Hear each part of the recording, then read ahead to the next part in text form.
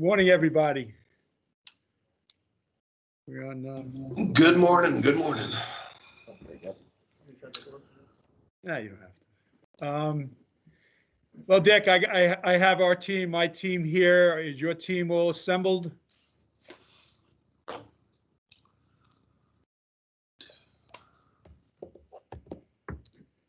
Okay. Dick, your mic is mute. Okay, thank you. I said the board member stepped out for a phone call. The whole team is here. And we are looking at Thursday. And good morning, everybody. How's everybody doing today? Good. Okay. Okay. That's wonderful. Brian, thanks for a late night minute recap last night. Appreciate that very much. All right. You're welcome. So our 9 o'clock, we'll call the meeting in order here, 9:03. First item on the agenda is general maintenance, public works, CPI, Eddie Wells, Linda Martin. This is tab number 7, I believe. And so we're ready to go. Okay, let me, who's going to do it? Yeah. So we have our Public Works team here, led obviously, and you all know Eddie Wells. We have Linda Martin, a new addition this year, who does all the finance and all the paperwork and everything. And I believe that helps me. It helps Eddie and Noe, where we need them more out in the field. So definitely a great hire. I think everybody agrees. So she'll be in a second. She's going to go through the maintenance with you. Of course, Eddie's here as usual to answer all the questions. Novi's here on the bulkhead, so it's a total team effort. But I do want to just point out today with Public Works, because there are a lot of pieces to it, right? You got the regular Public Works. You got the regular Public Works. We have bulkheads. We have drainage. And I just want to make it clear on the scope of this with this team and what you will hear tomorrow. The drainage project, which is drainage, the Bainbridge project, thank you. That'll be handled by Kobe tomorrow. That is a special project. She will update you all, and a lot of good stuff have come in. I just saw a bunch of emails that she sent. She will update you tomorrow, obviously on what they're doing now, because that has effect on the next budget. So that'll be tomorrow. So the drainage you hear today is handled by this team, which is the pipes, everything non-Bainbridge. The good thing with this system, one of the really good things with this system, as Steve has told me and he's set up with his team, is with the North Stars, they can separate projects so we can track them. And that's what they're doing. Kobe's got that tomorrow, okay? With that said, I'm going to ask Linda Martin, and we're all wearing masks here, Linda Martin, to proceed with the general maintenance. And what tab is that? What, 7? All right, Linda. We'll get them. Okay. So we're going line by line? We're supposed to. Yeah, that's good. Okay, we kept the budget pretty much the same as last year. Payroll, we did, yeah. We took out 2 positions in the payroll, so that's why it went down from last year. We kept the overtime the same as this year. Payroll costs, of course, that's going to go up due to insurance. Employee support, we kept the same as last year. Training as well, and the billed labor. So the question on the billed labor, is the billed labor just moving out to other projects? So that it? That's moving out to other projects, yes. Moving on to contract supplies, equipment rental. We took out the 500 since this year we had no expenditures for equipment rental. Uniforms, we kept the same. Contract services did go up due to the virus. The supplies have gone up, and trying to find labor to do the projects. Cleaning supplies, we did put up $100 due to COVID. Shop supplies, we kept the same, as well as small tools, the gas and oil. On the postage, we lowered. Most of the postage comes from the CPI department and Public Works, so we did lower that. And supplies, we did increase that due to what we've spent year to date. Moving on to repairs and maintenance. Everything was kept the same from last year, except for the equipment, we did lower to 100 just because we have more equipment, actual equipment in the Public Works area instead of general maintenance.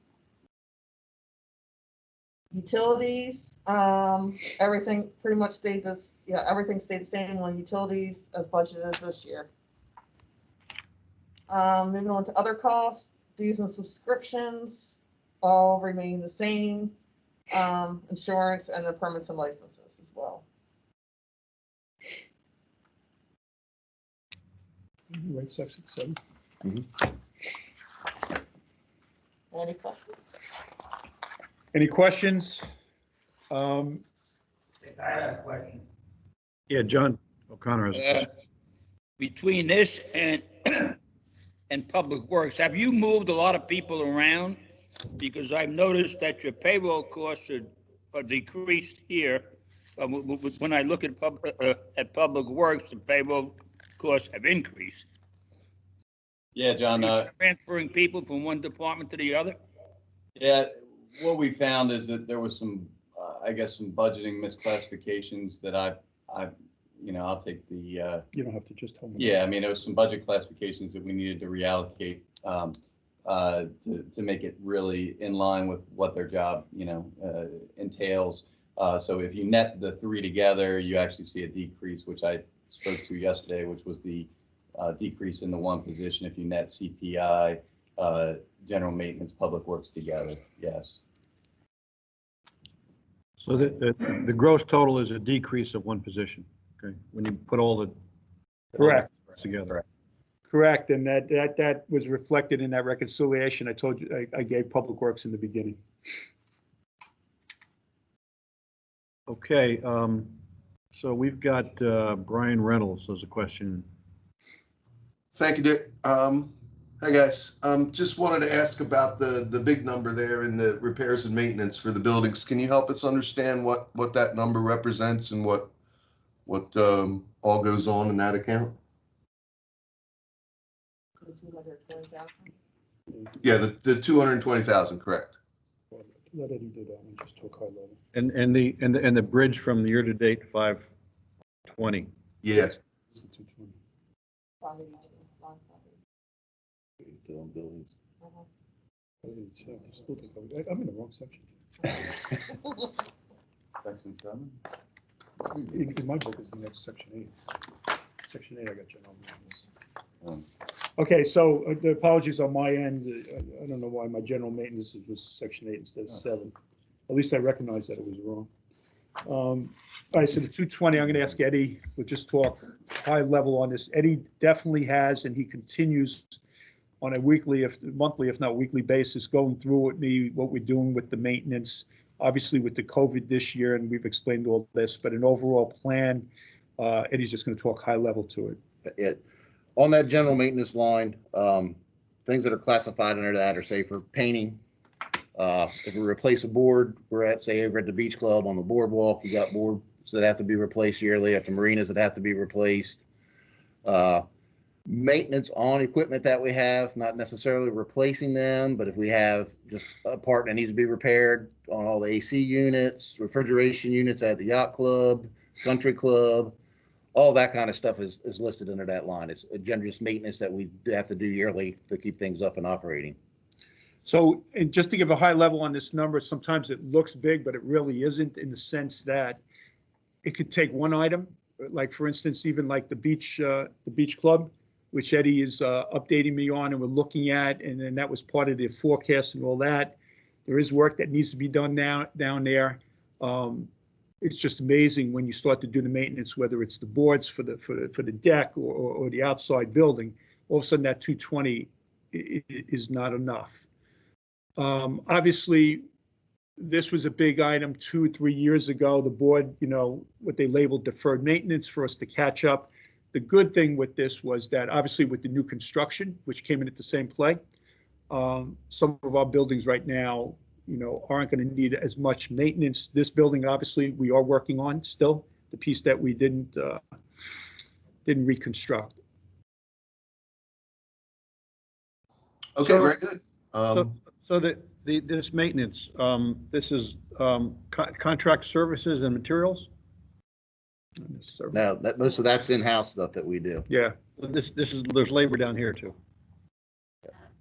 Labor in both places. yeah. So one of the things we've been doing, Eddie and I have been doing, and others, is when we do look at something, we try to see what's going to cost in-house first. For instance, even I talked about, renovating the offices here, working with Eddie's team first to see, one, are they available? And if so, and obviously the winter time's a good time, how much it would cost for them to do it, what they can do, and then we go out and look to see, depending on that, with some contractors. And that's really, I think it's helped us, to be honest with you. I mean, look what Eddie's team, this team did just with the clubhouse. They did a lot of the work. It saved us a lot of money. We did charge it to the clubhouse, but a lot of times it was way cheaper than bringing somebody in. So John, should you walk us from the forecast of 520 to the proposed budget of 220? That's 250 transfer. He's talking about the drainage? Yeah. Yeah. Okay, so you're talking about the drainage, right? The drainage.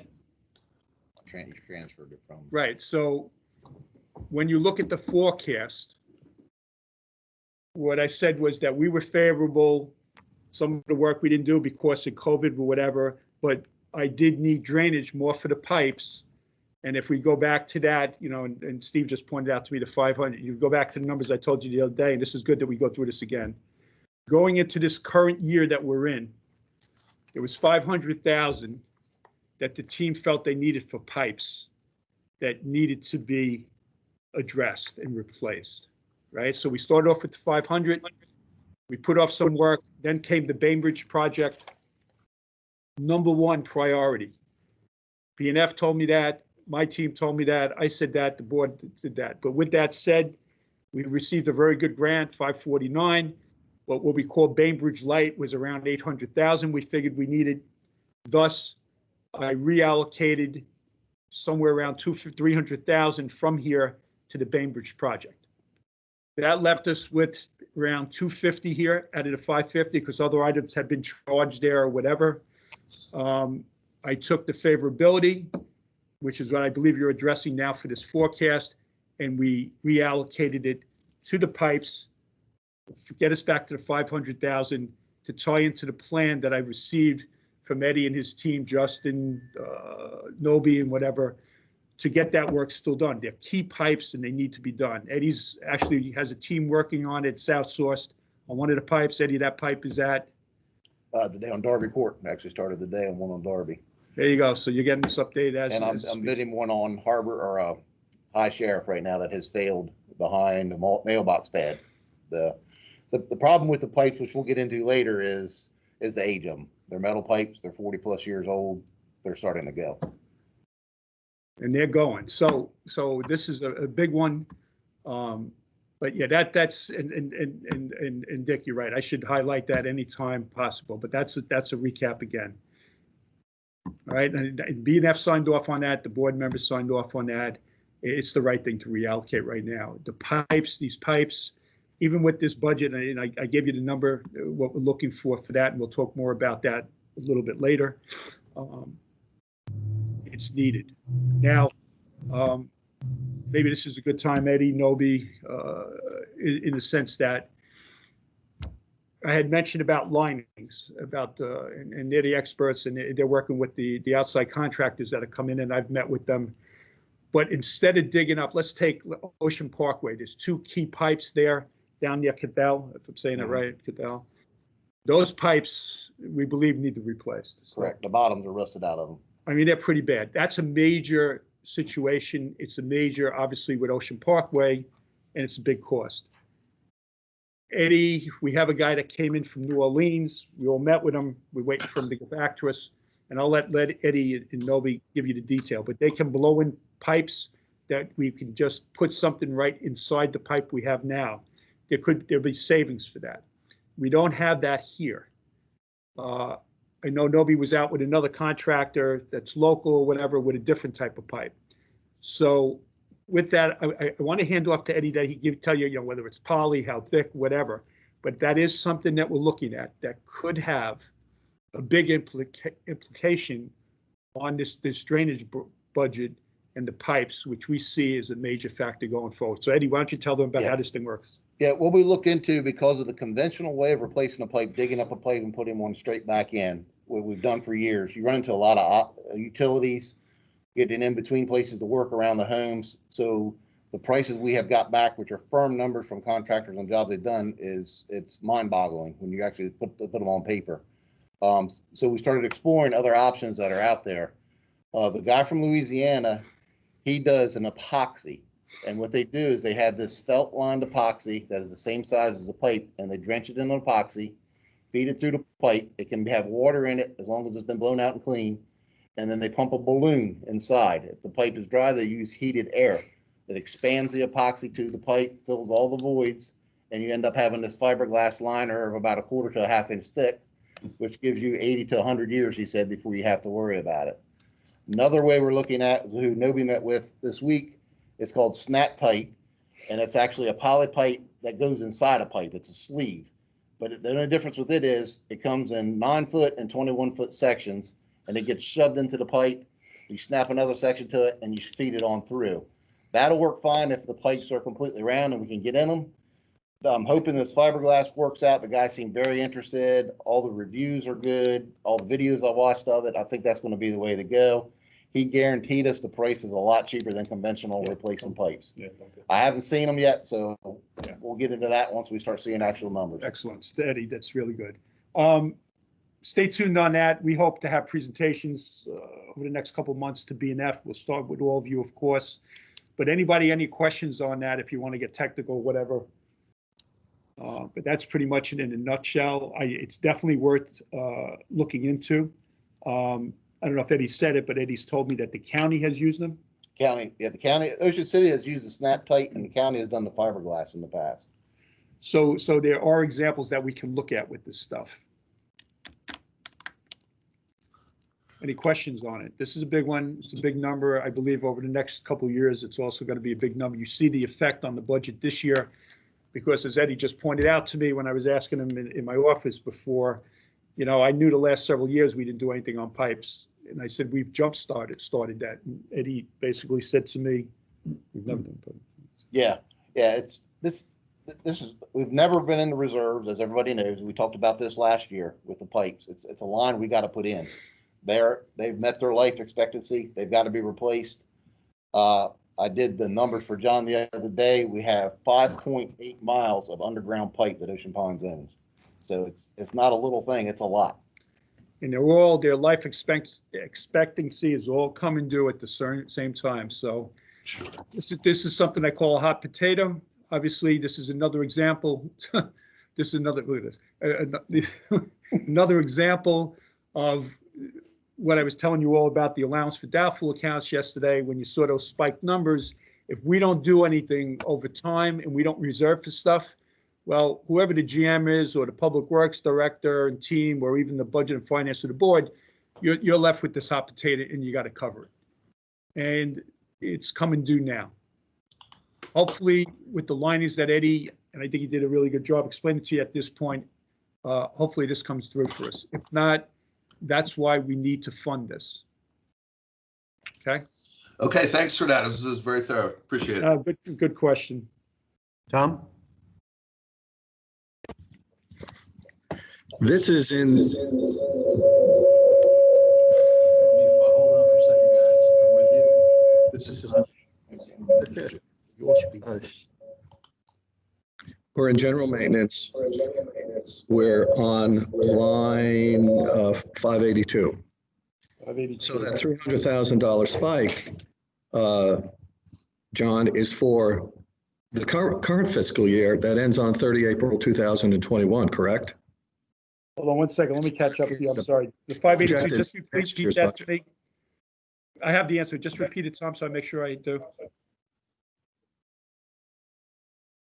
What was his question, Steve? So Steve. It's a $300,000 increase in this fiscal year, not next year, because it drops down to 220.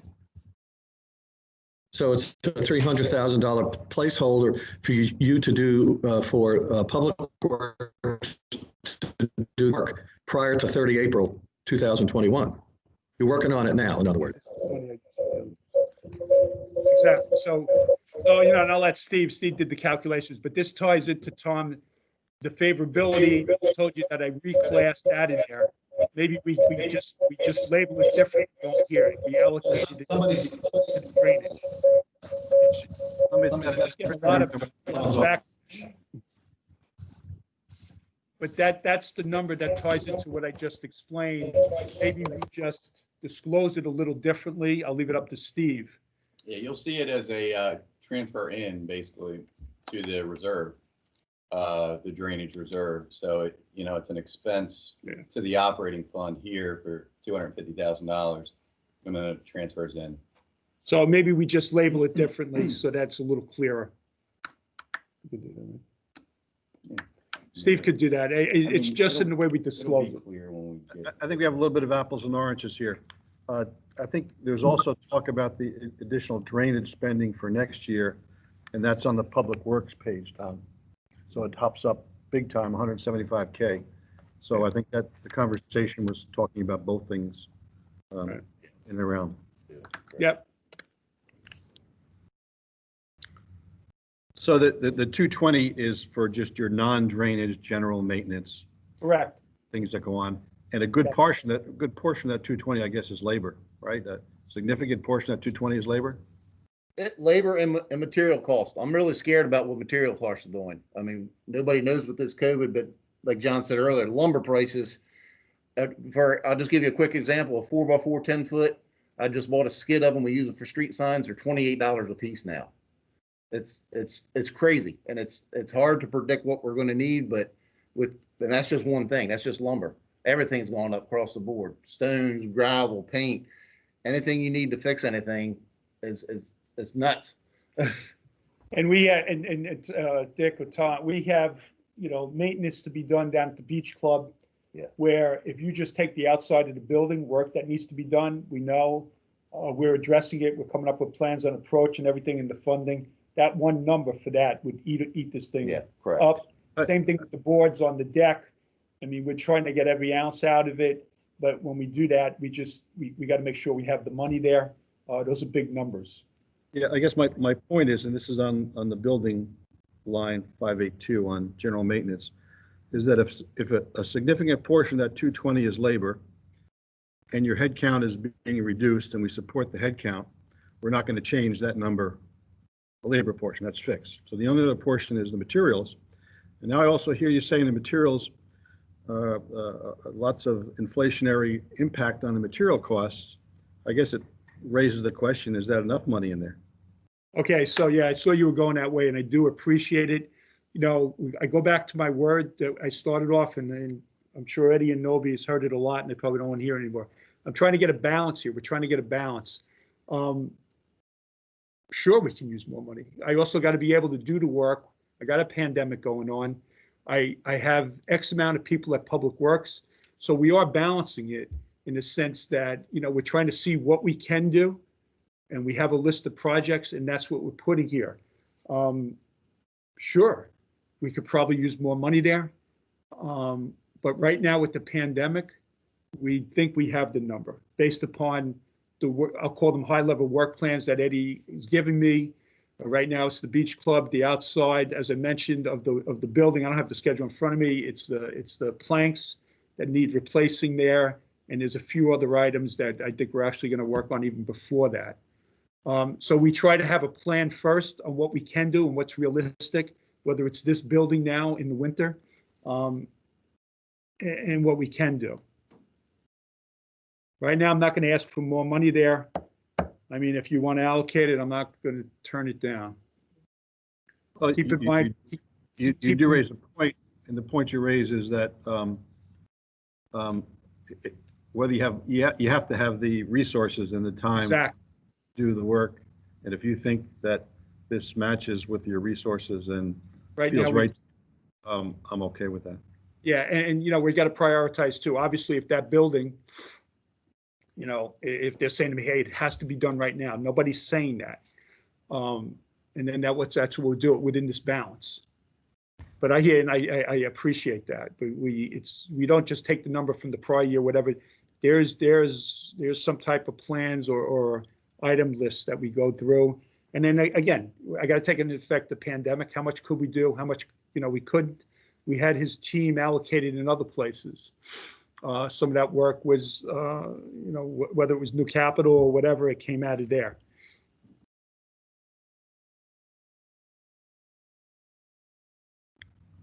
Okay.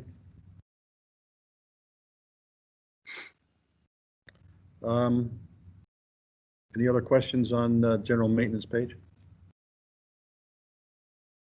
All right, I think we can move to Public Works if you want. All right, thank you, Linda. Which one, Public, who's doing it? What you think? You changed these on me, so. See if I noticed. Keep you awake. I think they changed my sections on me just to see if I noticed. Go ahead, Linda. Okay, we're doing line by line again on Public Works. Starting with revenue, county roads, sales of assets, and miscellaneous, we kept the same as budgeted as this year. So I'm going to stop you there. So the county roads, that's kind of a locked in kind of number? Locked in? Okay. Money. It's a pretty conservative number. So We've actually got more the last couple of years. Yeah. So we have sales of assets that are budgeted for last year as being the same. And John, you talked about, you know, recovering from surplus trucks that we're trying to get rid of and cars and things, and there'll be some money coming in. How does that factor in on this line, or is it somewhere? Yeah, Dick, apologies 1 second, because I forgot to mention Eddie beforehand. I just want to make sure he's got it. We'll talk about the trucks, or Eddie will. Dick, I apologize. Just mention that, just repeat that question, please. Yeah, I see that we're keeping the sale of assets the same within Public Works, and I know that this year we're talking about a number of vehicles that are being reduced, and there's some proceeds coming back for that. Maybe that's happening this year and not going to be next year. But I'm just trying to understand the basis in that number 30K there for sale of assets, and is it historical, or is there some spillage from trying to do this year? So Dick, excellent question, and you're right, and you know what I had updated you all on before, that's this year, and that's what they're working on now. This is for the 22 year, the 30,000. Eddie's he has some detail on that. Yeah. A lot of the trucks that we're selling are actually going to hit this year's budget. 6 of them. The ones that will hit next year's budget, we're looking at, let me add it up real quick in my head, just high level, 20, right around 45 to 50,000 bucks will hit next year. So it'll be a little bit more than that, but you never know when you're talking on these, because there are auction prices. We get better prices at auction. So hopefully it's higher than that, but I don't want to budget it too high and then when I hit it. You know, and Eddie's pulling on his experience over the 20 years, him and Nobium doing this. Yeah. Okay.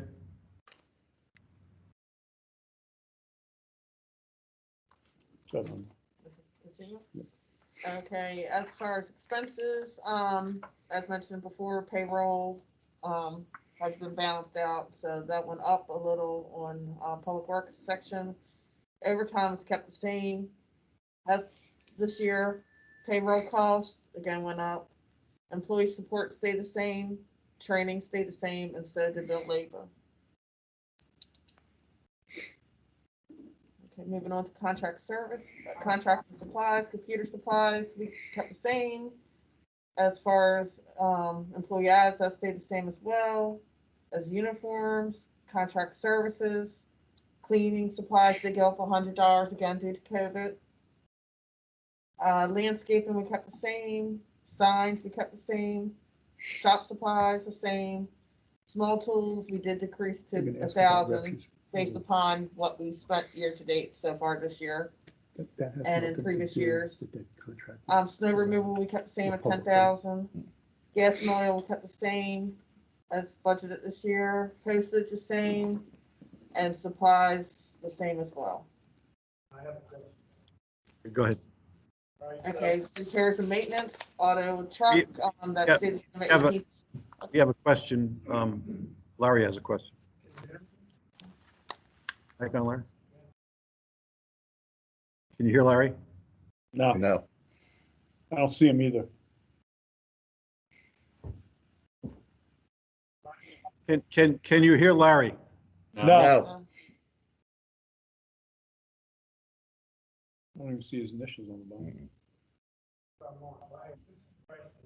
Where in here are we showing billing or outside? Dick, we can't hear him. We know he's talking, but nobody can hear him. So what Larry's saying, where in here are we showing billings for outside contractors? Contract services. So if the question is, if I get somebody like one of the landscapers in to go in and do some work or whatever, that's why we have the line for contract services. If I'm hearing your question correctly. So for contract services, and apparently I'm not online for some reason, but for contract services, they billed they're anticipating billing $48,000 each year, and the same for next year. Is that correct? You asked that question, Dick. So for contract services, the budget was 48K this year. And Larry's question is the anticipated billings next year going to be 48,000 as well? And that's even though year to date, 5 months, we have 18,000. That is correct. And again, when we bring somebody in, it's not cheap. Again, it's basically the same question with the pandemic, with everything else going on. And I still have 4 or 5 months of work to do. I understand that's a forecast, but like I said, there's a lot of things going on. I believe we need the team here believes we need the 48,000. My next question is, Larry, speak up. Maybe they can hear you. my next question is, how many openings are there? in Wait, public works? hold on, Larry. Doug, could you put your mic on?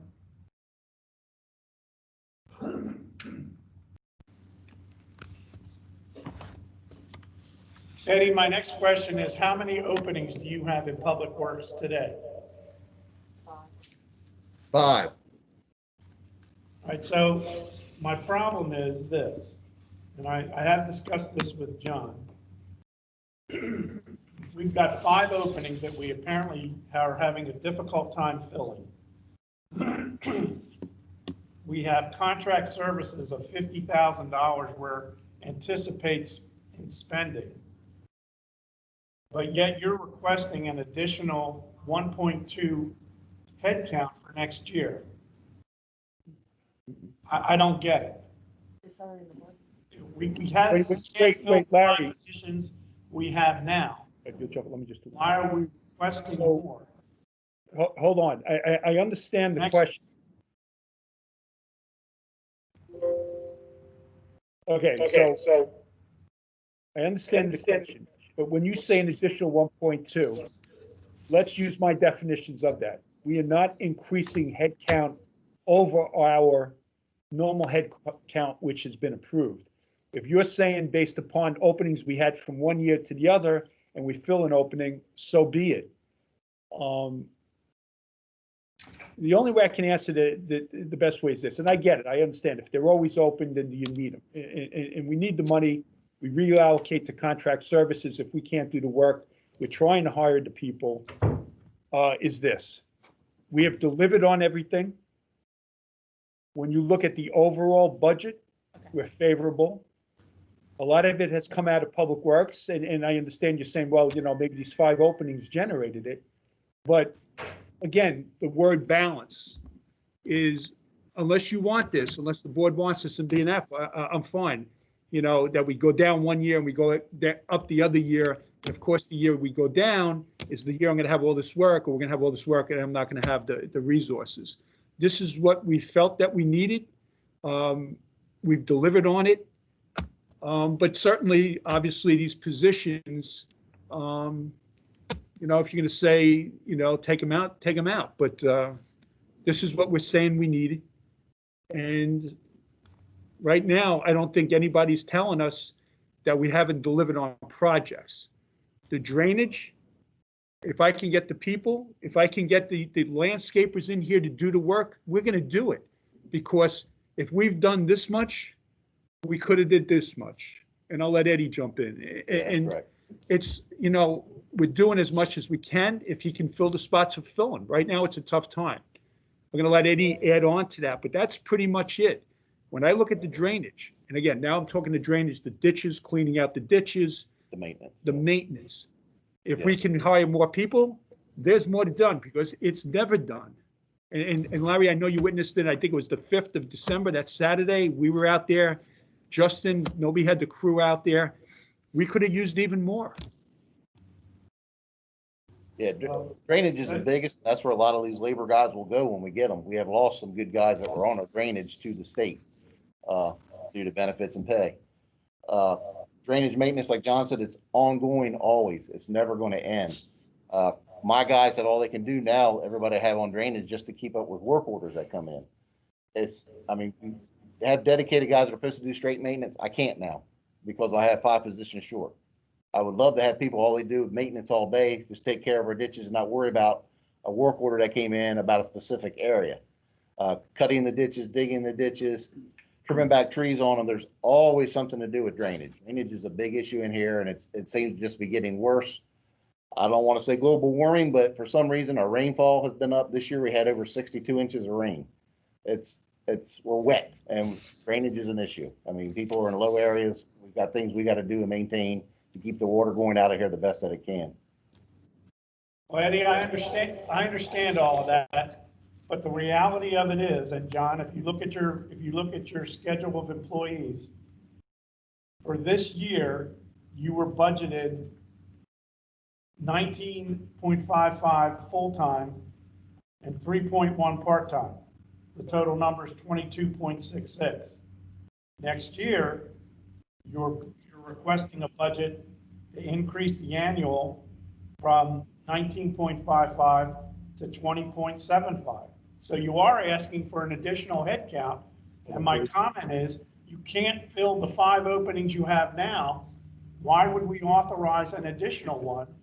And the comment that you're using outside contractors, according to the numbers you're telling us, you've only spent $48,000. You're only anticipating spending $48,000 in outside contracting services. The numbers don't match. And in my mind, what we're doing here is we're putting employee numbers and salary dollars and benefit dollars into the budget. We're adding an additional 1.2 person, and we can't fill the 5 openings that we have now. So from my point of view, I think the Budget and Finance Committee at this point needs to take a look at this number. This is in my mind, is one of the areas where we need to look at and determine this is an area that we can save a little bit on our budget and assessment. And quite honestly, Eddie, these 5 openings have existed for a couple of years. So COVID has nothing to do with this. We either haven't were unable to fill those positions. And it's time to get that number, that headcount number where it needs to be. And if the thought is we need to increase contract services at some point, that's fine. But I haven't heard that we have not completed any outside contract work because I'm only looking at $48,000. So these numbers don't make sense to me. Quite honestly, it looks to me like we don't need, first off, we need to reduce, in my opinion, and I'll discuss this, when we get to the board level, but it's my opinion. 75. We need to reduce. Yeah. Yeah, just Public go, works. you see me going the wrong way. Yeah, So, okay. all right, don't- I'll kick you. Because we can't fill those positions, Okay, so, as opposed to adding an additional 1.2 headcount. It doesn't make sense. okay, so you're asking me, I heard you say about the 1.2 10 times. I'm going to say it again. I want that defined for the people that that haven't been on this, that might be listening. We are not increasing FTEs from this year. You're looking at that, we're saying that maybe we had 5 openings and now maybe we're saying we have 4 or 3.8. I just want that clarified before I go on and answer the rest of your question. I got it about the one, well, hold it. I answered the 1.2. I listened, hold on. 1.2 headcount in full-time employees. Look at the chart. That's what you're asking.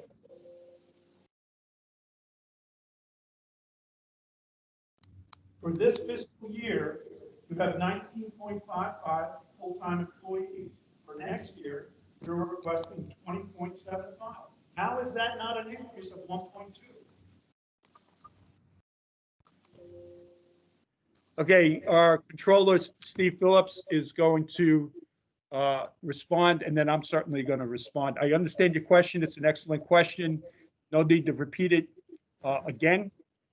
We will respond. If you are not satisfied with the answer, obviously, we can park lot this thing or continue, or obviously the board can make decisions, whatever. Steve, give it a shot. Larry, and I hear you saying the 1.2, and it does show that on the chart, specifically of Public Works, but you gotta, I mentioned, I guess a few minutes ago about we were in the general maintenance section, how we did reclassifications between general maintenance, Public Works, CPI. So you gotta look at the 3 of those together when you're doing year-over-year comparisons. So it's actually down a position, not up 1.2. We gotta look at them as the whole pie. But you are correct in the sense that we have some vacancies overall, the 5 vacancies, which are still built into this budget. So, I mean, I think that's the key part, but we're not up year over year. Right, and let me just add that if you go back to that reconciliation on day 1, and again, Steve explained it, that's the second time I get it. Maybe we could have did it a little better, but net over the 3 different departments, it's basically not an increase. If anything, if you go back to my reconciliation on day 1, there is a reduction of 1, which I just heard Steve say. And I certainly accounted for that in the beginning on the overall. Now, I'm just going to take this a little further because this obviously is important, is this. One of the reasons, if you think we're sitting here and we're saying, oh, we don't want to fill those spots, then you don't know me. You don't know Eddie. But we got a problem here. And the problem is in what we pay on minimum wage. And it just seems to be, and maybe it is time to relook at it, but they are getting more money in the surrounding areas. And, we're hoping that we can, but, maybe we need to do something different and raise, which would then have an effect on other laborers that we have. And maybe we need to sit down with that. And Larry, you maybe Doug, as a CFO or whatever, or Dick, and I'll bring it to BNF, and maybe we need to relook at that because it's a vicious cycle in the sense that, we're paying less. And then maybe that needs to be addressed. And maybe this is the time now because I get it, what you're saying. And maybe we need to readdress it, and I'm fine with that. And if I'm gonna get this guidance from BNF or from you and the board or whatever, I'll rework it. I being defined as my team here. But it affects others. I don't have a problem doing it. Tell me now. Dick, what say you? Oh, we still have other questions. Well, let's get the other questions out and then we'll come back. Okay. Don, question. Yeah, this is Don. Just try to help me understand how the 2021 budget forecast and 2022 budget all are the same numbers, almost all exactly the same. Is that possible? And I understand the budget, but then the forecast should be, I guess, what we think actual is going to be. Well, you're correct. The forecast is what we think actual is going to be. In a time with no playbook, with a time of the pandemic. So please understand that. You know, yeah, these are estimates. We've been pretty good with them. Nothing, you know, I got to be honest with you, when I look at it, I look at the overall picture and see what I need and what I can do as far as getting granular in some of these items. We all do that here. We have Linda, Noby, everybody else, Steve. It's not uncommon for the budget to be usually the same as the forecast, okay? That's not uncommon. This year, and Dick will tell you, I never really wanted to do a budget-to-budget comparison. Dick insisted this year, I agree with him, he was right because of the pandemic and the uncertainties. So, you know, that's the best we can do because we don't know how much of the pandemic affects the forecast, but normally it would be more in line with the forecast. I mean, Eddie, agree, Yeah. Steve? Yeah. So it is a little different this year. And again, you know, Dick was right, and we did do the budget to budget. And I explained all that in the beginning, high level to you, right? We took budget to budget. I told you where the differences were there, and then I gave you all the increments. Okay. So that's the best I can do right now, or we can do. All right. Thanks. Yeah, Colette? that's a good question. Yeah. Yeah, I was just going to point out, I think what Eddie was referring to in the payroll, that when you look at CPI, general maintenance and public works, there's a net decrease of 0.3 FTE. But whatever. Okay. Doug, you had a question? Yeah, real quick. In the chart for the staffing in section 1, I assume those 5 unfilled positions are represented in the head count? Yes. Okay. Yes. Dick, Yeah, John. like the head count seems to be what I asked earlier. Did we move people from public works to maintenance or vice versa? And it appears that's what we did. I Stephen, think, answer that, John. It's a good question. Yes. I think what I'm understanding, it's kind of all one pot when you put the 3 groups together. Yeah, exactly. Yeah, right. Okay. You know, Steve, I guess you fine-tuned it or whatever. What was the reason again why you did? Just because of their job descriptions. Yeah. We, you know. So it was fine-tuned. You want me to elaborate a little bit? Yeah, Eddie's gonna My- elaborate. My department, I think we've had discussion years past, is different than a lot of departments. Even though I'm broken down between bulkheads, maintenance, CPI, and public works, we're a small enough group that if a storm hits, guess what? The carpenter, the electrician, the CPI inspector's out driving a snowplow. So we look at the whole number. I know they're broken down for you for budget reasons, but I work as a whole group. We work as a team, whatever the project is. If it's something on the country club this year, we had days where I had everybody down there working, doing maintenance issues. It's just, we have to move and evaluate the job and utilize bodies. It may not be, so you're an electrician, guess what? Today you're not doing electrical work. Today you're out helping drainage because we had a 6-inch rain. So I look at my group as a whole. I don't separate them like you guys do in the budget. I have 20-some people in public works and we do whatever needs to be done down there, either CPI, bulkheads, or maintenance. So, John, John. let me, I'm sorry, you have a question? Because I want to say something. go ahead. Oh, no, all right, so the main purpose of this is to get granular, and I agree. And I talked about it, and I talked about what Dave told me, Dave Stevens years ago, and John O'Connor knows that, and that's your job. and I want you to do it, and you're doing it well right now. But what happens is, and I get it, maybe I got to disclose it a little better or whatever, and you see a difference here and this and that, and I get it. But let's take a step back. But please continue to do this granular. Larry's questions were excellent. John's, everybody's was excellent, and I need you to do that in order to do this process. But let's take a step back. Let's go back 3 years ago, right? 3 years ago, we had an operating deficit of $1.8 million. I'm telling you, this team is delivered in the sense that at the end of this year, that operating deficit is going to be zero. Right? Showed you that. Let's take a look at the maintenance. A couple of years ago, and I was there on BNF with all you and everything, there was no maintenance. There was no money in the budget for maintenance. Credit to the board, the Frank Daly's and everybody else. I don't want to miss anybody. They gave us the $220,000 that you see today, and we're utilizing it. Now, interesting enough, within those 3 years, we winded up doing major new construction, right? So money I would have used for that maintenance, came out of new construction, which, by the way, came in favorable, $400,000. A lot of it being utilized with the team we had which was allocated, but because they could do it cheaper.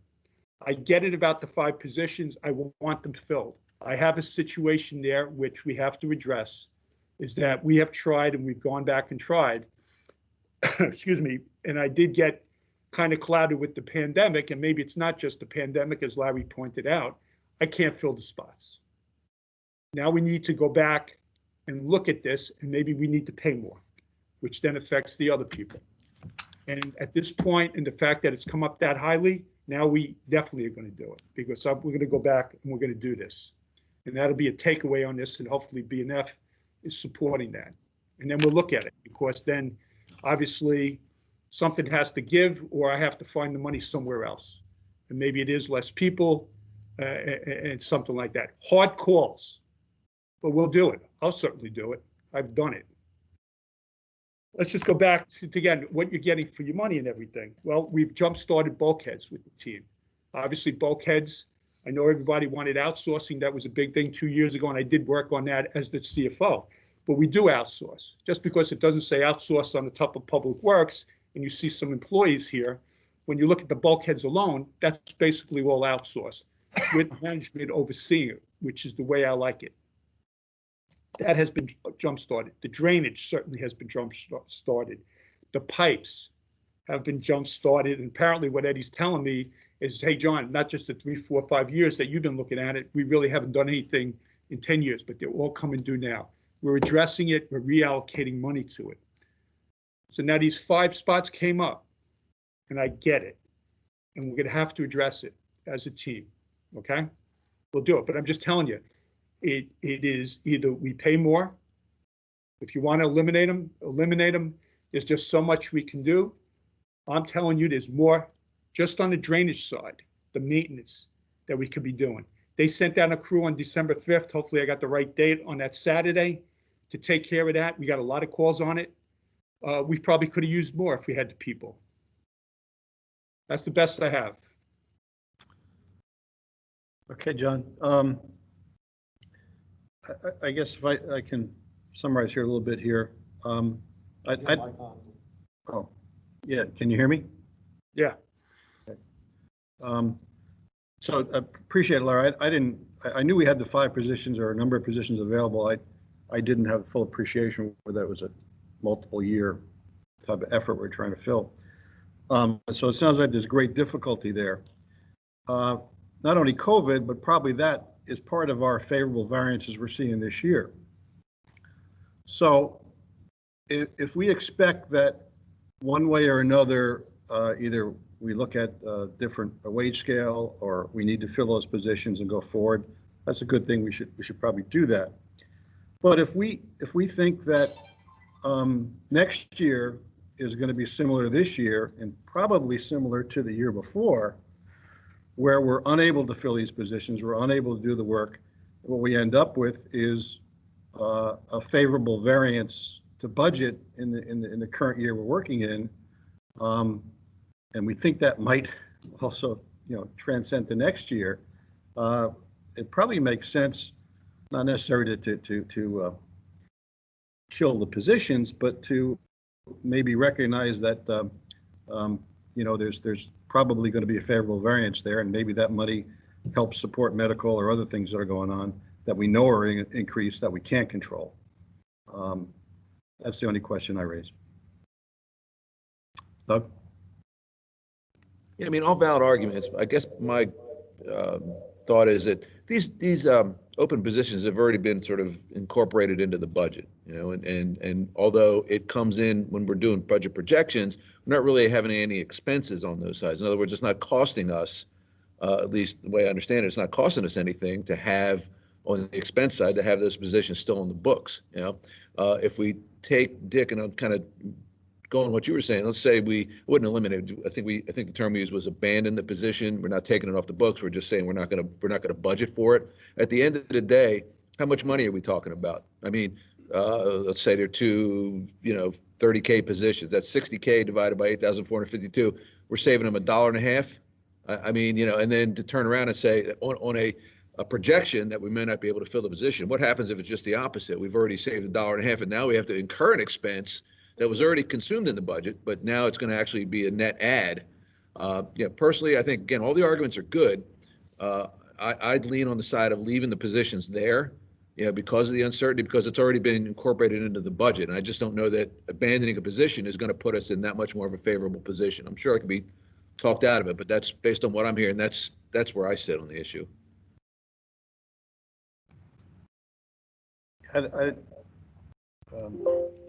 Talk about abandoning. I guess what I was just referring to is if there's a high probability that we're going to be here next year and we're going to have a favorable budget of 50K, that's a high probability, and we have so many other puts and takes to consider, maybe we should just have a contingency holding number in here to say that it's probably going to reflect reality. And if that helps with some of the other higher costs we have, it's something that I think is relevant to consider. Go ahead, George. Just a question on the hires. We have 5 open vacancies. Have we actually had people resign and hire people and we're just not getting ahead?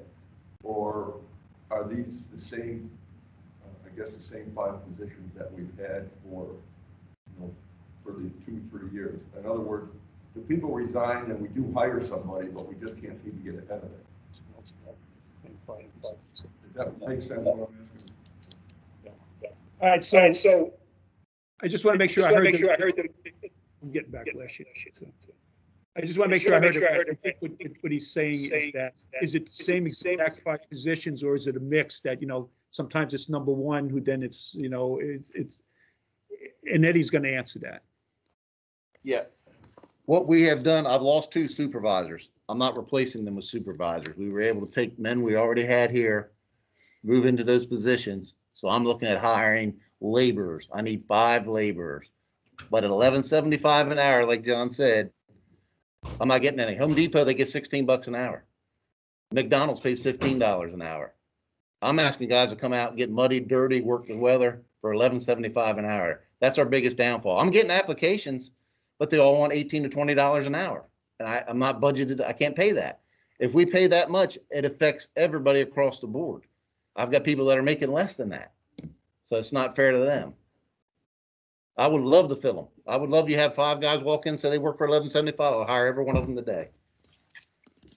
So, the first thing I would say is this, and I think I heard Doug say, first of all, it's not $1.50 on the assessment, it's more.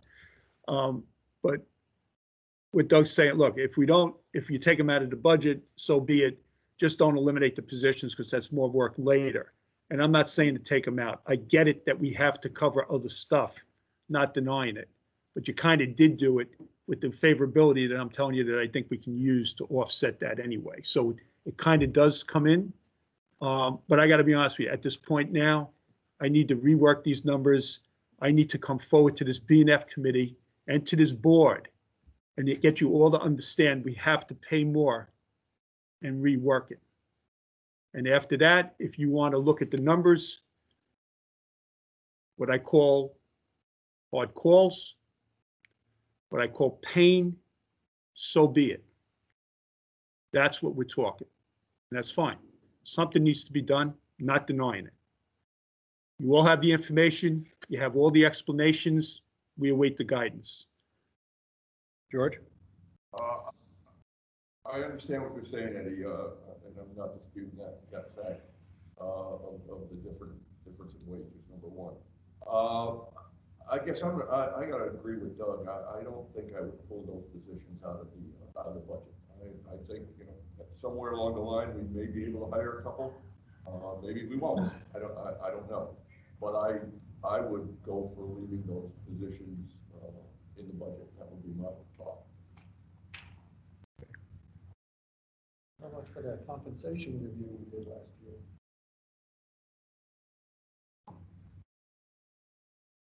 Was your mic on?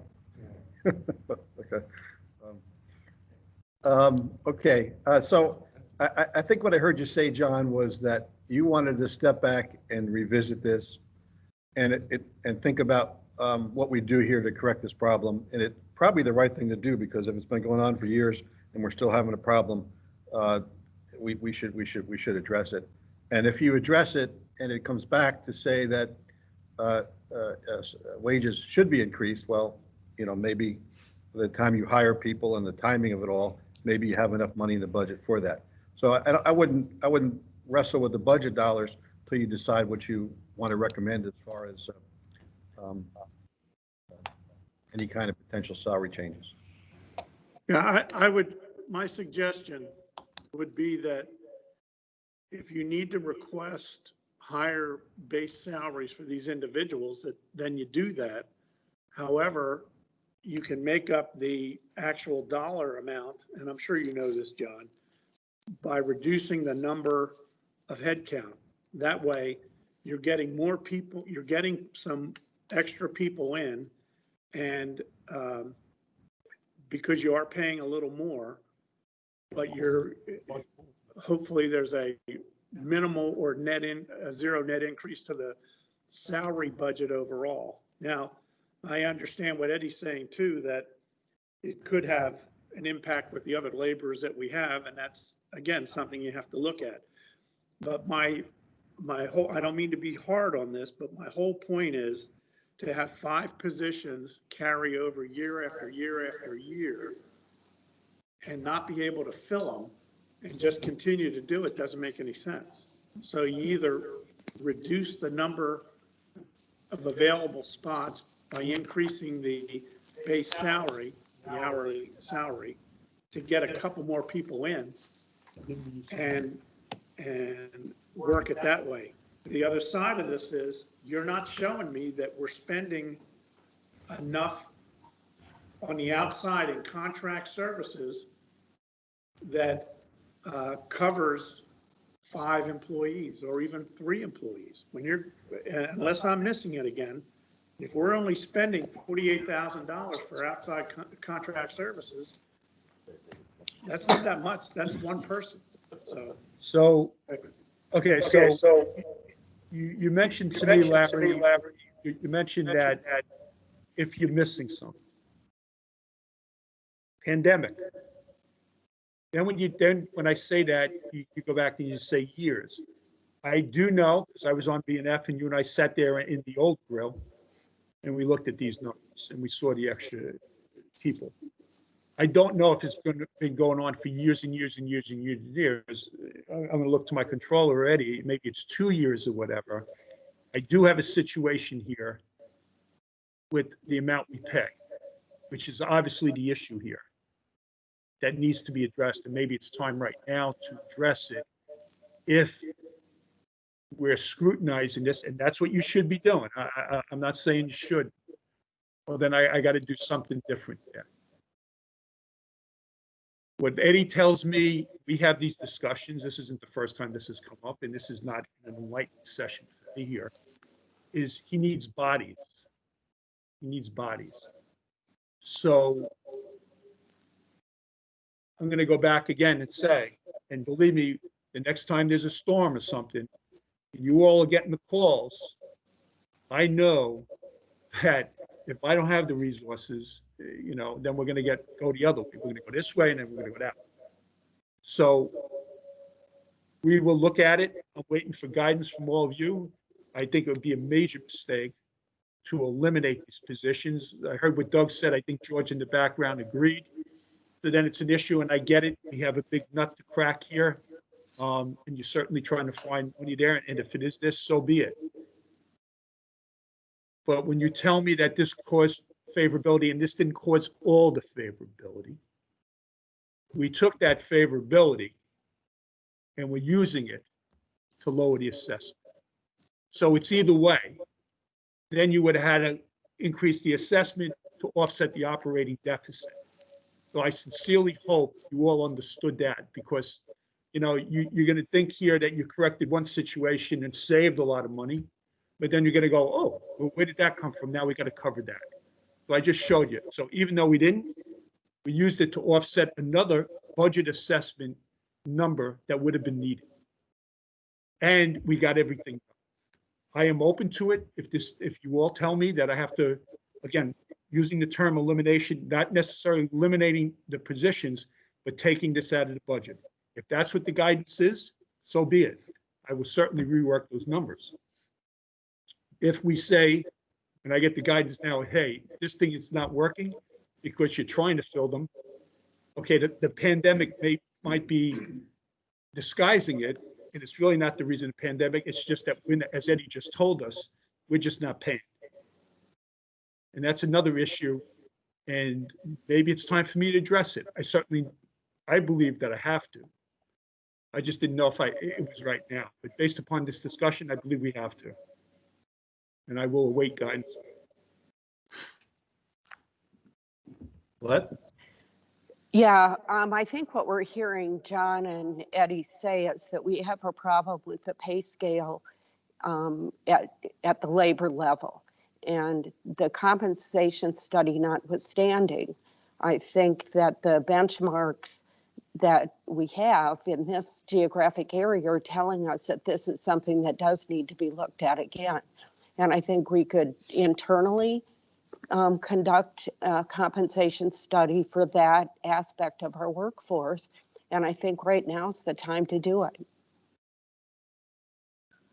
And I think the balance, to look at, changing salaries within the department and balancing that with reduced headcount, if that still would allow us to meet our labor needs, I think is something to strongly consider at this time.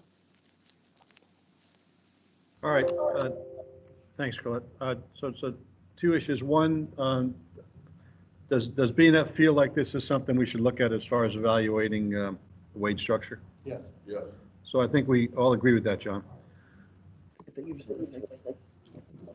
So Did you hear that, Dick, I apologize. It was on me. Could you just repeat what you just said? Yeah, I think BNF agrees that it makes sense to look at the salary structure to address the problem we're having in that area and try to recommend something to fix it. Okay. So I appreciate that.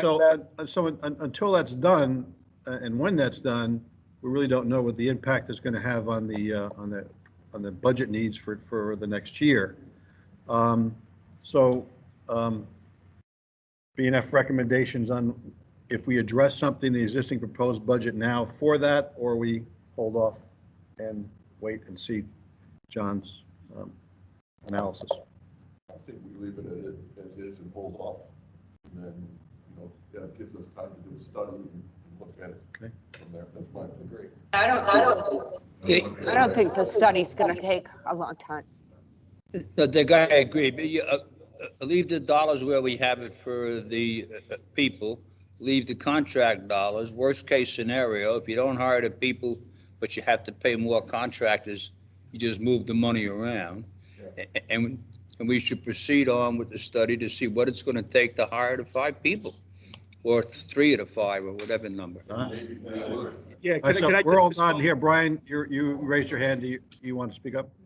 Yes, I'm sorry. John pretty much just said what I was thinking, that I wanted to reiterate what Barry was wishing. And should we allocate a little bit more money to the contract services recognizing that we're missing bodies in Public Works and we may need to get some outside contractors to do this or that or the other thing while we try to figure out the wage issues and getting more people on the staff.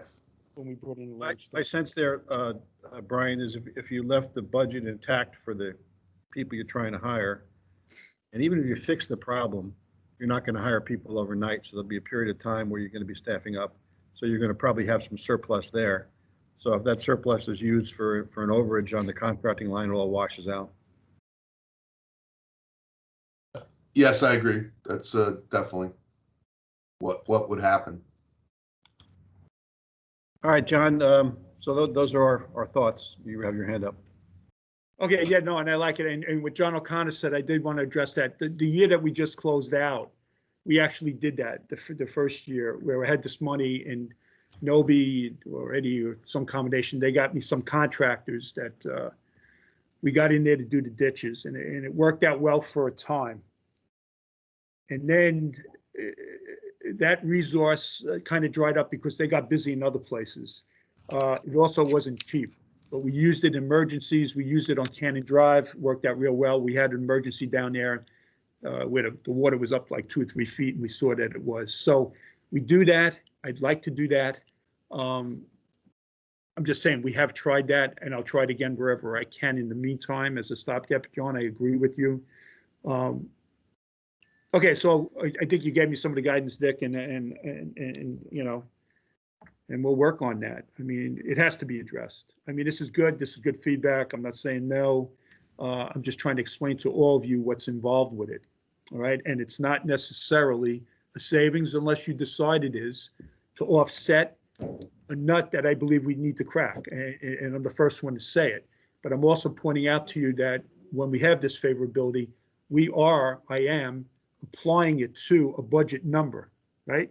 Yes, you all got that. So it's just one pocket to the other. Somebody's got to tell me they got it. Agree? Yeah, I think we're, Okay. Yep. All righty. All right, so the final one is CPI. Hold on. What number is that? Somebody. Somebody tricked me. I think it was Steve. Making sure you're with. 6. All right, who's doing, oh, wait, then we got to do ballpark. If you want to, it's scheduled for it too, but if you want to try to get it done now. I don't even know what time it is. Go ahead. Who's doing CPI? Linda. Okay, I'm on here track we here on go. my list. As in the previous, we're trying to keep everything the 10:30. same. Yeah, we got 15 Revenue, minutes. admin fees are staying the same, 4,500. Inspection fees are staying the same at 32,355. Okay. Filing fees are staying the same. Resale certificates, we're forecasting just due to the sales, 150,000. But we're keeping it the same as budgeted as last year, this year of 125. And why is that? It's just due to the pandemic, we're just thinking that maybe 125 is a safe number to keep it at. This year, we just had an influx in the summertime. We were getting an average of 20 to 30 resales a day. So. Yeah, I guess it was a very hot real estate market and maybe next year won't be as hot. So, yeah, I understand that. Yeah, I heard that. Payroll is discussed. It was a reorganization, so that went up a little. Overtime is staying the same as budgeted this year. Payroll costs did go up. Employee support is staying the same as budgeted this year.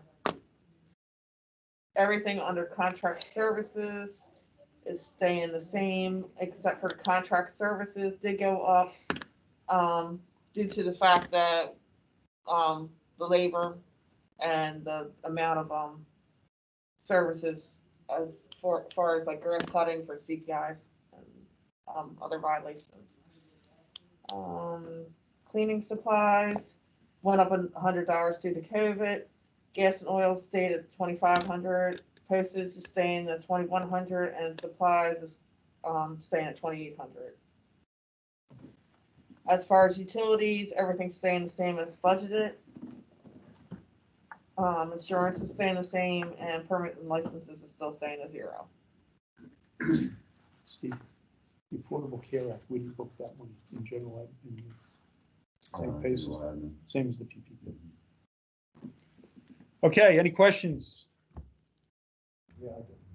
Yeah, Tom has a question.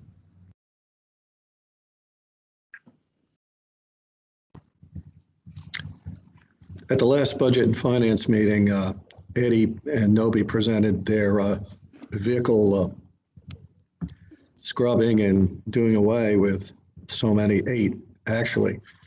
The projected proceeds out of that meeting was $130,000. When I look at the budget here, we've got 30 in 21 and 30,000 in 22 for a total of 60. I think that's kind of short. Am I right? So you're correct. We did answer the 30,000, and we'll answer it again for the 22 budget. There's a whole timing thing of when we started this and when we make changes. We are not doing changes on this thing on a daily basis. There's a lot that's involved. As you know, and you're right, and I'm glad you brought it up, Eddie, he's prepared to answer all that. He has it in front of us. We will adjust accordingly with that because we were in the process of actually doing that. So these are the things we're doing when we saw those numbers to correct them, or not to correct them, to try to offset them. Yeah, half of them will actually hit this year's budget because we've already taken them to auction, the vehicles that we're not replacing. So the auction is coming up in February, so that'll hit this year's budget. That's why it's not carried over to next year's. So it'll be like half of the money on next year's budget. So he's talking that we didn't adjust the forecast that's still on there for it, and we certainly will. Again, there's so many things, Tom, with that, with the pandemic and that estimate.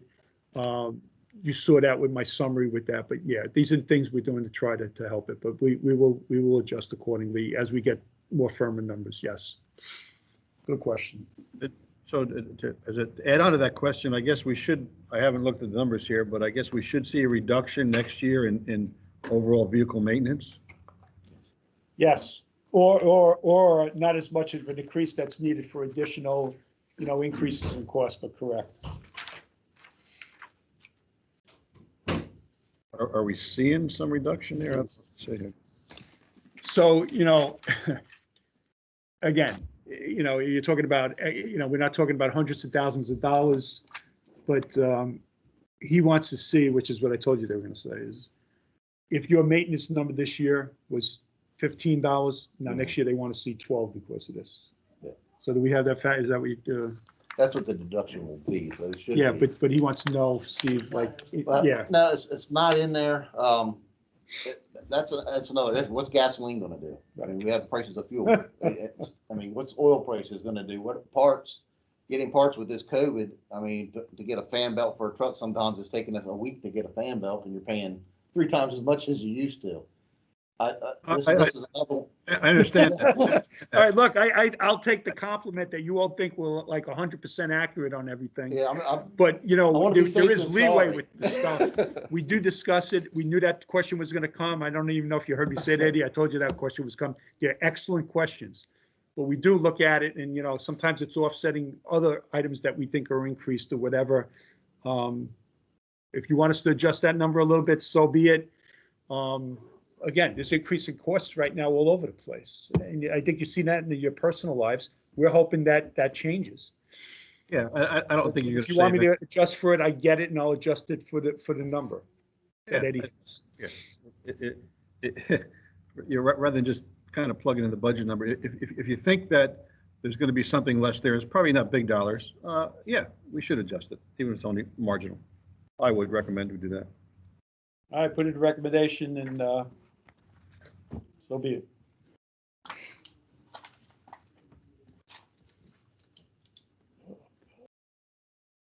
Okay. So, This is Brian. I was just looking at the payroll costs are embedded in this thing, and that we recognize that has to happen. I was just wondering that's kind of thrown the budget upside down for CPI. In prior years, we had a little positive net offset. So my question is, has any consideration been given to raise our fees a bit to help cover the increased payroll expenses? And when was the last time we raised some of our fees in the CPI department? Who's gonna answer that? Steve? Steve wants it. Steve wants to it. answer that. Steve? Certainly could. You know, we kept it flat and. Steve, can you speak up? Certainly could. We kept it flat, anticipating potential discussions. You know, I think it's certainly a good point.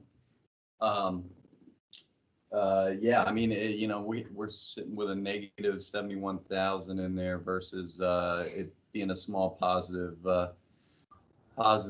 surplus for us each year in previous years. So something that we can discuss.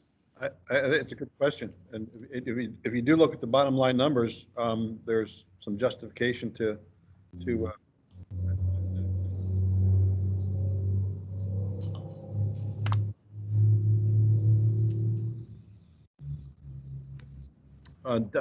yeah, thanks. Raise your hand if I don't pick up on the flag. Yeah, Don, go ahead. This is probably a stupid question, John, and just tell me this is stupid. But if going back to the 5 guys that we're talking about are the 5 positions for labor, does it make sense to keep 1 or 2 of the trucks that you might be taking to auction if you're going to need to do some work? Or do these guys just piggyback on somebody else's truck? So Don, excellent question. I'm gonna ask Noby to jump in because they certainly analyzed that. Yeah, so we have enough trucks to provide for the people we need to put them in vehicles. So we don't need all these multiple vehicles when most of the time there's 2 people, possibly 3 people to 1 truck on the 1 job to do the job at hand. Thank you, Noby. Good question. Anything else? If not, Dick, I have a request. Okay. So the request I have is I have the team in place, and maybe Steve, take a note because I'm going to forget. Next year, I'm going to try to couple the bulkhead and road reserves along right with Public Works because I don't want to have them come back and forth. I have them here now. I'm going to request that I go right into bulkheads and road reserves since I have the team here, if that's okay with you, Dick. So that's scheduled at 1 o'clock. I believe it's not going to take a whole hour on this. No, that's perfectly fine. I think you had at 10:30, you had Parks and Rec, so they'd be late a little bit, so okay. 10:45, correct. I think we'll be good. And I'm going to take that as a yes, and we're going to go forward. So we're going to go into bulkheads. Dick, I do appreciate it. Next year, we'll change that. Certainly be a savings for the team. All right, so bulkheads. What tab is that, John? No. Oh, you're asking the wrong one. Hey, John, go down this list and Yeah, same thing because it's good. Tab 9, Dick. So what number is it? So Number 9. The expenses are 9, and the reserve piece of it's 22. All right, so 9 and 22. 9, Okay. okay. Okay, so we'll go to section 9, please. Linda's doing a terrific job. She will take us through it. Noby, Eddie, myself, Steve will respond to questions. Of course, Linda too. I know she has the answers. Go ahead, Linda. Okay. Starting off with payroll, if you see there's a decrease because it's been allocated throughout the other departments.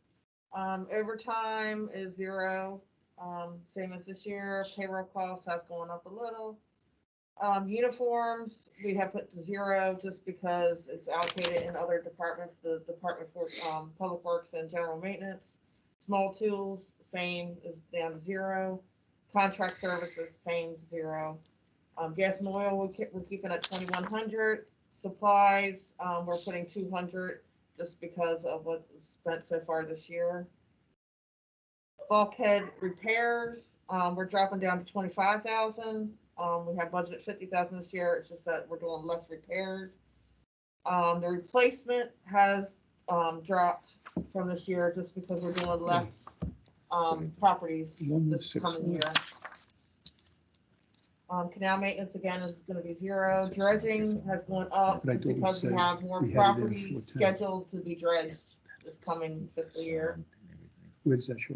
Electricity, propane, gas, trash removal, telephone, and the water and sewer have all stayed the But where do we same as put that what's expense? budgeted this year. We built through the bulkhead. As well as the insurance. Okay, so it's in the other section. Stay the same.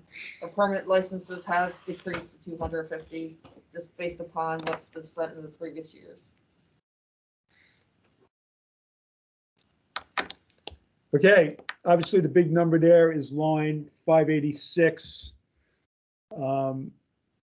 But go ahead, any questions on everybody else's end out there? So the 586 correlates with your work plan and resources for the upcoming year, is that right? Nobody say yes. Yes,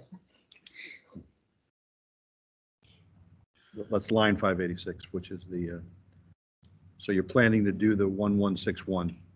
Correct. So if you look at that, as nobody did all the work on this, since I'm closer to the laptop, you know, we try to do 3,000 linear feet. We're looking at around 3,100 linear feet, 3,097 at $375 a linear foot.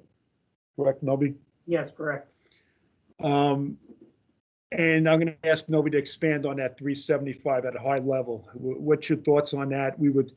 I know we've heard the number 410, but that's all in.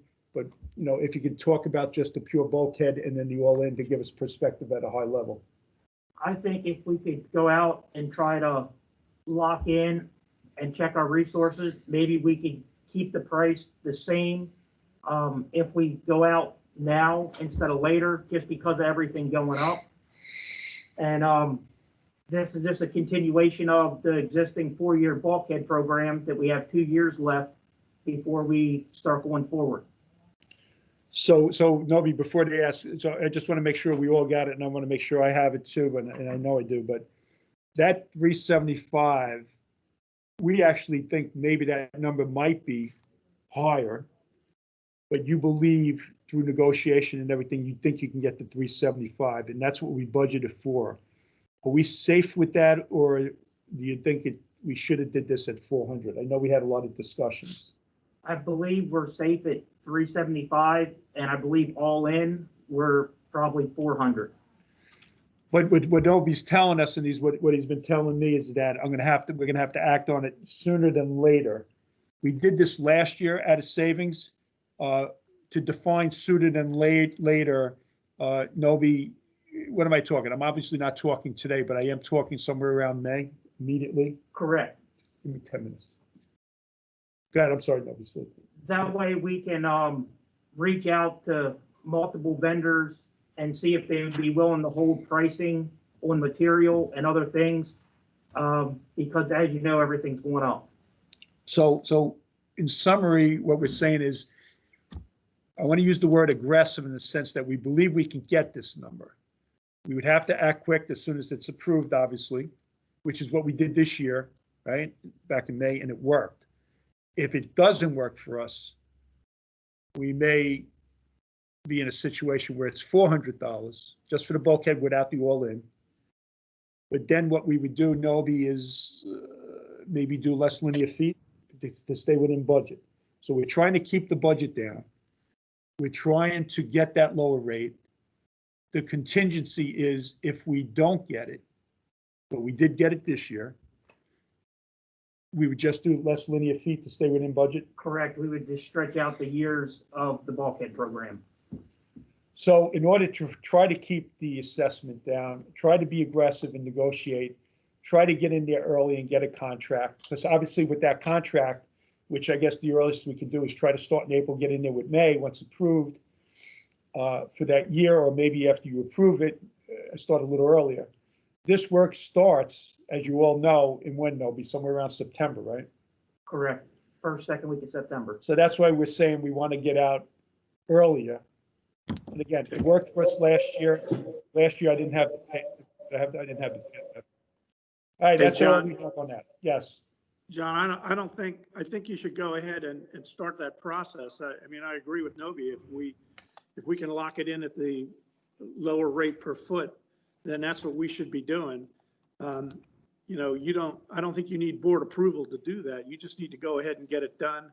And then when you get those bids, you bring it to us and, you know, we deal with it. So I would recommend that you go ahead and start this process, particularly if it's going to lock us in at a lower rate. I got to tell you, I do appreciate that. Dick, are you giving me guidance on that as well as that? Because we will start this. I mean, he is kind of doing it as we speak anyway. I think that makes 100% perfect sense, yeah. John, I have one other question. Where is the expense for the contract that we have with the offsite property that we are leasing to use for bulkhead storage and. Good question, good question. For the staging area. Yeah, the staging area, so I couldn't get it out.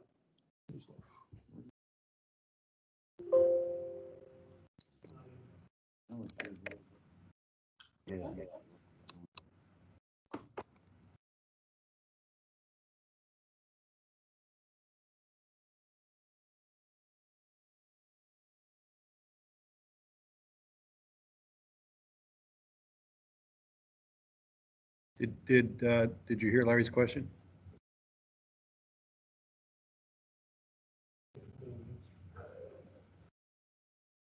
Can you hear it? Oh, John's got his, John probably has his speaker off.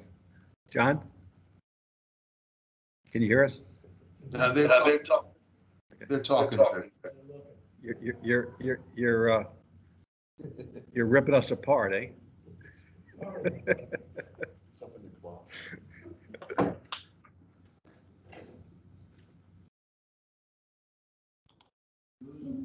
They're having powwow. Okay, Larry, excellent question. Steve's going to tell you where and how. Why? Yeah, it's a good catch, Larry.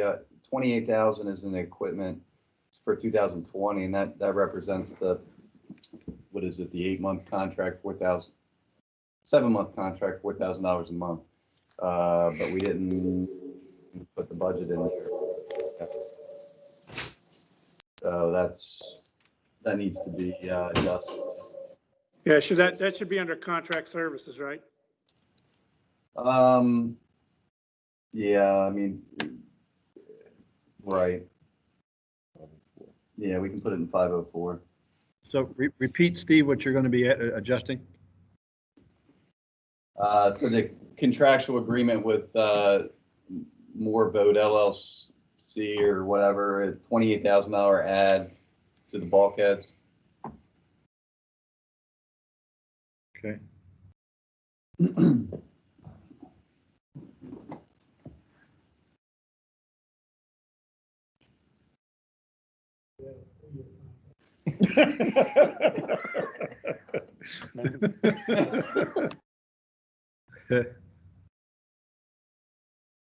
All right, no, What's it's, so it's, fun- it's what's an so internal funny? thing here.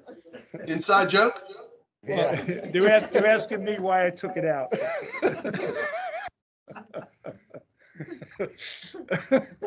All right, good catch, very good. Excellent. Check general manager's office travel schedule. Okay. All right, is that good on there? We gotta go to replacements or something, some tab number. Where are we going? On capital. you should 22? have that. We're going to 22, Steve? Yep. All right, so we're going to section 22.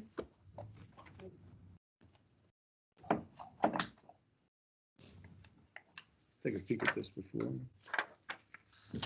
Who's going to talk to this? We have the roads. The roads will come into play here. Yeah,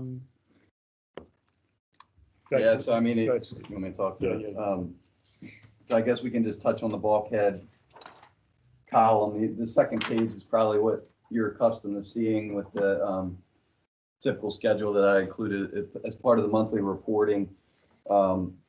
Your contribution is going to be the proposed assessment, your general piece as well as your bulkhead owner piece. So we're going to be adding we're proposing to add $1.180 million. And then your 1368 there is what you just looked at in the expenditure side. So it shows that, our estimated balance here is 769 at the end of this year, 769K. If we do the proposed spending that we just touched on and contribute in what we are proposing, we would be a little above a $500,000 balance in the reserve at the end of next year. April 30th, 2022. Need to change that.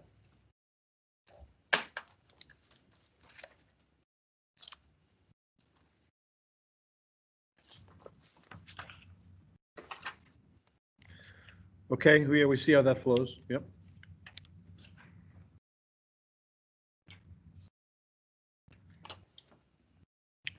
And then we have, Wait, any other questions on the bulkheads?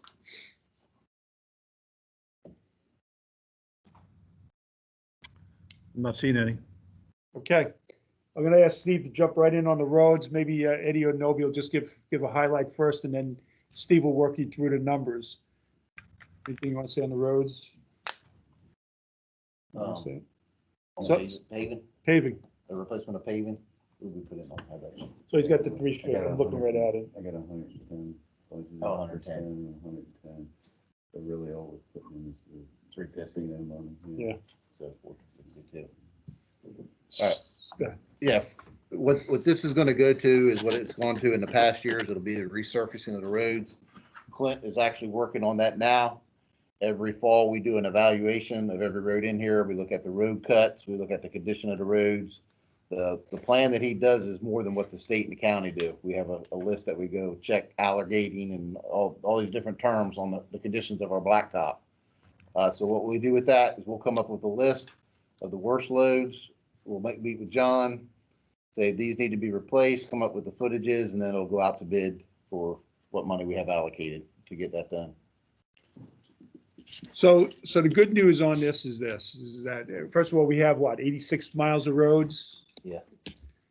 So obviously, and a lot of them are fully depreciated, as if you heard my explanation on why depreciation expense went down yesterday, a lot of it was Steve told us that the a lot of roads came off that they were fully depreciated. So that, again, save on depreciation. On the other side is, where are we with the roads?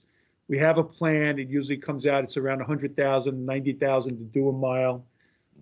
We heard numbers years ago, 2.5 million and all that. Whoever picked 68,000, I think it was Tom Stouse, he was the closest, and he won that one. So it's around 90, 100,000. But what I want to point out here is this, the subsurface. When they did the roads this past year for us, I asked Eddie, whoever did it, but to check with the pavers, how is that subsurface, I call it. And it was pretty good. It was really good. So that to me is a very good positive. We're doing 3 miles, with 300,000, 350, and we have other work and other charges that go in there. But in general, doing the 3 miles, obviously at 86 miles, it's pretty much like our bulkheads. It's a plan over 30 years. That's where we're at with that. I'm a believer, as you know, years ago when they took that money, the board reallocated it to the forensic audit. I'm not a big fan of that stuff, but it's certainly an option. And I'm not saying to do another forensic audit, but whatever. Like I said, we have enough to crack. No more forensic audits for now. So that's out there. There it is. What say you, Dick? Well, so I guess the work plan for 110K next year is the key number here. And if that matches with your to-do list of high priority roads and we feel that's adequate, which I think you're saying you do, it leaves 462 at the end of the next year. And you look at the column right next door, you see drain is 0. So further discussion, I guess. Yes, and I did bring that up the other day. All right, so, as an so option. let me jump in on this. You know, and I know you know my feelings on this, John. This is, again, just like you said, this is like the bulkheads. And if it's costing us 100,000 a mile, Right, and we're getting 350 from the casinos, right. then we need to be doing 3 miles of work. And that's a 30-year plan, correct? I have a hard time shifting this money over to drainage. Okay. If we get the 350 and we want to move 50 over to help with drainage, I don't have a problem with that as long as we're getting the 3 miles done. This idea that we would take, Where's the you know, parking lot? 350,000 and shift it over into drainage, I don't think it's appropriate, and that's the position I would take as the board, with the board. The last thing I want to see happen, and this is my personal preference, that we do what has happened in the past, that we shift money around to do other things and avoid the long-term maintenance. And then at the end of the day, we're spending more to get work that should have been done 10, 15 years before. So it's great news that our base or subsurface, or whatever you want to call it, is in great shape.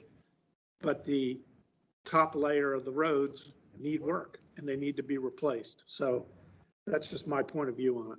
Yeah, no, and let me just, so when you look at that balance at the bottom before, was it 460, whatever?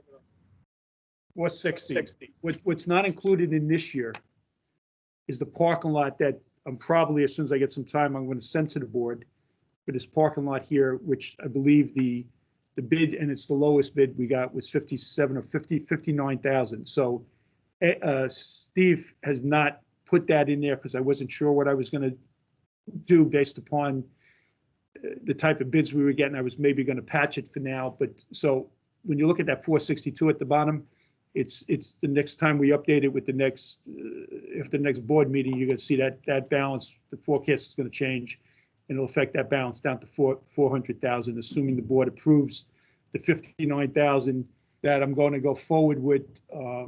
Staff recommended to do this parking lot here. Larry, Doug, Dick, the past budget, I believe we had 35,000 in there.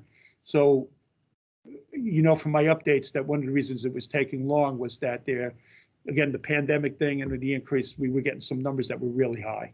So we didn't reflect it here, but now I have that. Like I said, things are happening each day.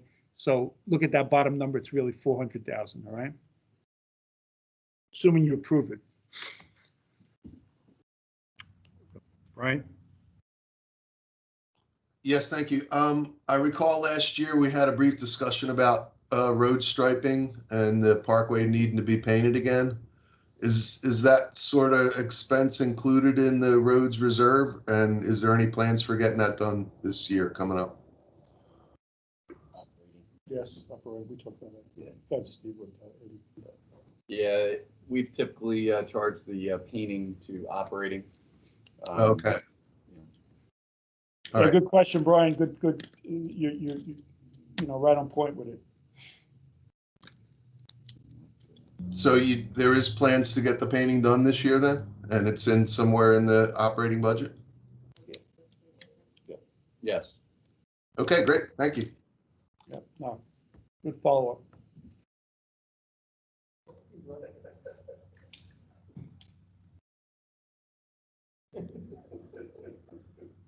All right, John, I think, any other road questions, comments?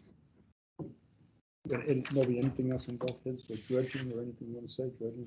So I guess we'll, if that parking lot gets approved, we'll look at a revision down the road here of being a carry forward balance of about 400,000. Dick, that's correct. That's correct. Yep. It just took a while because of the prices we were getting.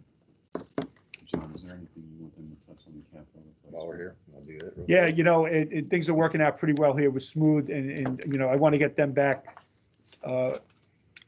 So they're asking me if they can do the capital, which I've said yes to. It won't take long, Dick, if that's okay.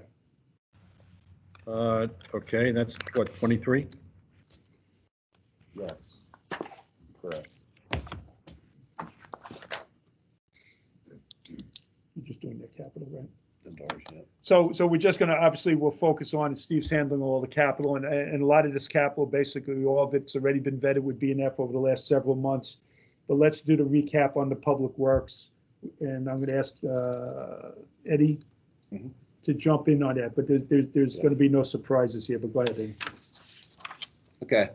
On our capital, our first item is a 2000 Ford FE 250 van. That's one we're replacing. Everything that's in here that we've listed to be replaced vehicles, on the DMA study, they are all past their time expectancy, and it should have been replaced before now. Just on everything on here before we go any further. We're planning on replacing that with another van. That's in the maintenance end that uses that. We have an F-250 pickup that we use that we're replacing with the newer one. 2 small dump trucks, a 2008 and a 2001. One of those trucks will have the snowplow package, which you see underneath of it, which we'll be selling the snowplow package with the one truck. Bridge work. This is stuff that came in from the state when they do an evaluation of our bridges every year of work that needed to be done. The large amount was for Clubhouse Bridge. We have to replace some pilings and do some bulkhead work underneath of it. The north gate is guardrails. Basically, the approach to the north gate, they don't like the wooden guardrail. They want steel guardrails approaching that bridge. And then we put in for a new mower. It's a Ventrac mower. It's a 4-wheel drive mower. As you guys have probably seen, the ones that cut our easements that we cut through the summer. They're 4-wheel drive, low profile. Well, this one has a boom extension that goes, is it 14 foot, Novi? I think it is. It has a reach on it for cutting down ditch banks and up higher for tree trimming also. But it's a smaller compact piece that I can get into areas where I can't get the bigger equipment anymore because of where this place has developed over the years. Would this mower also be a backup for the other two that you got Correct. running around if they go down? They are interchangeable, the heads on them and everything else. It would be a backup for mowing the easements or vice versa. Right, so, that was taken into account there also. And he's right, he's pointing, you see them all over the place, there's 2 of them. But if one, they went down a couple of years ago and then they were pulling tractors from other places, it didn't go well. So as a backup, as well as for this other work, which I think is important and will save us on labor and stuff, I think it's a good call.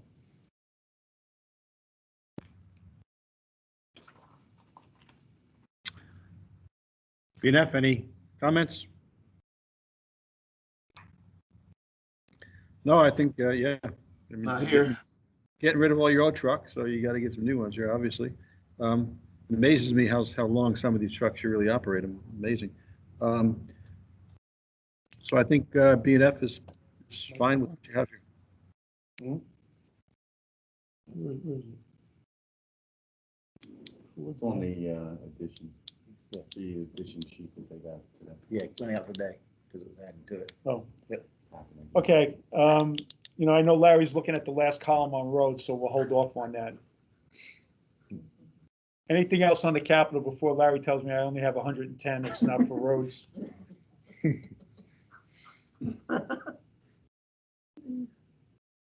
And he's right, Okay, so good on that. Let's just go over to that. You know what my thoughts are. You know what my thoughts are on it. No, I know, and I'm gonna address it. And look, the good question, I'm not saying it now. All right, so when you're looking at the last column, it kind of ties into where the 110,000 that work that you saw in roads. So what the numbers tell you, and the numbers don't lie, is that we didn't factor in here doing any roads replacement. And that's why I was saying this could possibly be an option. Remember, I had variables, challenges, options. I certainly know how Larry feels about this. I know how I always feel about it, but I think this year maybe is an exception. But the bottom line is this: do we go ahead and continue and do the 3 miles and utilize this money, or possibly, as you all told me when it came to the 5 FTEs or whatever, and I totally agree with you, we can use this to offset that, what I'm calling a nut right now, that we need to address. I'm open to it. You tell me roads, it's roads. You tell me reallocate. I know the board's got to vote on it, but so that I define or translate, Steve will reclass these numbers. Yeah, I almost, I don't think, and I think this is what Larry was saying, the money is there is money ultimately needed for roads, and there should be something there, but there could be some flexibility for some, as far as some movement. I would say that we defer that question on roads here on a movement, any potential movement from maybe roads to drainage as an example, until maybe we summarize at the end and we look at all the other potential increases and opportunities to see what we might want to Okay. roll up in a full recommendation. Okay, and that's taking full advantage of the 7 weeks, which I totally agree with. We will keep it that way. Like I said, everything's spelled out. There's options. You will see it. So be it. Okay, we'll stay the course on this right now, but obviously something to be looked at as we get towards the end of this process, as Dick recommended. By the end of the process, I guess we define that, Dick, then, is during the board process. So that basically this is pushed to the board review, since tomorrow is the last day for BNF. Yeah, I fully expect that at the end of this, when you look at the path that we have in the budget right now, showing the $121 assessment increase and all the different numbers there, BNF will have some input on that, whether it's at the last day or shortly thereafter. We will have some input and recommendations on that. Okay, but defined as last day, you're defining tomorrow plus your report. Is that what you're saying? The last day, we're going to review tomorrow, and in all likelihood, we could be discussing the different buckets and moving things around and so forth, and making recommendations at that point in time. Maybe we're all set and ready to recommend at the close of tomorrow. If not, it will be shortly thereafter. Okay, that's fine. Again, definitely something for us to look at, definitely for a way to, whatever that number is, that working number. One other thing I have for today that ties in, as it just reminded me, I knew I was gonna forget, is that the general maintenance of bulkheads, the number on that reconciliation that I gave you all the other day had an increase of $21, which I guess we estimated $40 for that versus last year, which was 19. Last year, the feedback I received was that the 19 should have been bumped up because of all the increase in prices. We held here and said, well, since it was 0 the year before, let's just stay with the 19, and we'll certainly look at it to increase it this year, which is what we did. Based upon what Noby's telling me and the team's telling me, that we can possibly do a little better than what we were projecting when we first did this, and certainly last year, and we believe we can. I believe we have some softness or whatever that I can possibly take this number down. So that going from 19 to 41, there's two components 40. to that. One or 40. Two components to that. One is how much work you're going to do, linear feet you're going to do, and the other issue is the increase in price. You have to factor in the increase in price. That's a reality, so that's got to be factored in there. But the other component of that would be the work that needs to be done next year or not be done.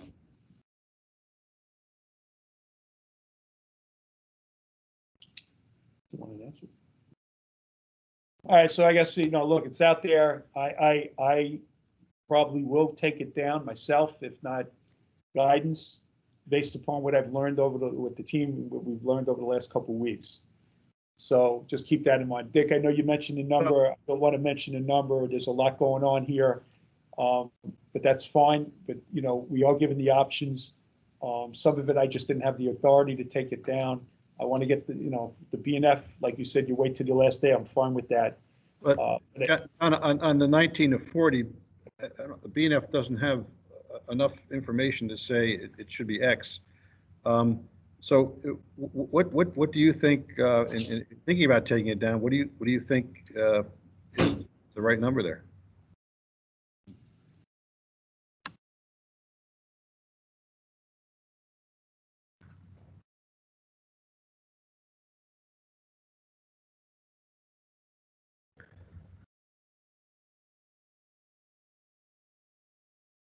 It's really a factor of how much work you're doing. Huh?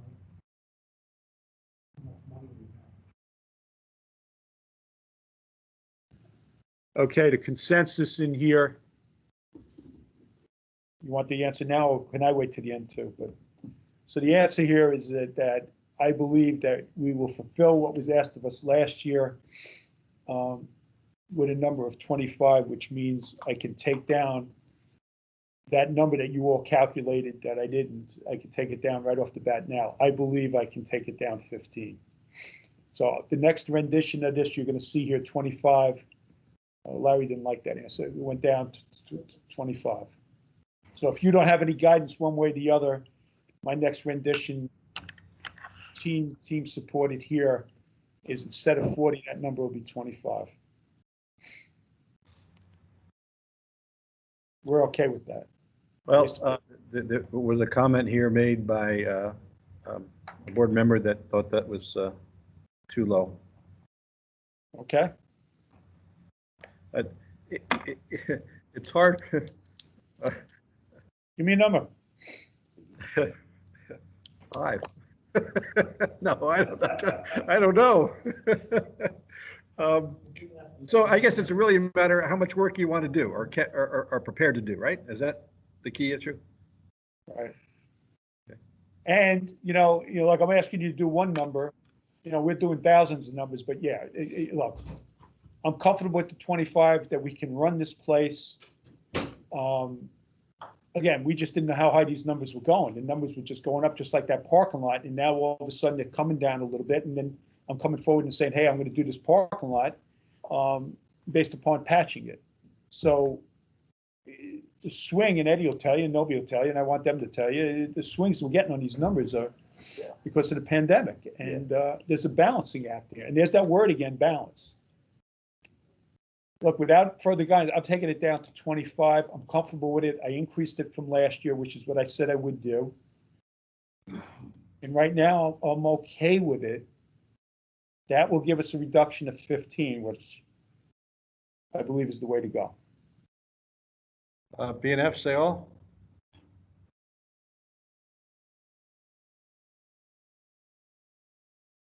Are we going to say 2750? All right. So obviously this is going to be discussed further, and there's going to be board discussion. So John, if you want to go ahead with 25 at this point, I'm going forward to the board. I'm going forward to the board. The board has their input going forward, then it's just a matter of addressing that. Yeah, let me go forward with the 25. If they want to address it, they address it. I appreciate that. I'm comfortable with it right now. All right, so that'll take 15 right off the bat off. All right, thank you. I'm good. I want to get them back out there. I appreciate that you BNF adjusted for me on this. Hopefully next year we remember and we change it and put them all together since it's the same team. You want to take a 5-minute break or whatever, and I'll go get my rec and parks. I think that's a good idea. Let's reconvene and. Wait, we have one more question for Eddie. Hey, Eddie, this is Tom. Hold on a sec. Yesterday, we went over the golf operations and all that, and their electric bill is really, really high. It's like $33,000 a year. The driving range has lights, correct? Overhead lights. Are they sodium or nickel halide? Or has any been discussed about converting them to LED to save money? Do you know? Am I off kilter on this? I'm not a golfer, so. Okay. There is no lights on the driving range. There's lights on the parking lot. And we are replacing the parking lot lights now. We're getting ready to do tennis. So the exterior lights are probably been converted to LED. I'm trying to save them money on electric. Yeah. Any light that they have down there, we will look at changing them over to LED. Okay.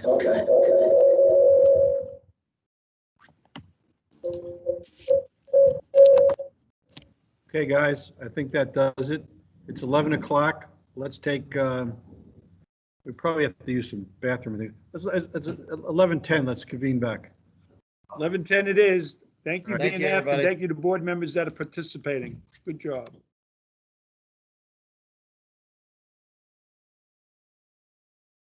Okay, we're gonna get rolling here. So we're gonna go to Parks and Rec, right, first, and then Marina? Is that the, Marina first. Marina first. that's fine, that's fine. Okay, Okay, what tab Yeah. number is that? we're gonna do the Marina first. John's gonna leave. No, So, actually, the Marina, let me find the Marina tab. all right, so Marina tab 21.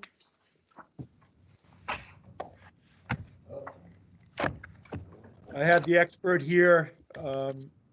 He's going to go through it with you. How you doing, Ron? Oh, he doesn't have a binder. I'm okay. Does he have his stuff? Oh, he has his stuff. Yeah, I've got it. So, Ron Fisher will take you through the Marina. I just want to say something that I say every year, as with other departments and everything, we're certainly in good hands with Ron. Even with the pandemic and everything, this last summer, just took it to another level. And John O'Connor and the rest of the team there, it just took it to another level. And we're going to have Ron go through the budget, which he prepared, bottoms up. He had complete input. Ron? What I'll do is I'll try and hit the highlights for you, if that's acceptable. He wouldn't do it. Okay, We'll start out with 389 fuel sales.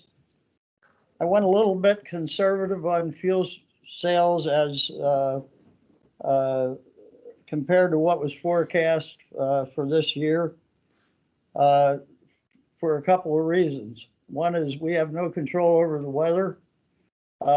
We were lucky this year in June through the end of October, we had pretty good boating weather. The other thing that contributed to fuel sales this year, I think, was the pandemic. A lot of people that weren't working and they were out recreational boating, which certainly helped our business. 390 yearly slip rental. I'm proposing a 4% increase in slip rentals, which is extremely reasonable as compared to our competitors. If you want some of that information, I have it here. As soon as I find it.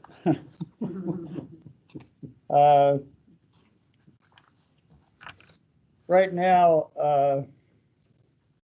one of the marinas, one of our competitors, is $140 per foot.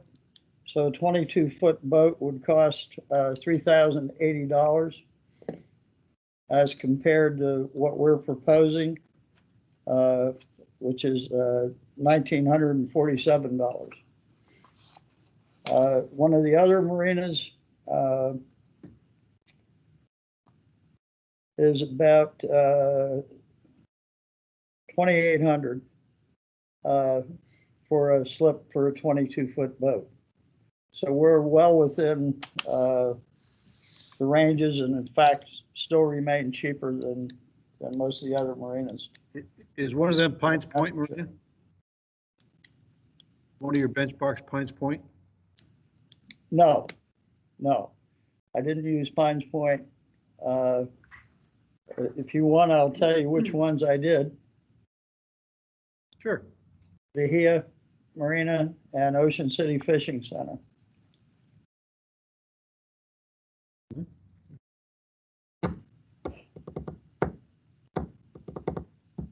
Okay. Now, when we're talking about slip rentals, 3 of the slips at the Swim and Racket Club are not rentable. 2 of them because of rocks, and 1 is a shallow slip that we had dredged 3 years ago, and within about 6 months it had filled back in. So I think it's not worthy of redredging it.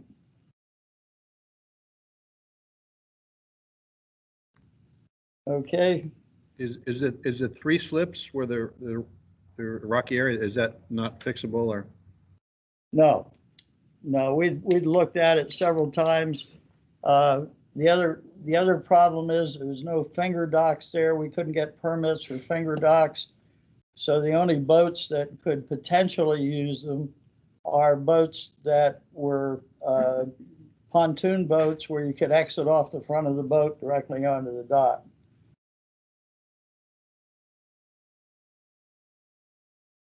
Other questions? I don't know, Ron. I used one of those slips for 5 years. Yeah. Yeah, well, a couple of them are rentable. Yeah. And we are renting those, but we have people look at them first, Larry, to make sure that they understand they'll have to go off the front of the boat. Hey, Ron, this is Brian. I guess there's no lack of demand for our slips, right? I mean, you probably have a waiting list. Yes, we have a waiting list. I think there's 30-some boats on the waiting list right now. Huh, great. And I've had probably 5 or 6 calls in the last couple of days of additional people that want to be added to the waiting list. We have the same. What's We have that? the same. Yeah. They're calling us every day, 2 or 3 people Yeah. a day. Great. Ron, did I miss it? How much would it cost to dredge those 3 slips? Larry, I can't answer that right now.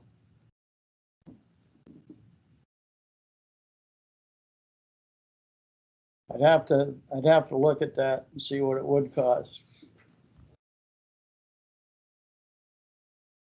Well, like I said, I used one of those slips, you know, actually the one right in the middle of those 3 for over 5 years myself. And actually the locations are good. And you're right, you have to have a pontoon boat so you can exit from the front. But if the dredging costs and the future rental from those locations, you know, I think we should take a look and see whether or not it's feasible to get the dredging done and then to start using those docks again.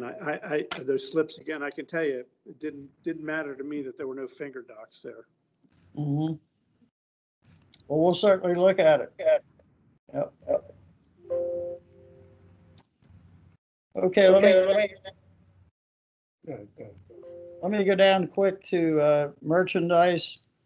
The cost of sales, we've increased that because I'm planning on adding additional bait and tackle this year. We've had a lot of requests to add some of the offshore baits since we've had a lot of bigger boats coming in. So that's the reason for the increase. The cost of fuel, your guess is as good as mine. You know, I filled both 10,000 gallon tanks at the end of this season, which I think was a good move. So I anticipate the fuel is going to increase quite a bit this year. I agree.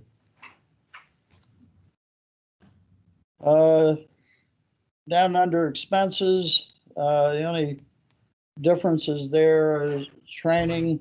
We have hazmat training, AED, and CPR training this year for the employees.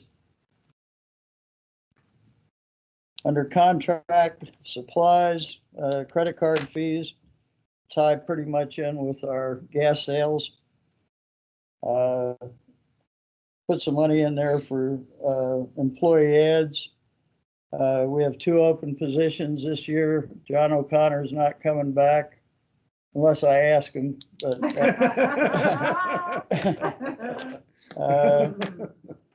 contracted services, we've increased by 5,000. Yeah. Ron, can I stop you on a question? I had one question on credit card fees. Yeah. Oh, excuse me, I'm looking at the budget variance. Never mind. I'm okay. Okay. Contracted services, we've increased, and that's primarily because of the increased business at the yacht club. We've had to add additional security, and we've had to add additional cleaning for the restrooms. The we've had a serious problem with boats coming in, docking in already rented slips. You know, that's why we proposed the addition of the 6 slips for use by yacht club customers. Dick, I have a question, Dick. Yeah, John has a question. Ron, I have a question, Ron. If a lot of that contract service is because of the new slips for the yacht club, is there any reason why it's not on the yacht club's bill as opposed to the marina's bill? I would Because love they're the ones going to have to monitor that 2-hour limit on the whatever number of new spaces. Security and fleet How primarily. much is the security, 15? Yeah. If you want, I'll answer it. You want to answer? So let me just jump in, John. Look, it's an excellent question. You're right. It could go either way. I mean, we have it, you know, I think it's 15,000. Help me out. So it's somewhere around 15,000. The year before it might have been 9. Look, like anything else, I'm open to it. If you feel strongly BNF, I mean, that's where I thought it would go. Since it is maintaining the docks, I do get it about the yacht club that they go in there to buy the food.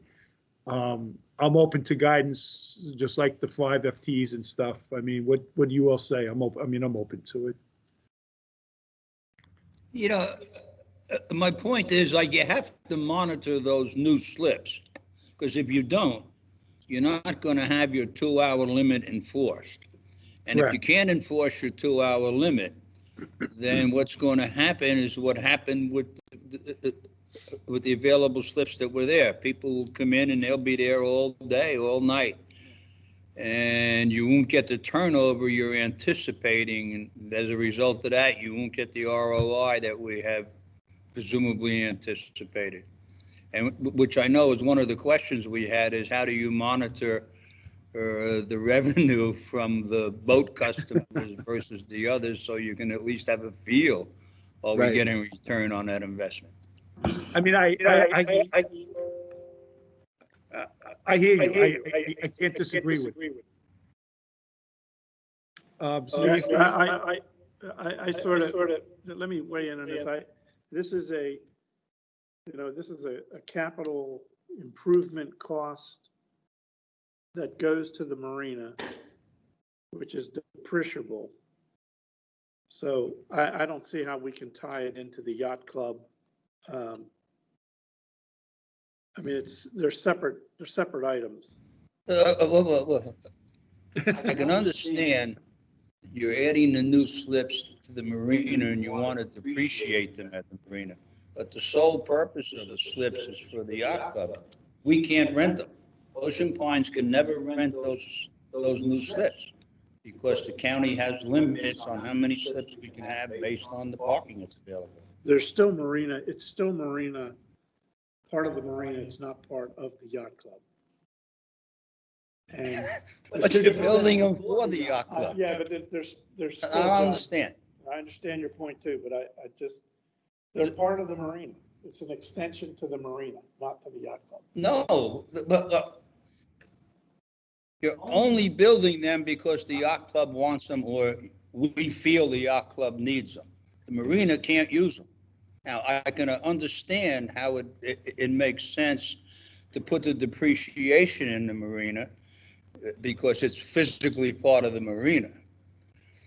But to spend an operational expense to monitor their usage for the yacht club and leave it at the marina, I just have a problem with that. But enough said.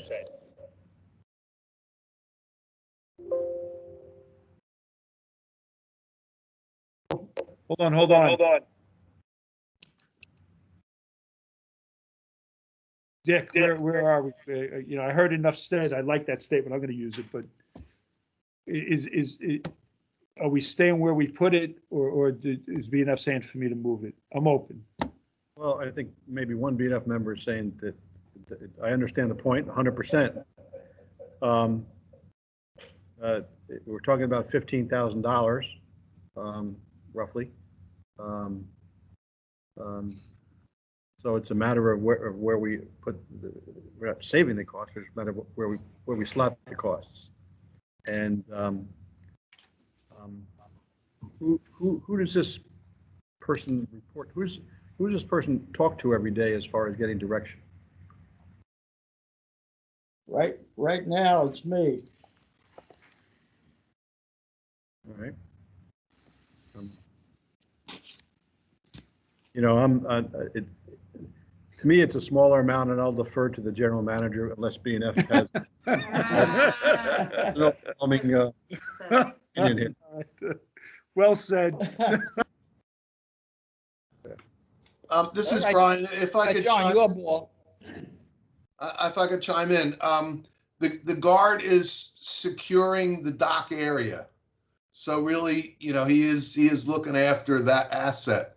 But as John O's pointed out, they wouldn't be there if we weren't providing the extra resource to the yacht club. So I'm sure Ort would not be happy to have an extra 15K on their expense on their budget, but maybe some contribution from the yacht club could be made to help out the marina budget, since they're really both going to be served by the security detail. That would be my note on the subject. All right. John, you have two opinions. Go for it.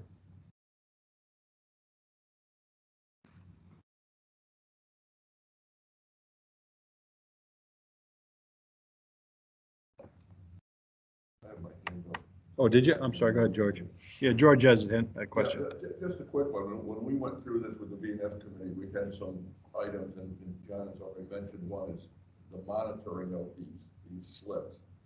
And it's, we asked what the plan was and how we're going to do that. So I'm not sure if you put one together, but that's a good question of how, you know, how are we going to monitor that? They come in for 2 hours, you know, like, how are you going to know when the guy came in and when the boat left and all that? This seems like a big task to me, number one. Number two, we did look at the return on the investment, and we did get some numbers, and just a comment, and I'm not asking how, but I'm saying, are we going to make sure that we, after a year of usage, that we did get this return on investment after all was done, $70,000?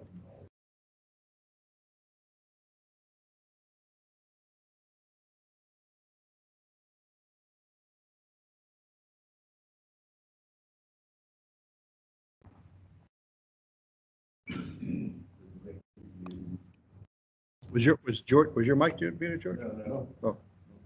Okay. Okay.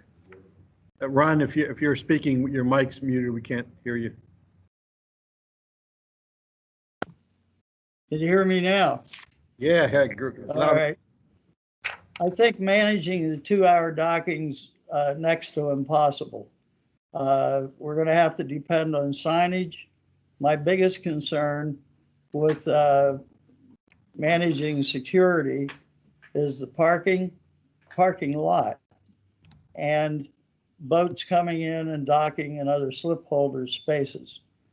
We've rented those in good faith to these people, and last year, quite honestly, we had next to a nightmare. John, I think you'll agree with that. We had people coming in, docking to stay the night, listen to the bands, people coming back, couldn't get in their slips. So those 2 security personnel are pretty busy just policing the parking lot and the docking.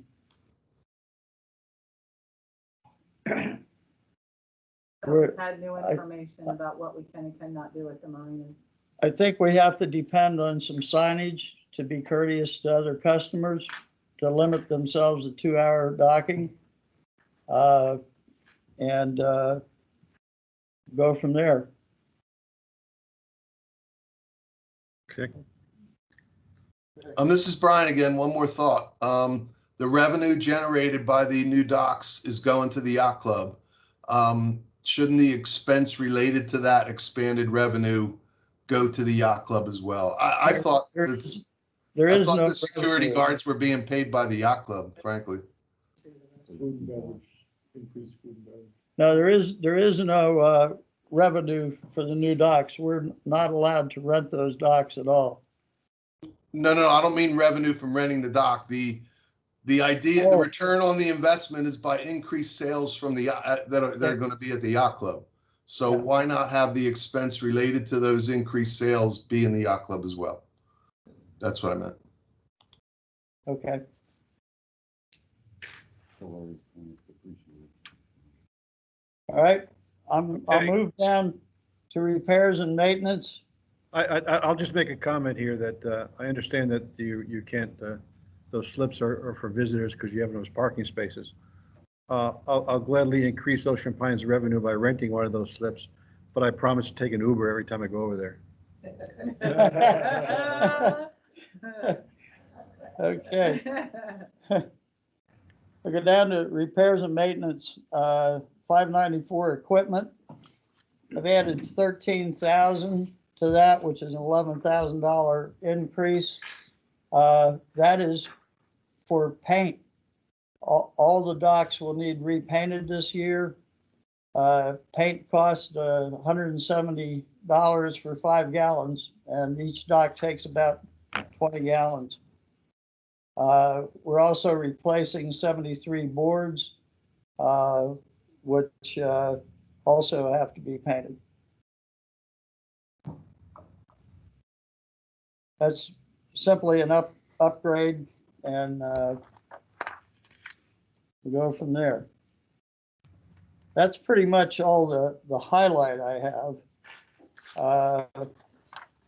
I do have one capital request for $7,000. It's for a slammer. Someone stated. I don't know if you have that, Steve, or not. No, he doesn't have it. We have a problem at the gas dock with boats docking, hitting the boards, tearing the boards off.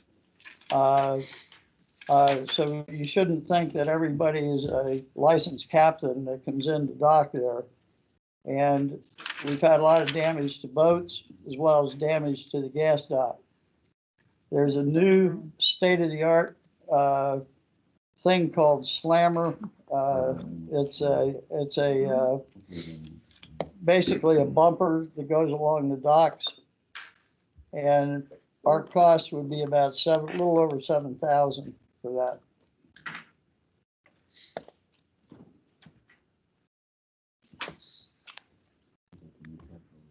That's it, Steve. Is it a new capital thing? Yeah.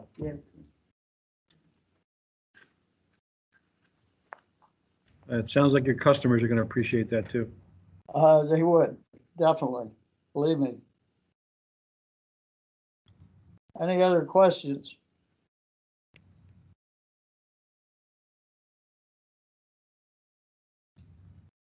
No, I'm not seeing any other questions here, Ron. I think that that's good. Thank you so much.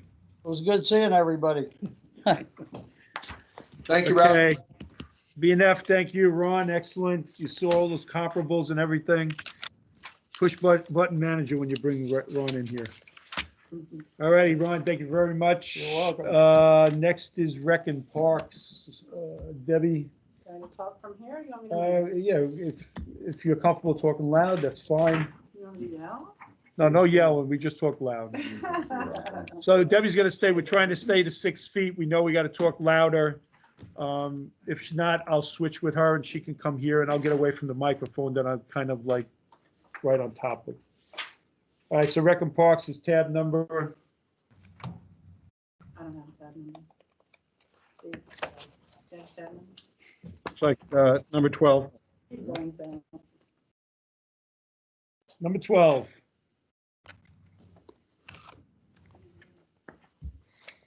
All right, Deborah, Okay. go get them. Good afternoon. One of the first things that I want to address is Julie in the marketing department. She addressed the farmers market yesterday. So I just wanted to play off of that and add a little bit to it. As we said, for market or for bookkeeping purposes, we're going to switch it over to the recreation department. We're estimating revenue at approximately 15,000 for a full year season. We have to estimate that because we do have some weekly people that come in, and it's really kind of hard to determine how many of those we'll have. And they've added some expenses this year. Looks like about 2620 is what they're looking to have, some expenses that they have been out of pocket. The manager has been out of pocket that we're going to include so that we have a revenue and expense and showing some real numbers for the farmer's market. But So- that is just in the so process. the of being farmer's set up. market. I'm farmer's- sorry. The farmer's market's appearing on what line? It has not been put into the rec department yet, so it's not got a line item there. We're still in the process of moving it from one to the other and getting it set up in North Star with all the numbers and all of the background stuff that Julia is taking care of for me. Okay. But I Hey, wanted Debbie, to show you numbers. Debbie, before you go on, is the manager of the farmer's market an employee of ours? No, he is not. He is considered manager of the farmer's market. He gets a free spot at the market, but he does not go on our payroll. Okay. So going past that, I just wanted to address that because it does not appear on my worksheet. So a couple of things that I wanted to talk about that has, kind of changed a little as far as donations and grants. I put that number in there again to be the same. Xfinity was our sponsor for this past year. They stuck with us through, excuse me, through COVID with what little bit of events we were able to do. That money will show up in January's financials. I just spoke to her yesterday, so that'll show up. You'll see that coming in. But we're hoping that we can get them back again, and they will continue to work with us next year through all of our events with, COVID going away, and we can still do the events that we normally do. I have kind of challenged myself, excuse me, to reach out to some more community organizations and local businesses to look into more sponsorships and donations that can come in to help offset the amount of our special events that do end up as a loss. So that's on me to try and do. As you can see, the revenue for the dog park is still prospering as we said it would. Once we put the gate in there and we require everybody to purchase a key tag and in order to get in the dog park, that number is staying pretty steady. We did have some this year through the COVID that chose not to renew, but it is still working out fairly well. With sports camps, leagues, and class registration, for bookkeeping purposes, we made some adjustments to those numbers and what gets posted where for sales tax purposes and all of those things. So those numbers have adjusted a little bit, but that's why is with revenue and the expenses, we just made some better bookkeeping decisions with those three things. As you can see, we'll move down to camp. This year, we had about half the number of participants, quite a lot less expenses, and made money, maybe a minimal amount of money, but it did make money. We're hoping that the summer will roll around and we'll be lifted and we can have all the numbers that we normally have, and that camp will be back to normal again, and we'll make more of a profit.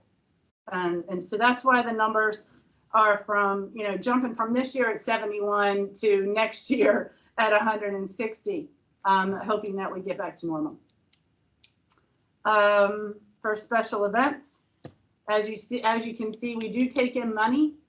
We get revenue from different things that we offer, registration, different things that we do. So even though the expenses are large, we do take in revenue at those events, just not all of them. Some of them are free events.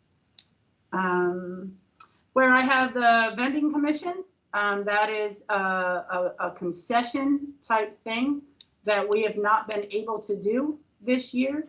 Last year we were in the process of using it. This year we've not been able to use it.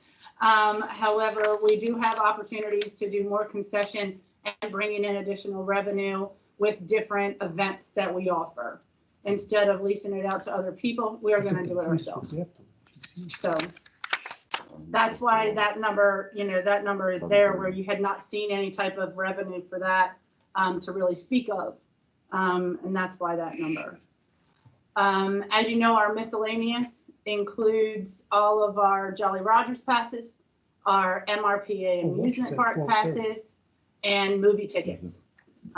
This year, of course, we weren't able to sell those to any type of extent, but we're hoping that, again, I budgeted for a little bit of normal, and that those things will be available to us to sell again for next year. Payroll, it is what it is. I have a few employees that are going to have to be moved up to the minimum wage, so that adjustment was made. But other than that, it's basically what they've already talked to you about this week about as far as payroll is concerned for all of us. I go to equipment rental. You'll see where that number is a little bit high. I do have some things that are going to have to be done in the building and in the park that is going to require some equipment rentals. I'm not at all sure how long I will have them, and that's what reflects how much it's going to cost me. So I put that number in there in order to have more than enough budgeted to do what I need to do as far as fixing things in our building. Contract services, that number, it is inclusive to a lot of things that have now, with the help of North Star, has brought all of those contract services like Fogels and pest control and cleaning, all of those things are now in that number, which is a true number now. Okay, so it does look a little large, but they are true figures from this year and from estimated years. Program and promotion, Julie spoke about this again yesterday, how they had taken $3,500 from my department to do the advertising and stuff for my department and added it to the marketing and programming. However, there are some things that we do directly with the schools, and it is called Peach Jar, and it is an online communication with parents, which they're all virtually learning now. So they get emails, and we can send them all the information via email on what we are doing all year long. And that's registration, that's special events, that's everything. But it does cost us to do that, and it's per email that we send out. So we are still housing that amount over there, plus some minor little advertising things that we do. So that's why there's still a dollar amount there, even though we moved the $3,500 over to marketing for other newspapers and other promotional things that they do for us through the marketing department. Not really much going on there with the repair and maintenance. The parks, that number, pretty much holds true and strong through Eddie at Public Works for all the things that they do for all of our maintenance and things at each one of the parks, mulching, different repairs and things that they do. So that number is pretty true through here, compared to what Eddie has already brought. Our utilities, that they hold steady, and those numbers don't change very often. I already spoke about the expenses for class instruction and league expenses and sports camps, how we adjusted those. The special events, right now we're hoping that we get all of them in, but that's a shooting match too right now. But with no events, there's no expenses. So that's kind of where, if you talk about COVID this year, if I didn't have the event, I didn't have the expense. So my budget this year came out looking a little better than what maybe some people thought it should. And that's why. Let's see. And the only other expense that adjusted this year was a true figure for mulching. We took it out of parks and added it to the dog park so that we could actually see what the revenue and expenses are specifically to the dog park. And if we needed to make any adjustments to the fee that we charge for them to use the dog park. And that just makes a true figure for the dog park itself. Any questions, concerns, thoughts? Well, at first glance here, I was saying to myself that there's a lot of risk in your revenues. Mm-hmm. And as I'm working my way down here, I see that, like, as an example, special events, those costs would go away if the revenues went away. So it's kind of a wash. Right.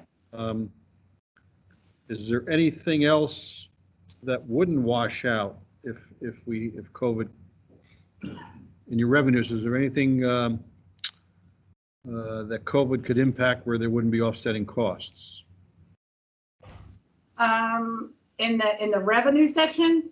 Yeah. In other words, do you have too much? If COVID continued to be a problem, your revenue is too high. Only if there's no cost to offset those revenues. Right now, so it would the main thing that would affect would be our camp.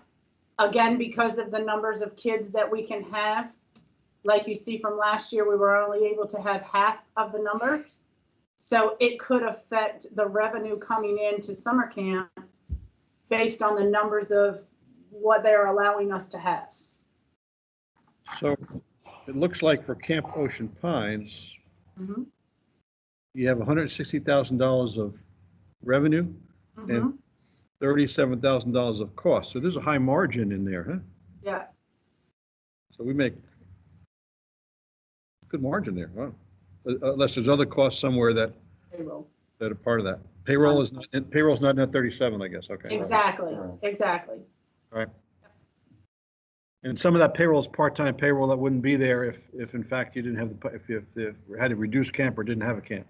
That is exactly right. So I guess what we're saying is our exposure is limited. Yes. Okay.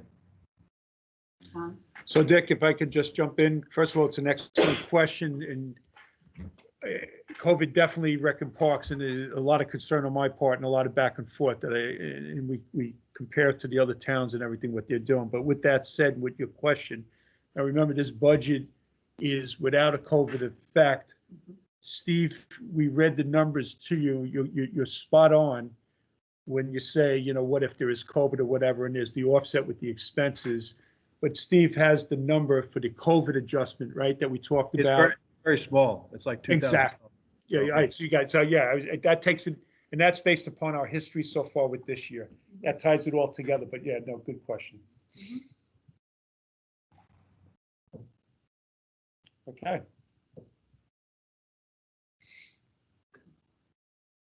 Anybody else? Debbie?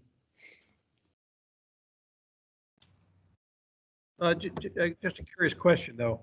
When people come in here and play, are we collecting money for them to come in here and play pickleball if they're don't have a membership? Are we checking that? Yeah, they have to show their membership. They actually sign into what they've established as a pickleball den. Anybody that's not a member, they pay $5 to play each time that they come. Great.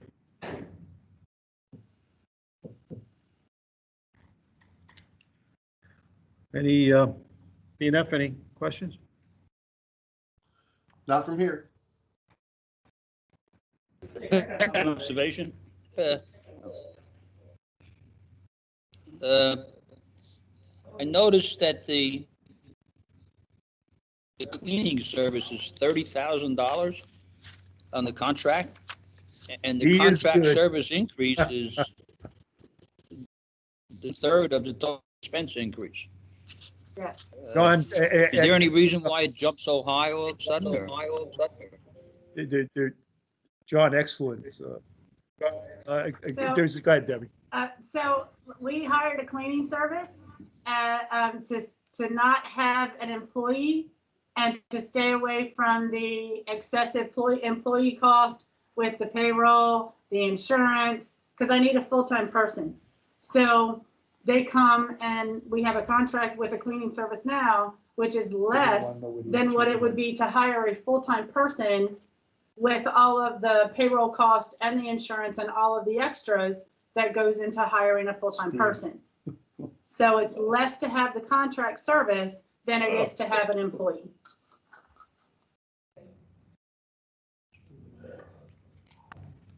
Okay, that's clear. Okay, keep in mind with the COVID and all that, and a lot of that, at least this year, we got back with the Affordable Care Act, but a lot of that cleaning is this whole thing with COVID, but there's other stuff too in there. But John, good question. Yeah. Any other questions for Debbie? I know she has another meeting, but she's here for as long as B&F needs her.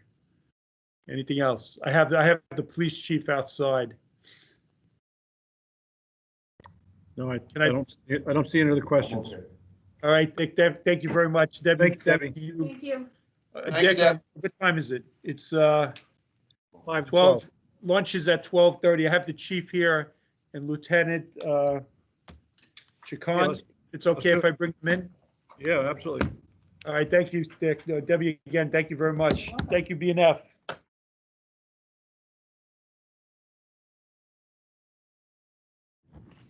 Okay. So Chief Leo and Lieutenant Chacon here to go through the police. Which, Steve, what tab is the police? The police is number 11. Number 11. Not sure in my book. Which. Okay. So, Chief? Good morning. Morning. Now it's afternoon. We're right on the clock. Hello there. So today, I'm not sure how many of you are aware or have been introduced to Lieutenant Toppin. You probably don't see him around here during the day because he's usually my command officer for night shift. So I brought him in basically to introduce him to you guys and to make sure that you're familiar with him and to make sure that you know that he's aware of our operation, because Lieutenant Schoaf normally runs as far as my administrator. Sergeant Toppin runs my operations, or Lieutenant Toppin now runs my operations. So just so that we're all on the same page of who is who and why he's here. Okay?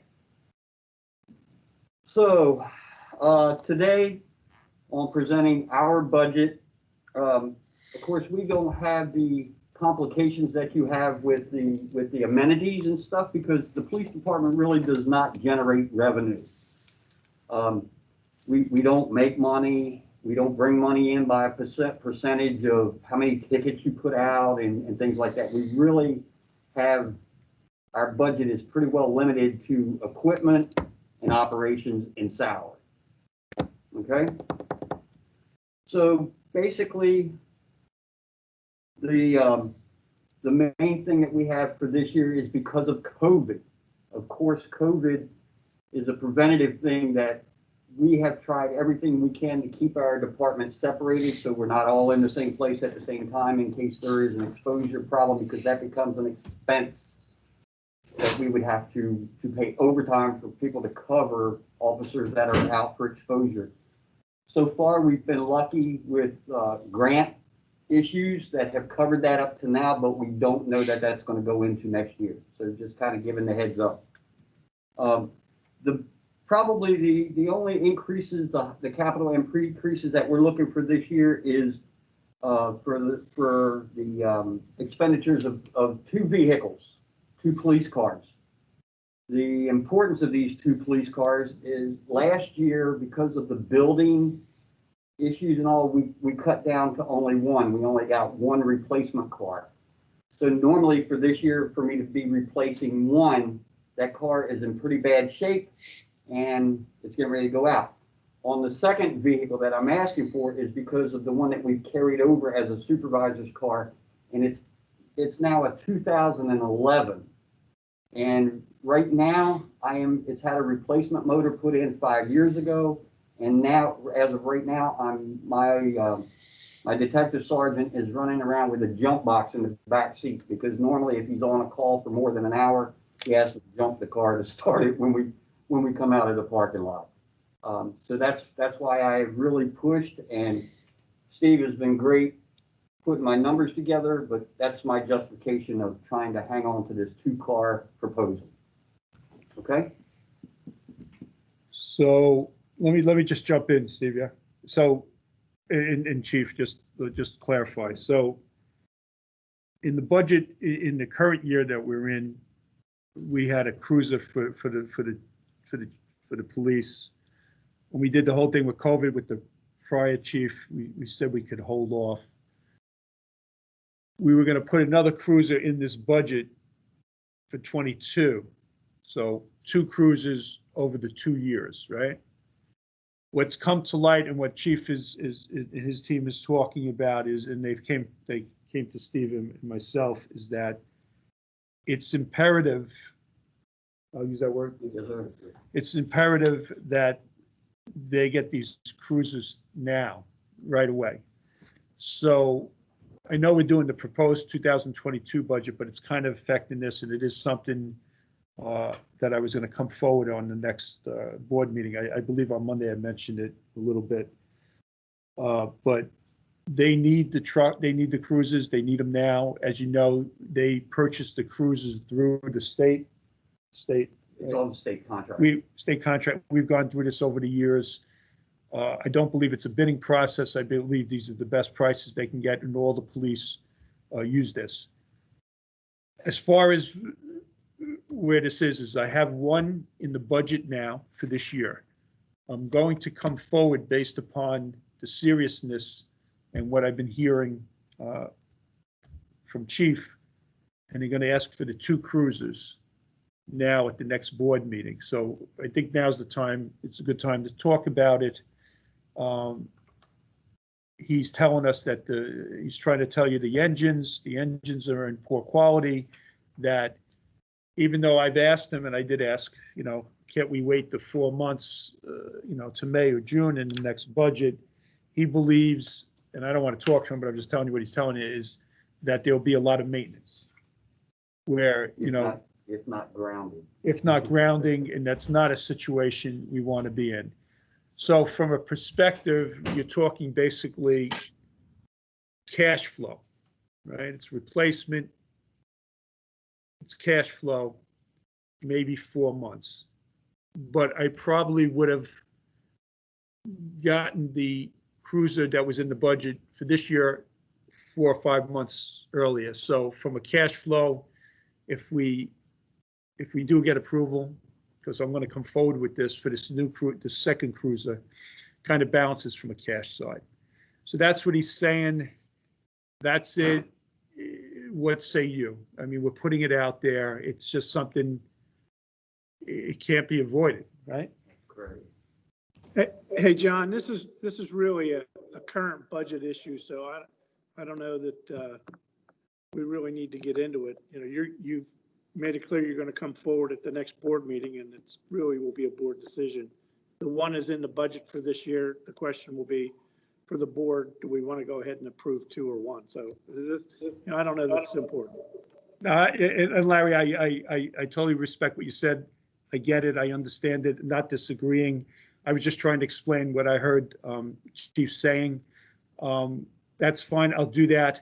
In the meantime, we will keep 1 cruiser then in for 2022, which we can then go and change. All right? Yes? I think, yeah, I think that's what I'm hearing, yeah. Okay. Okay, we'll Sure. do that. Okay. I just wanted to explain what Chief was saying. Obviously, it's top on his list in his mind, and I understand why. All righty. Larry, I think Larry hit it right. The fact that you're making 1% on your reserve money and you're going to have costs to run this thing, makes sense to spend it. Okay. As long as we're talking about vehicles, I do have a question there. I know that the Ocean Pines and John and his team have really looked at trucks and other vehicles and public works and so forth, and you know, got rid of some old ones, reduced the number of vehicles. So it's a very healthy exercise to go through. Have we done a similar, or are we planning to do a similar exercise for overall police vehicles to look at the quantity we have in the force, and if we have any surplus or excess ones that we can retire? We're basically to the point right now. Our intention was to hold on to an extra one this year for one of my detectives. And we were even considering, if we got the replacement, that maybe we would have one left for public, or for Rex and Parks, to go to another department that they could use. That was our game plan. That was our goal. That was our intention. But just as of 2 weeks ago, that's basically fallen apart. I have the one that I would have suggested that would go to them. It is basically going to go out of here on a rollback. It's not worth the repair for what would have to be done for them to be able to use that one. We are trying to keep an additional one that I can take off of the road, but under liability issues, I have to remove cages, radios, all that stuff. So we are trying to salvage one of those that we keep. As far as the pricing and all, I'm basically piggybacking on the same bids with Ocean City PD and with the Sheriff's Department. So Ocean City's ordering 5, I'm ordering 1, the Sheriff's Department's ordering 3. Now these orders have to be in by April, but the vehicle won't even, the new vehicles won't even be manufactured. But if we don't do this, then it will be 8 months before they're produced. So I guess, let me state the question a different way. Is there an opportunity in efficiencies and how we rotate vehicles to be able to do what we need to do with less vehicles?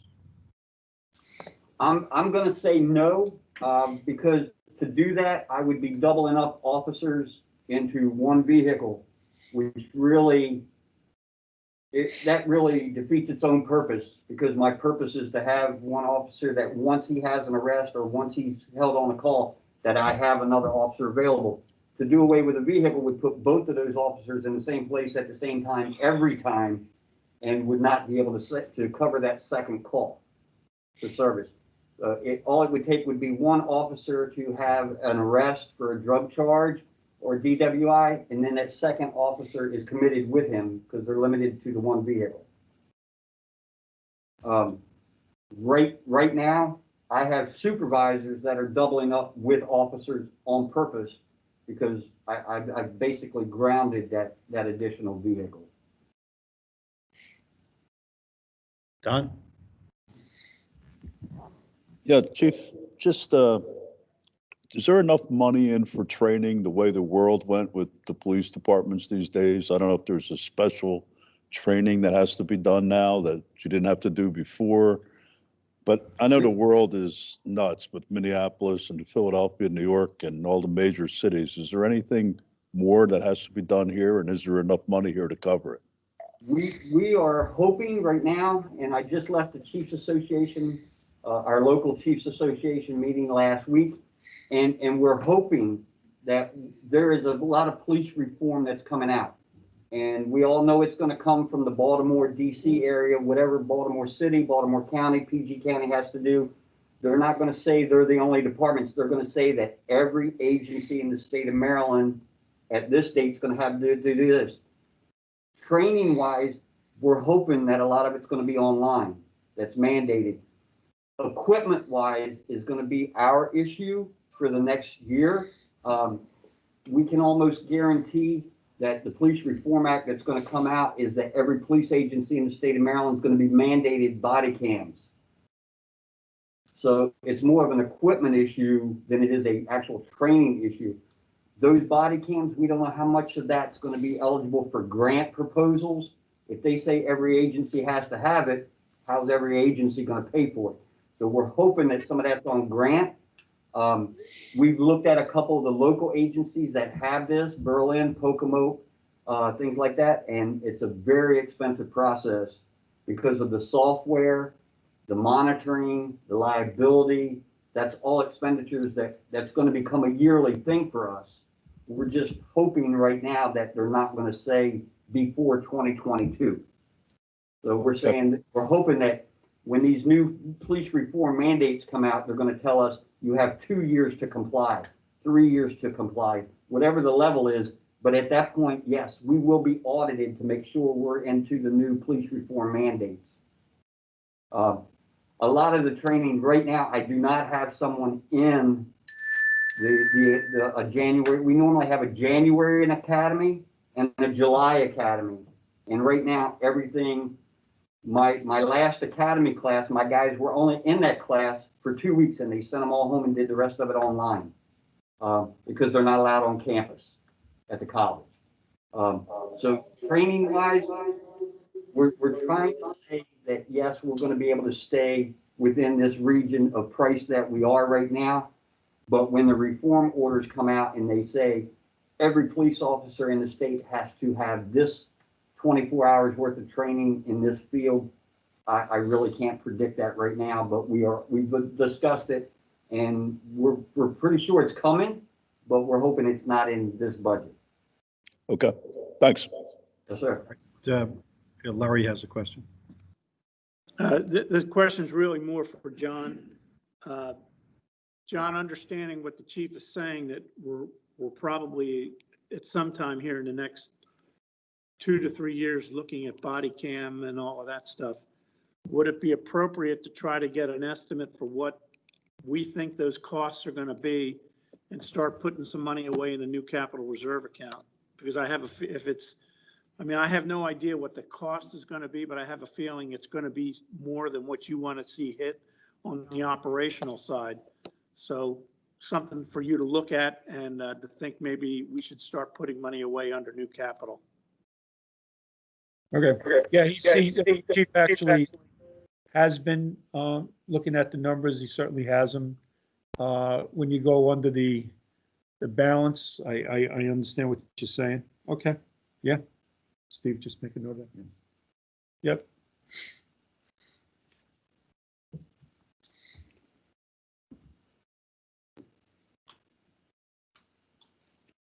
Okay, we can continue along.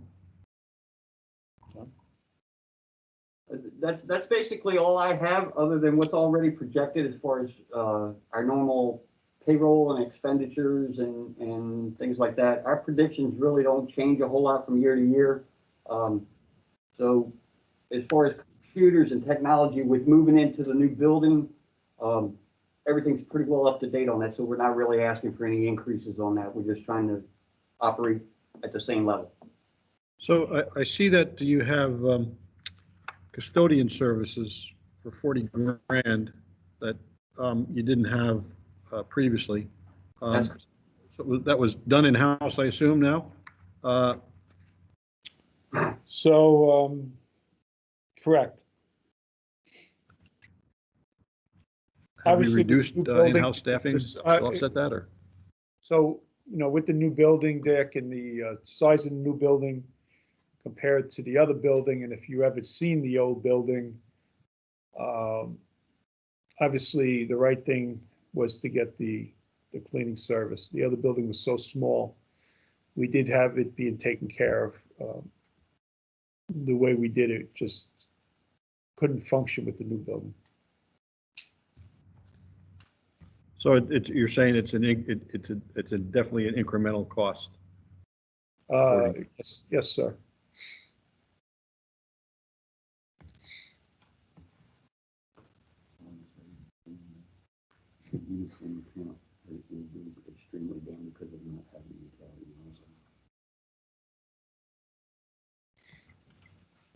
I have a question.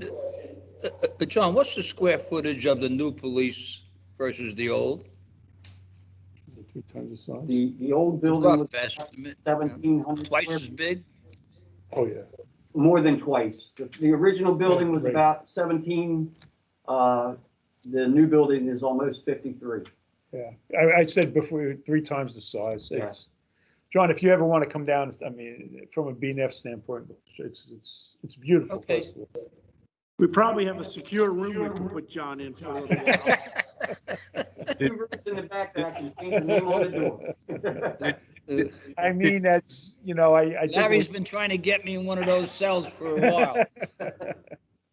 Did you I mean, keep it's the not- old radiator or the doorknob that you can handcuff John to? I mean, I mean, it's night and day. Believe me, you know, on the deck, on the cleaning, there was a lot of discussions that went on that, and it's needed. I have a question on the cleaning. Dick pointed out it's 40,000 for the police station, and Debbie just came in 30,000 there. Are we using the same cleaning service? Can we get a better deal, or maybe we are? I don't know. So they did price it around. It's you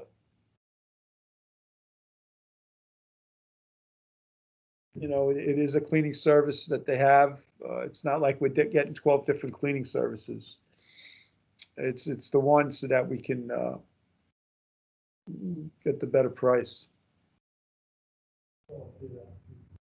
Okay, thank you. but I'm sure they're cleaning the entire admin building, right? The service?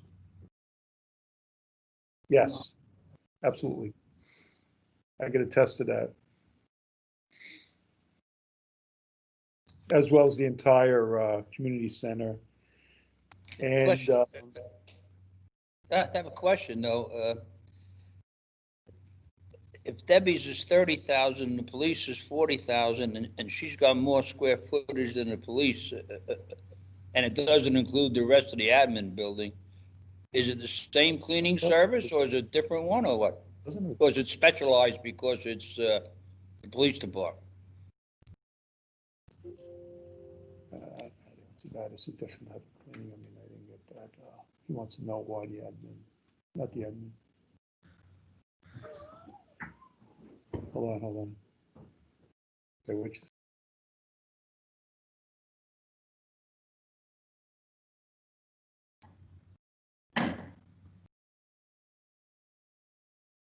Who's,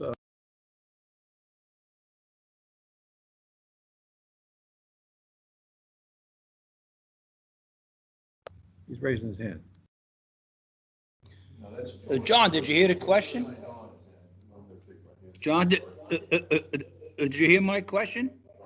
yeah. We're just having an internal discussion on the cleaning. Oh, okay, Obviously, there's some stuff I don't want to tell you. No. okay. So, you know, I understand what he's saying. You know, I don't have it that granular as far as why one was the other. I mean, Debbie did have a service. A lot of this cleaning this year is being covered for the COVID. A lot of it is the COVID.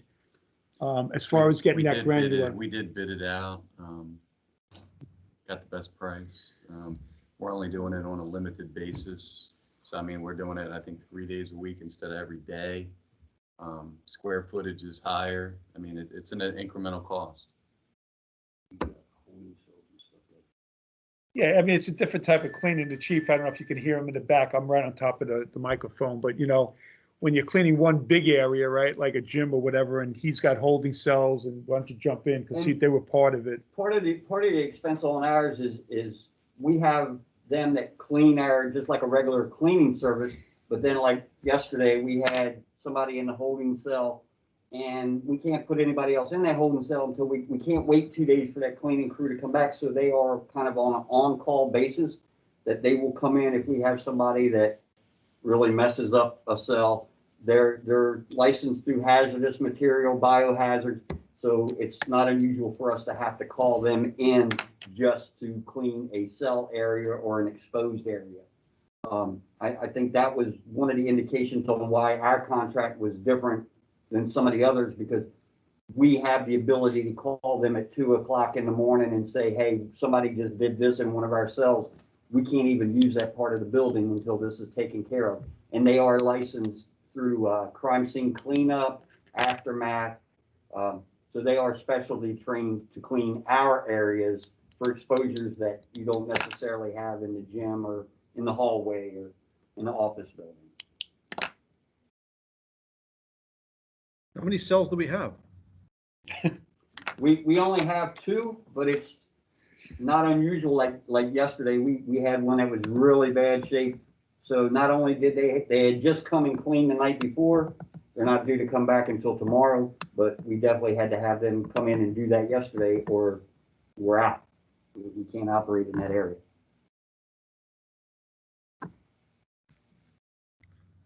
Okay.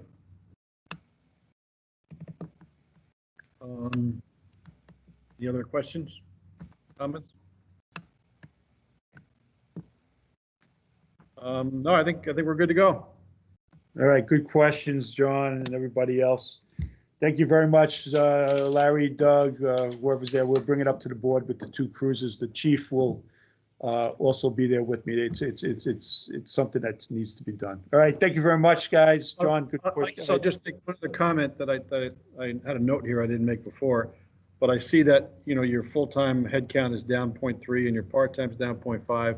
So you know, applaud you for managing the resources well. Yeah, and that was part of that reconciliation I told you all the other day. I don't know if we have public people on here or not. We have anybody who's public who has been listening in. This is a good opportunity before lunch. If you have any comments or questions you'd like to make, please do. This is Josh. I believe it's just press and no public. Okay. Just press. Okay. Which Okay. press? I say very that good. as a former member. Ha. Okay, very good. So it's Okay, so 12:22. And we only have one other thing left on the agenda today, and that's, I think, John and Steve. That's it, right? No, we've got other capital expenditures and things. So, what do we have? We got just that. Yeah, so all we got left, right, is Steve Phillips. It's just the replacement in the new capital. I'm gonna have Steve take you through it. We already did the Public Works piece, but anything that's on there is really basically my team or my department's already vetted all that. So I think we can easily have Steve go through it as he tied it all up this afternoon, all right? And then the Bainbridge project will be tomorrow, along with aquatics, and racket sports will be tomorrow. So Steve will just tie together all the reserves this afternoon, right after lunch. Shouldn't take long. And then what we have for tomorrow is, and very important, is aquatics, racket sports, and the Bainbridge project. And then you will have had everything and anything. All right. So Alrighty? All right, so what time is it now? It's 12:23. Dick, what time do you want to reconvene? It's fine with me. Let's pick up 1 o'clock even. 1 o'clock even. Okay, Steve and I will be here. And it should be straightforward because basically everything on there you've already heard. Okay? Okay. All right, thank you all, Chief. Thank you. Thank you, Chief. Thank you, Lieutenant. Thank you, guys. Thank you. Thank you, everybody.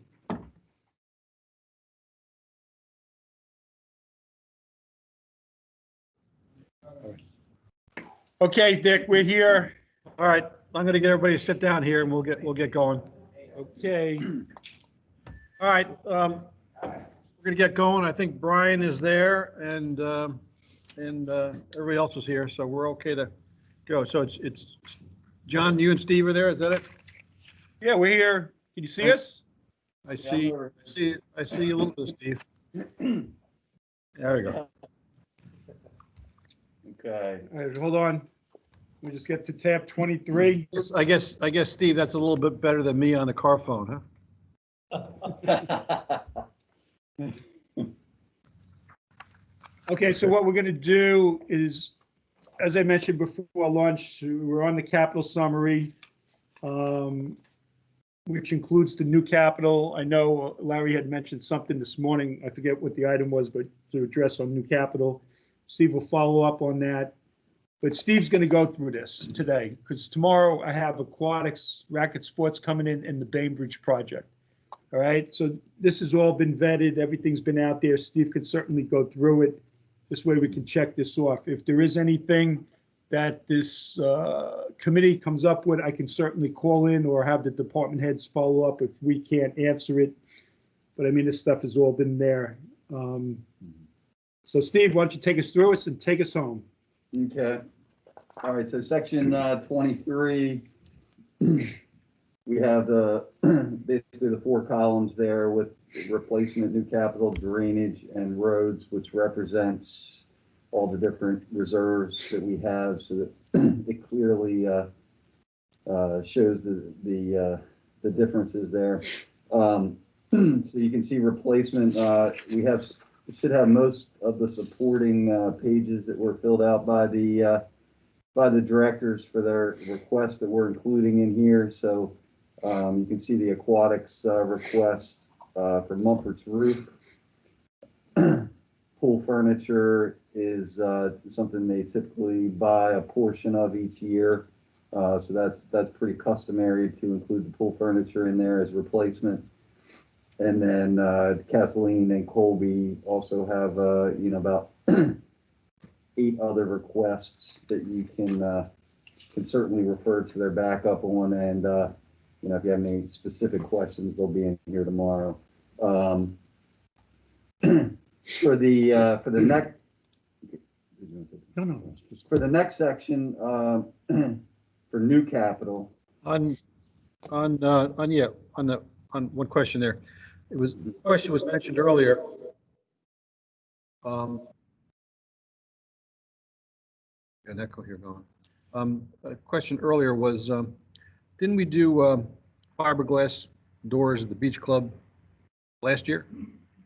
That was a sports court pool. Okay. I think we can check tomorrow when they're in, but that was, I'm pretty sure we replaced the doors at the sports court pool from that. A question raised by somebody this morning. Yeah, Steve's gonna double check it, but I know we checked the doors. I think that Doug's raising his hand, but I know we did the doors at the sports court pool. All right, Doug. Yeah, the reference number column, what's that in? Is that where it is on the reserve study list, or is that referencing something else? Yeah, exactly, Doug. It's some of the majority of them we have references to, the replacements that are on the reserve study, correct? So would it be safe to say that if it doesn't have a reference number, it's not included in the reserve study? Well, I mean, I could see the new capital ones not having it, but yeah, I didn't obtain them for golf, so no, I wouldn't say that's a safe assumption. I can probably locate those other ones as well, but the ones that we have there was the ones that were documented specifically by the directors. But I can answer the golf. We have all those items that are on there for golf. We do have them. okay. Larry? So would Yeah, they- what is this cat controller? Lisa? What's the cat controller? So if I go back into the page here, cat controller, we replace these at the pool, each pool every 5 years, requiring 1 per year. Any technical questions? Yeah, what is it? We just got these last week or whatever. There's something to do with the chlorine. They'll be here in the morning, but I want to wrap up the schedule. Okay.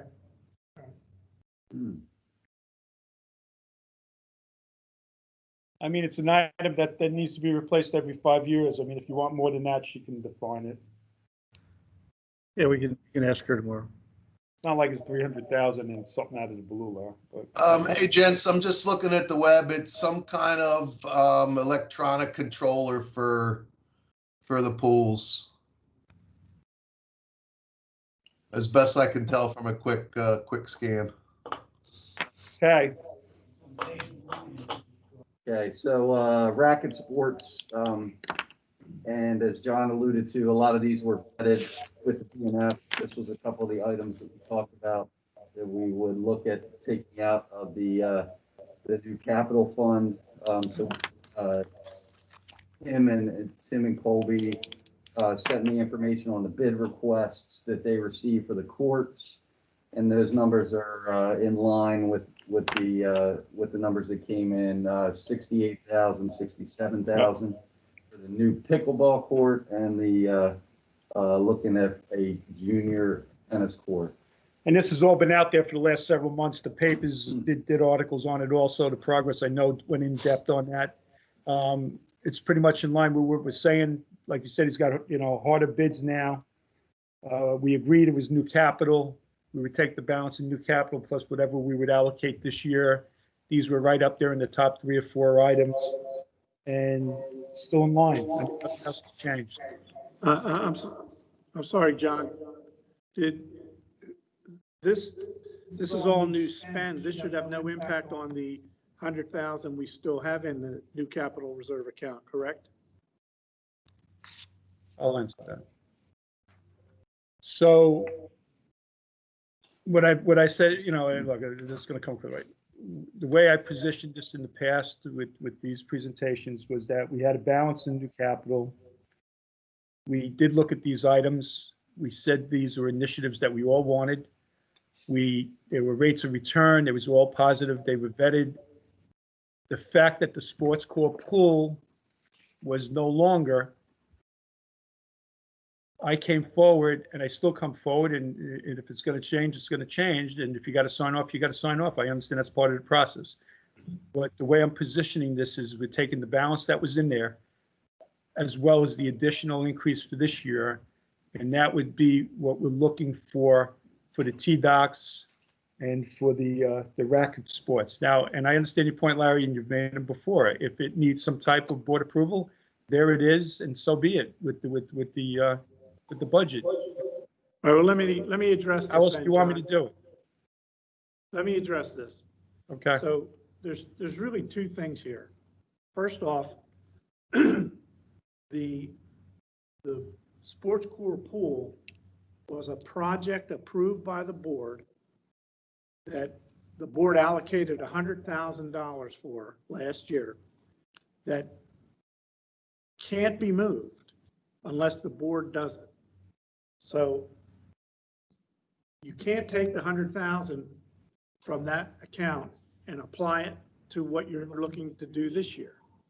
Now, the second point is, if these spends that you're talking about doing this year, these really don't qualify for the new capital reserve account. They are new capital spends you're going to make this year. So there's no need for that. If you're saying these are just new capital spends that you want approved, that's fine. But it has nothing to do with the new capital reserve account. The purpose of that reserve account is to look at projects that the board feels we would like to accomplish that are multi-year, that not this year, but for multi-year. And that's why I brought up the body cams for the police department. If we're thinking in 2 or 3 years, we're going to need $100,000 for body cams, then we should start planning now in the new capital and start putting money away in the new capital reserve. These expenses that you're talking about, they are new capital, but they don't have to be in the new capital reserve account. Now, when I go back and look at your reserve projections for this year or for next year, you're taking $100,000 out of that reserve account, and you can't do that. So what I'm telling you is that I don't have a problem with these new capital projects. I think they're great, and I would support those, but they have nothing to do with the new capital reserve account. That account was not established to deal with stuff that we're dealing with on a year-to-year basis. It's, it's basically a savings account. Okay, so I hear you. So let me do this. VNF, Larry, The new capital spends that I'm looking for the board to approve. Okay, so I wrote down exactly what you told me to say. All right, so that's what I want. As far as the way I position it, I'll change it. That's the way I felt it should be. I understand I don't have the authority.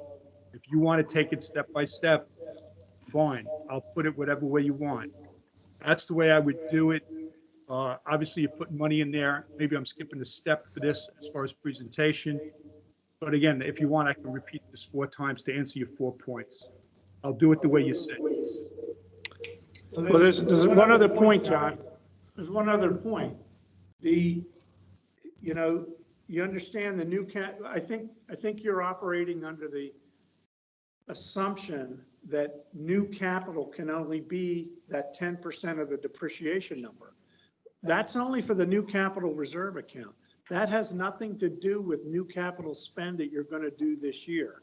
So, if you came forward to the board and said, I want to spend $3 million, for something, for Marty's parking garage, and you want to spend it this year, that has no impact on the new capital reserve account. That would be a decision that the board would have to make for this year. We wanted to spend $3 million and then base the assessment on that.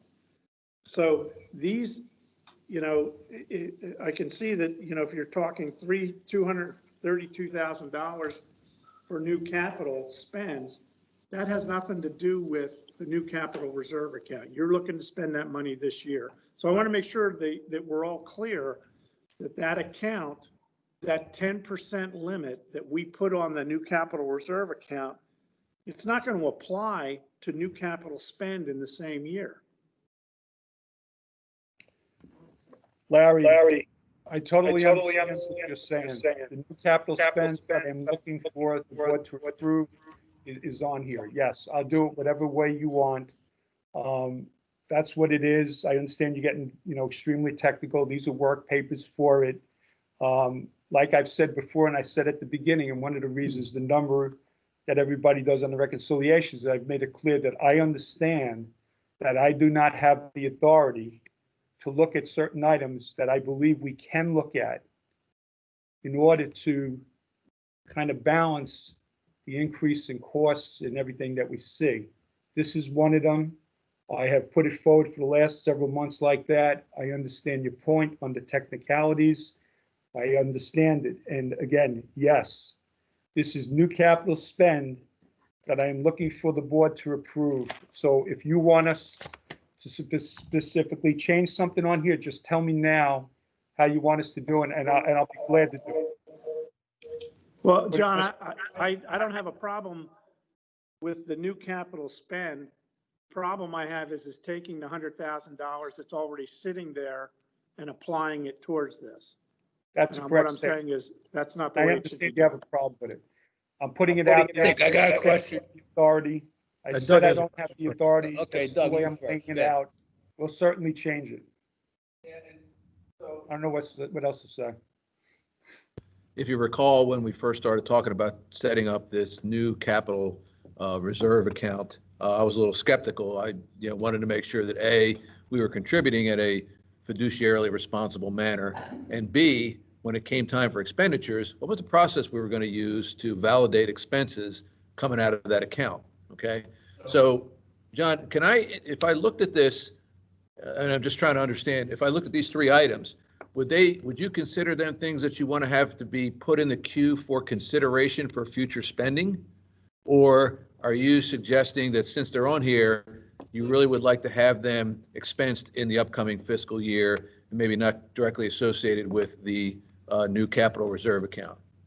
I'm going to try to make sure I understand if there's a differentiation there. Yeah, I can answer that. That's fine. So these are new expenses, new capital, which I've been clear on and everybody's been clear on for months, that is very attainable and very doable in the coming year, this proposed budget that we're looking at.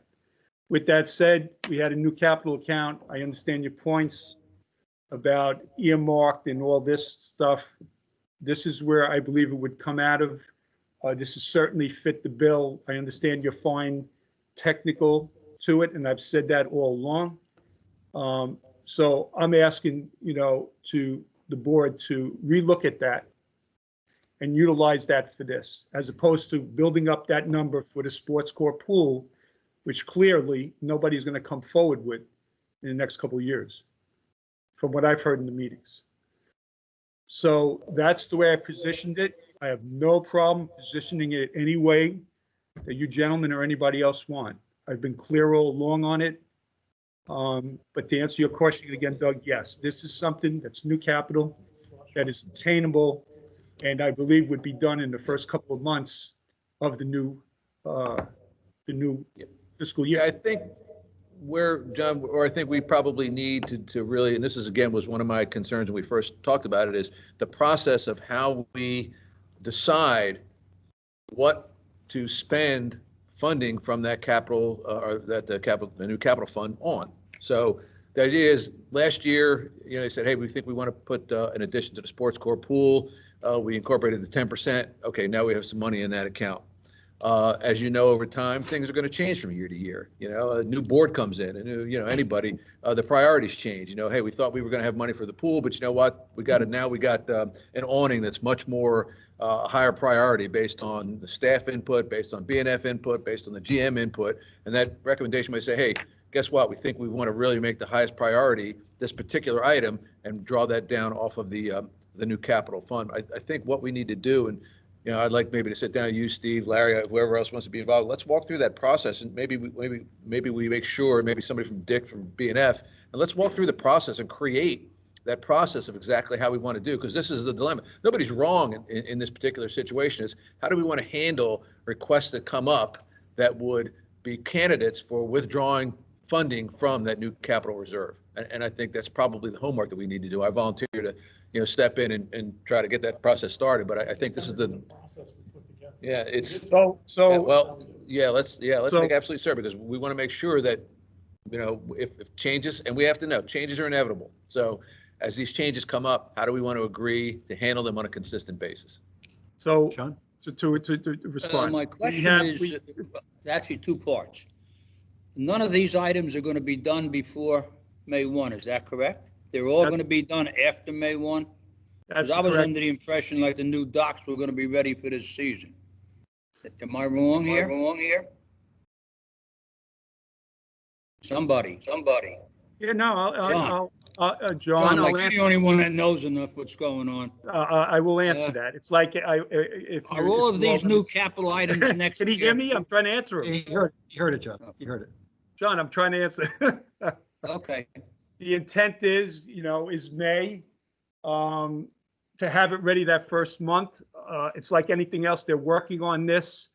I'm glad you're saying that, because what I was going to say to Doug and to Larry is, we're on top of this. We're going to hit the ground running with it. We want to get it in as soon as possible, as soon as we can. On the docks, we're working with the same contractor who does a lot of our bulkheads. So we were told it wouldn't take a long time. I was figuring May. We could try to see if it's earlier, if we get the approval. That's fine. But, as it is right now, it sounds like it's going to be a whole process. And I get it, Doug and Larry, I get it. All I'm saying is, and this is almost piggybacking maybe what, almost what John's saying, is this. You do whatever you need to do. Let's just not hold this thing up. That you're going to have meetings upon and do all this. And I understand you got to do it, but then let's do it so that I can present this thing in a form that's acceptable to the board, which I have no problem with. But, so you got this money laying there, and I understand that, and they've been saying it. But for somehow, and I hope I don't step over, is somehow you like saying, hey, this isn't exactly, well, then change it. And let's do it. I've been putting this out there for months. Do it. Set up your meetings. We'll be there. I'll have the people there, or I'll be there. And let's do it, because we want to hit the ground running, like John said, for the season. So if you have these technicalities, which I don't have a problem with, Larry, and you could tell me 5 more times, and I get it, yes. I got it out there. I'm trying to get your attention. Do whatever you need to do. Almost to tie into John's segue of his question, we want to get it done for the season. So whatever it takes, I'll be there. All I ask is that let's not drag it on. How's that? John, is That's that fine. I'm not finished. I'm not finished here. I got more. right? All right, so I mean, what you're saying is that none of these will be done this year. It'll be done after May 1. If that's the case, it belongs where it is. My second point is my understanding of new capital was to have it available and to fund it so that each year that new capital items come up, they don't get disregarded because someone doesn't want to raise the assessment, but that we would take it out of this new capital fund that was going to grow each year. Thank So you, John. all of these items have got to come out of the new capital fund, or you're not going to do them at all. Thank you, John. Okay? John? Thank you. So Dick, I just wanted to add on to John. Well That was said. my understanding too, was that I didn't necessarily understand it as being tied to the future. I thought it could be used in the current year. And I think even last year, I think it was $167,000, where we had $100,000 put aside sports corp pool, but I think we spent $67,000 on other things, which were current year things. So I was under the impression it could be used for current year kind of expenditure. I can speak to that. Yeah, I think I can speak to that. When we discussed this, the idea was to not have the operations budget get a big hit when there were $232,000 worth of capital items that were being requested.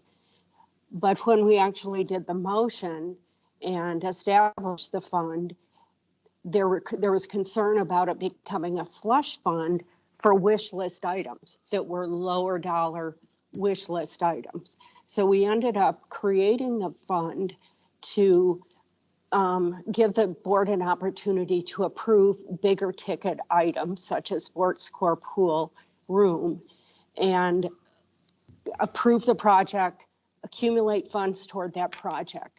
These littler things kind of got lost in the shuffle of the conceptualization of how we actually put that fund together. So I agree with Doug. We need to go back to the drawing board and look at our process for, what was our original intent? What do we want to achieve by having this fund? And what is the process we need to put in place to make sure that these smaller projects that when you lump them together, create a pretty big number in an individual year that may discourage us from doing the projects because it would require raising the assessment. So I think the board has some work to do on this. That doesn't help John for this year because the board takes forever to do things.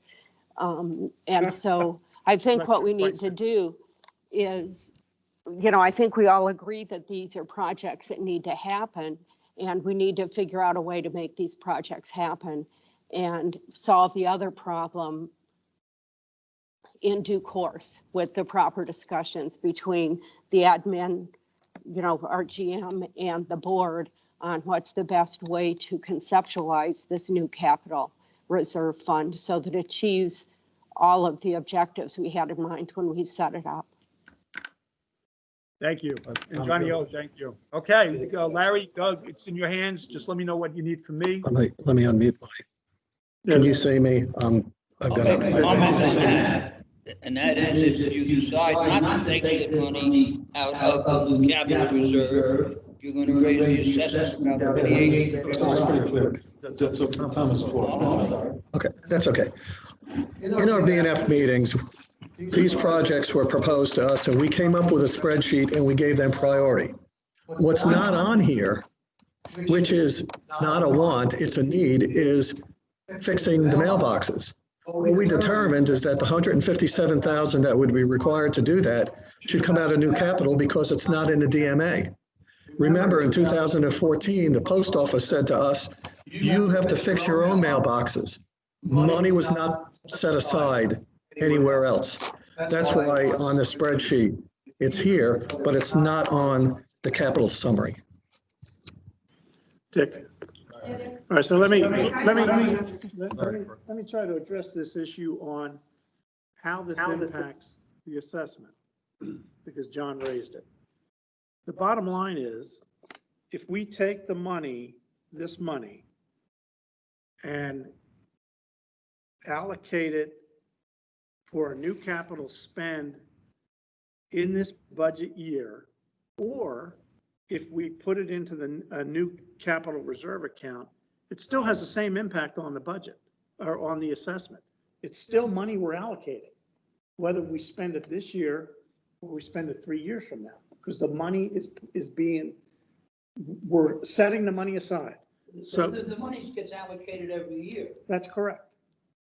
If you did nothing, you get money allocated every year. That's correct. So these particular projects either come out of that, or you add them, No, sir. or you don't do them. If you go back and look at the process and procedures we established for the new capital reserve account, it is project-based. It is not fund-based. So what you're saying, John, is basically the same complaint that we got when we put this account put it in place. We didn't want to put a reserve account out there where we were just dumping money into every year, and then depending on what we wanted to spend, it would be spent the following year. That's not the purpose of this account. It is a project-based account, which goes right along with the sports core room. A presentation was made, a case was made that if we invested, I think the number was at about 300,000, the return on investment would be such and such. We didn't want to go ahead and put $300,000 and build the room. The process is, okay, we put 100,000 aside. The idea being we would put 100,000 aside, or whatever number we decide to get to that number. And that money is in the reserve account. John is supposed to be keeping a spreadsheet, and which is not reflected on here as to what projects have been approved in the new capital reserve account and what the balance is.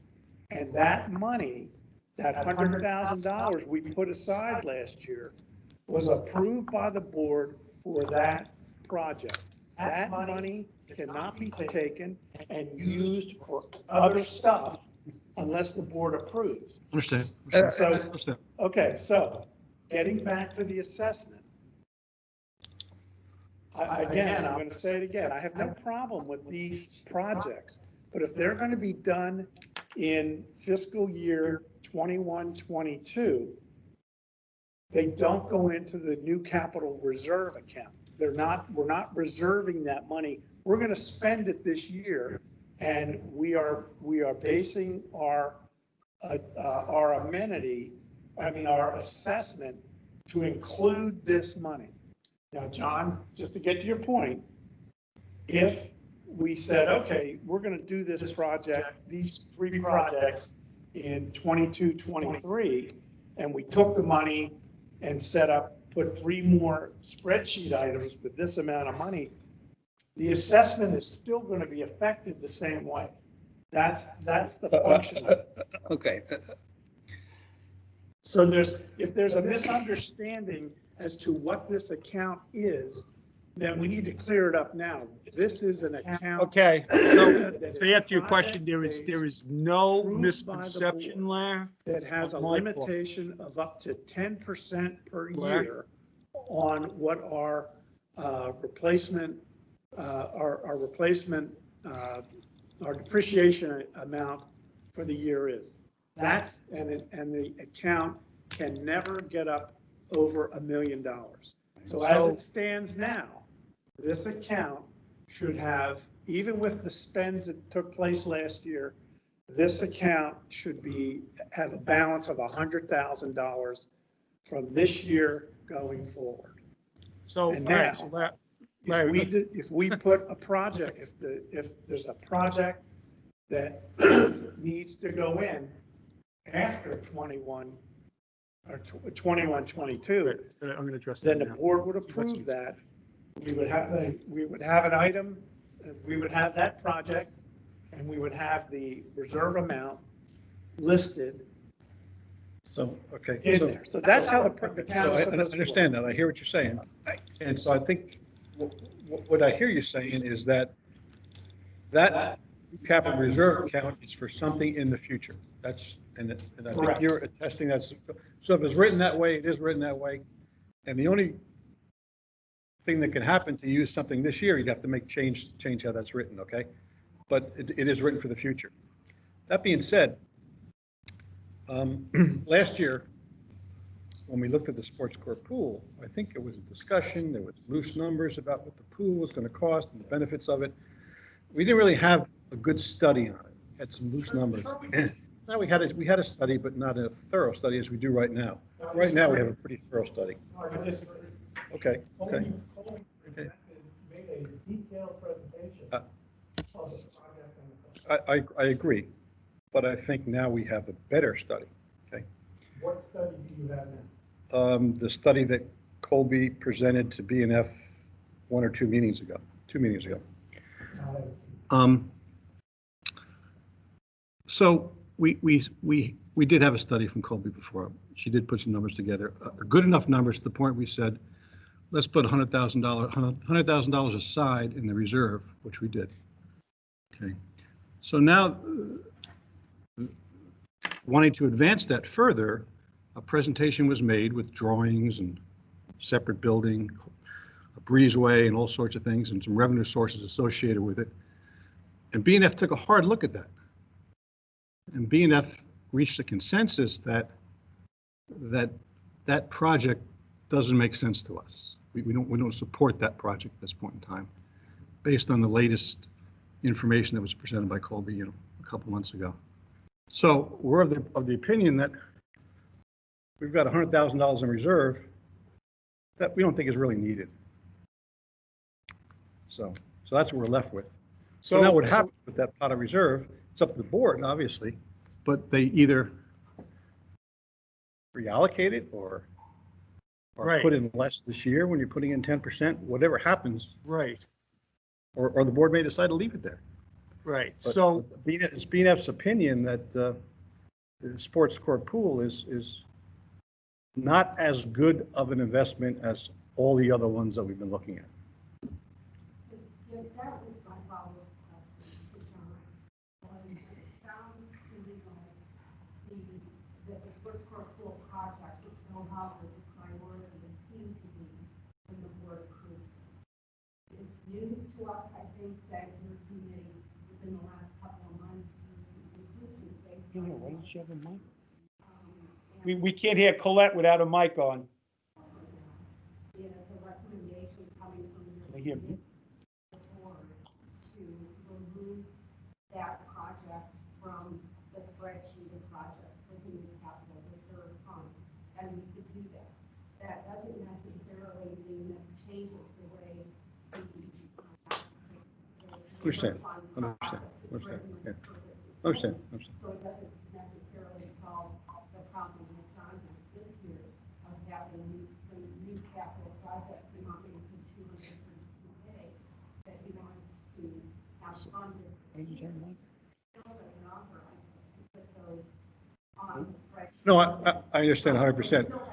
I just felt that it was a good time to interject what BNF had seen, that Larry obviously haven't seen that. And we did look at that and vet that, and we reached an opinion, a consensus opinion, that particular investment was something that we saw so many other investments ahead of that, and we chose to. And we actually made the recommendation in our minutes that the 100K be reallocated.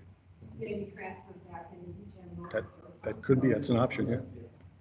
I mean, there are any number of I think the procedure says to leave it there has to be identified with the project, so I don't think you can just leave it there empty.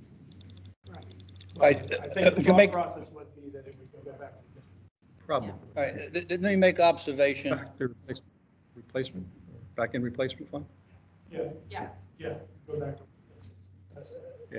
Can I make observation here, going back to new projects that kept getting pushed off because they would have a direct impact on the assessment, which is part of the reason why that account got started. You're either going to take this $232,000 out of the new capital reserve, or you're going to raise the assessment about $30 for them. That's your option, or not do them. But if you're going to do them in 2021 and you're not going to take it out of the new capital, you're raising the assessment $30. And I don't know what impact the mailboxes would have if you did that, if you added that to it too. But that seems like a higher priority than the quote unquote dock expansion. Enough. So that comes all into our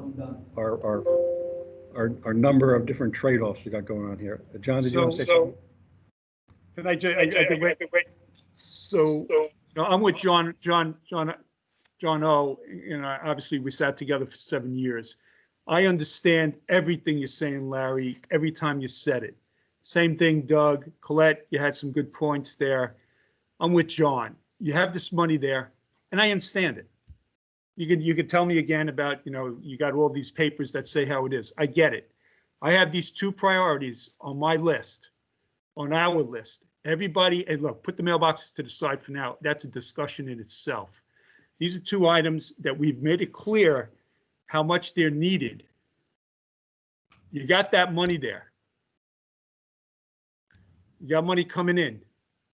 It's for new capital. John is spot on that if we don't do it, nobody's going to raise this or that. You got the money there. I understand. You can tell me 10 more times. Why not use it? Again, I said from the very beginning, because I knew this was going to happen, I don't have the authority for this stuff, but I'm laying it out there. I laid out the favorability. I laid out the roads on where we're at. I'm laying out that I'm giving all options. You don't want to take it, don't take it. I'm putting it there. Or you want to tell me how to present this, present it. The bottom line is this: I'm getting stuff done. You want to do your red tape? I don't want to say that, do it. But if that's the case and it needs to change, if you truly want this as a board, then do what John's telling you when I'm telling you that needs to be done. Don't tell me why I can't do it. If this is something that everybody wants, let's all get in line and make it happen for the best way and the best way for the assessment, as opposed to putting money there that we're not going to use. And then you turn around and you tell them, you know, you mentioned slush funds. Let's use it. If everybody told me these T-Docks and these racket sports, we didn't want it, which I've never heard, then I get it. There it is. That's how I'm presenting it.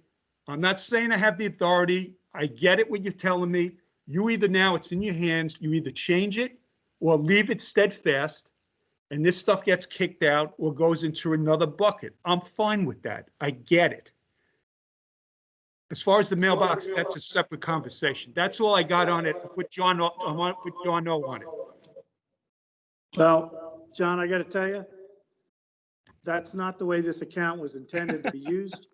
And the way you're talking about using it is exactly what several board members were concerned about, that this would be used as a slush fund. And it's, I got to tell you, this is not the way to go. Then don't I approve it, understand that Larry. these projects are, we want to get these projects done, but this was not the intent of the new capital reserve account. Larry, and again, I'm bending. I'm trying to understand everything. I'm not sure if you are. I understand what you're saying. If you're going to call the T-Docks and the racket sports a slush fund, do it yourself. Don't include me with that. If you're John, saying no to me, hold on. John, Let me finish. I'm starting to get a little out of listen to control you. on this. I'm out of control? Okay, then I stop. Okay, look, BNF board, this is it. We'll take it out. You tell me how to do it or what to do it or approve it. There's nothing else I can do on this. John O'Connor, I'm with you. Based upon what Larry just said, I'm shutting down because I have to. I'll leave it up to BNF. John, I got trust in you, buddy. I want to see that. I want to see that police station. John, I want to see that police station. Come on down, I'll take you for a tour. Well, All right, next item, Steve. I'll see you after the meeting. we got a bunch of hands. Okay. Go ahead, Doug. So, this is somewhat of a dilemma, and again, let me reiterate, nobody's wrong here. It's just, it's kind of a perception. From a technical perspective, I think one of the things we should probably just take it upon ourselves is to agree that, if, for example, when the B&F committee reprioritize things, then, that's a recommendation to the board, which is exactly what a board advisory committee is supposed to be doing. And so if we're going to change what was previously earmarked for something else to a different, a different asset or different purchase request, then clearly it's got to come before the board as a motion, to not have the original funds that were retained for this particular purpose to no longer be retained for that purpose and actually used for another purpose. So we just want to make sure we follow through on that. But at the same time, here's my personal dilemma, is that I see what John's saying. In other words, if we've got the money in there, we should use it because we have an immediate priority. And if you notice what I said a little while ago, change is inevitable. What was a priority 9 months ago is no longer a priority now, all right? And it's changed. So I understand that aspect of it and would be open to being somewhat flexible. But at the same time, we are creating the exact same scenario that we've been trying to deal with for the past couple of years, and that is long-term multi-year projects will never get approved. Okay, they'll never get approved. Whether you have money in a new capital reserve or you just don't want to increase the operational budget in that current fiscal year because of the effect on the assessment. So in essence, by doing this, we're sort of negating any perceived benefit that we would have from the new capital reserve. It's a little bit of a dilemma. I certainly believe we can get through it, and I think there's a practical way to do it, but I don't want to lose sight of the fact that I'm convinced that if we don't continually manage it, it's going to turn into the same situation where multi-year projects will never get approved because we'll most likely find a way in a very small, and people will gravitate to that. Well, you know what? I can do nothing, not address this issue, and wait to put another $100,000 in the account and get something next year, or I can address an immediate problem for 50 grand.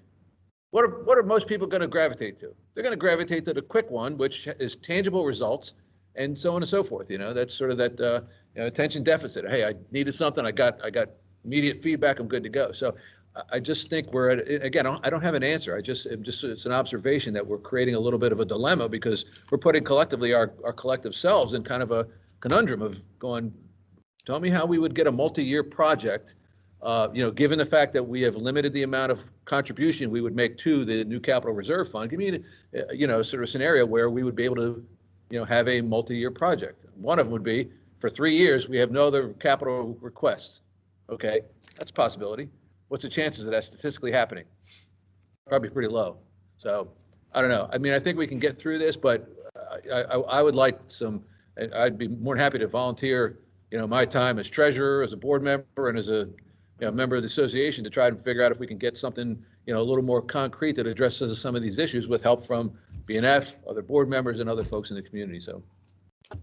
Yeah, I have one more question, and I don't think John O'Connor's question was answered. Are you looking to get these projects done now, before May 1st?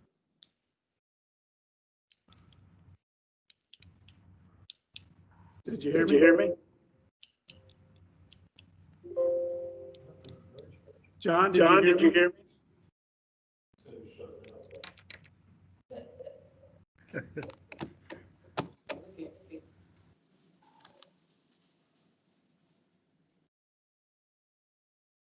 So, can you guys hear me? Yes. Larry, I gotta be honest with you. I got nothing else to say. You basically defined where I was coming from and explained it. It's in the hands of the board. This is something I want to do. When I say I believe everybody wants to do. I've been bringing it forward for months. Whichever way it needs to happen. I'm trying to do the best way for the assessment. I understand your points, and I'm asking you to adjust to this. If not, that's fine. There's nothing else I can say. if you're saying that I can get this done, if I try to get it done before a date on a calendar, May 1st, we can certainly go back and check that. We can go that route. That's fine. But John, I'm asking you, what do you want to do? I'm not, this has I've been nothing telling to do you, with the well, I'm gonna, assessment. what do I want to do? Yeah, when do you want to do the I've project? been addressing this for 3 months. We want to do the T-docks. We want to do the racket courts. We've been working on them. Now you're saying to me, can you get it done by a specific date? Well, I got to check. As you know, we've been getting emails the last week on the information, on the dollar amounts, and we'll find that out. If you're saying to me, hey, John, you can do this way, if you do it before May 1st, I'll get back to you within a week or within 4 or 5 days with those dates. Well, you're still not answering my question. The question is. Then what is your question? My question is, do you think, or do you want to get this done before April 31st? If you do, then it doesn't need to be in this budget. If you're thinking you're going to do this and the spend is going to be after May 1st, then it needs to be in this budget. So you just need to tell us what you want. I don't care which way you when go. I filled it out. I said May 1st, it's in the budget. Larry, if you think I don't understand what you just said, then that's a different issue. We have it in there for the next budget. Okay, then that's the If answer. you're then. telling me, which if you listen to what I said, when I responded to you, and I responded to John O'Connor, if that will help you to decide on this, if you want me to do it before May 1st, I'll go back and make sure I can get those dates. So I did answer you, sir. Right now, I came forward with this for the budget of 2022, trying to get it done at the beginning of May, because I'll get the approval. We're working on it, and that's where I was. We want to get this thing done into 2022 at the very beginning of 2022. That answered it. To answer John's question or yours, if for some reason you're telling me if I can do it before then, it's a different story with your new capital account, and that makes it easier, well, then I'll certainly go back and I'll get those dates and try to, but I have to go back and see. I think I can. But, you know, if you're sitting here on 1,000 items, you know, you're all sitting, well, what about this? I answered your question. Brian? Yes, thank you. From my perspective, these things that John V went over with us past couple months were going to be funded as new capital projects for next fiscal year. There was no intention to have it be money going into the new capital reserve account. It was projects that we were going to tackle in the new fiscal year. My opinion on the capital reserve account is my understanding of the new capital reserve account was the way Larry explained it. We came up with a project. We want to fund it over a couple years. As far as what we decided to do with the sports core expansion in our budget and finance meetings, I thought we were only deprioritizing the sports core edition for this year. Not that we were saying we want it canceled outright. We just weren't going to put any money into it this second year, but you know, it was still going to be considered for the upcoming years. But back to these new projects, I thought our understanding was that it was new capital spending, not money going to the new capital reserve. So that's where my perspective lies. So, okay, that's fine. BNF, make your recommendation. This is where I put it. I said at the beginning, I don't have authority for a lot of things that need to happen on this. Maybe they won't happen. If you all don't want it here,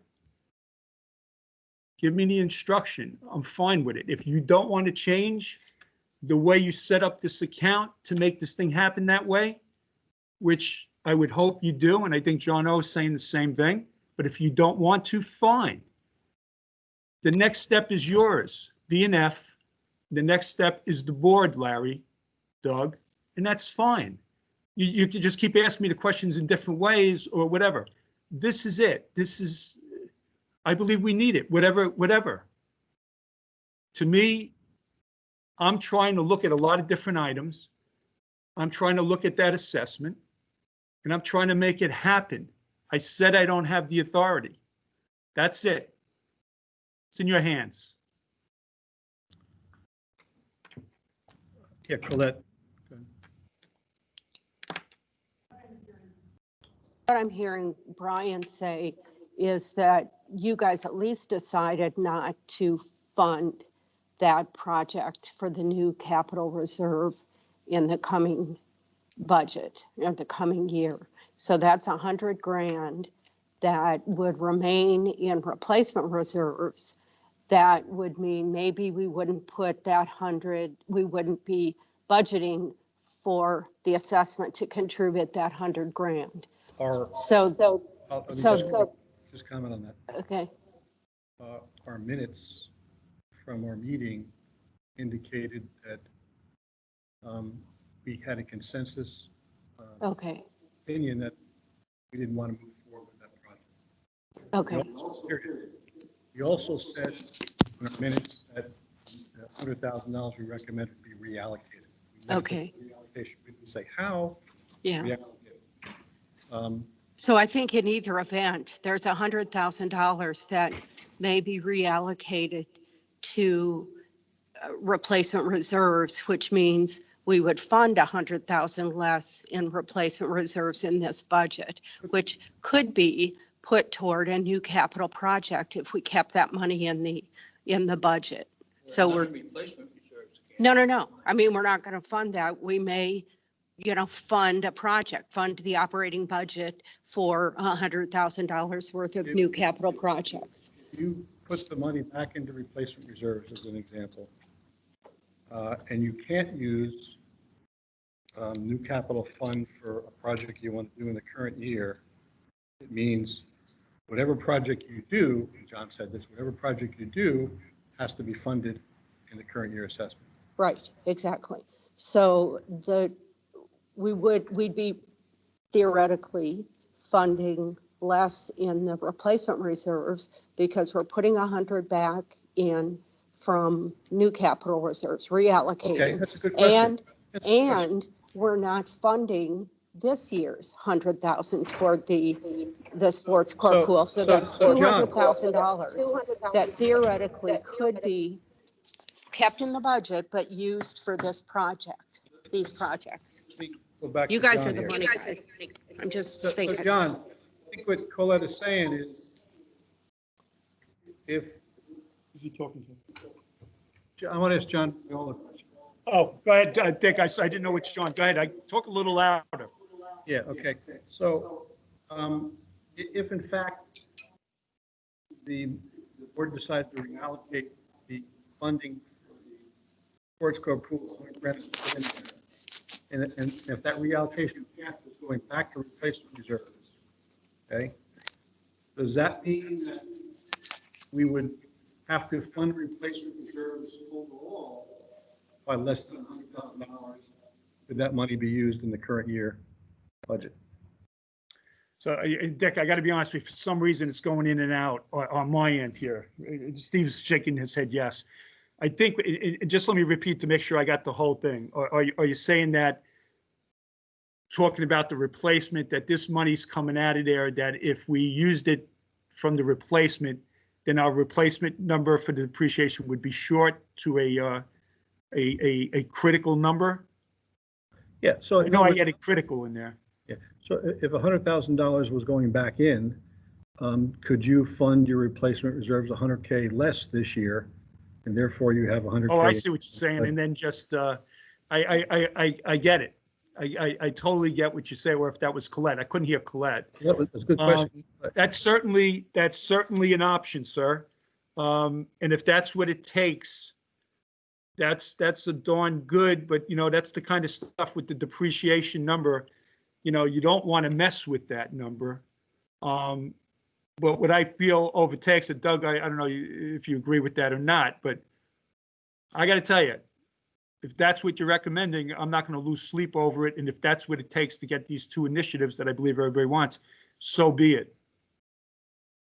Dick, Did I got a answer the comment. question? Okay, Jim. For starters, we have 167,000 in new capital. We're going to add 180,000 to it in the proposed budget. That's $22 a household. We have reduced the replacement reserve by $11 to just $200 each.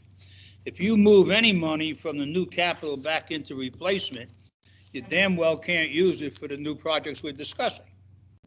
Can't come out of replacement. So you either take it out of the new capital or you add $28 to the, $30 to the assessment. Right. But And Dick, maybe moving something back into replacement doesn't make any sense at all. Right, and I apologize. Going all the way back to what started this, was having money for new capital and putting money aside for any new capital the board may want in the future. Not Right. any capital, John. I just got to say something. I apologize, Dick. Project I didn't understand that's what you were saying. Project-based. Project only, specific. Specific projects. not Okay, necessarily any- okay, fine. All right, and it's whatever project the board determines it's going to be in the That's future? correct. In the future. That's correct. So the board can make a decision at its next meeting to spend this, all the money we talked about for new capital, it's in that John put in the budget. Just like that, you can do it. Absolutely.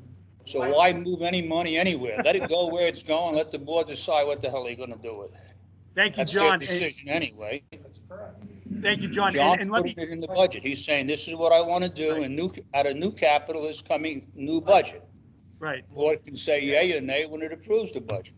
right. Whatever the hell And it John, wants to do. John, help me out. Don't move any Dick, money listen, back I- into replacement out of the new capital, because you'll never get anything new. Well, right, and Dick, otherwise, no, can't even talk. you almost have to, John.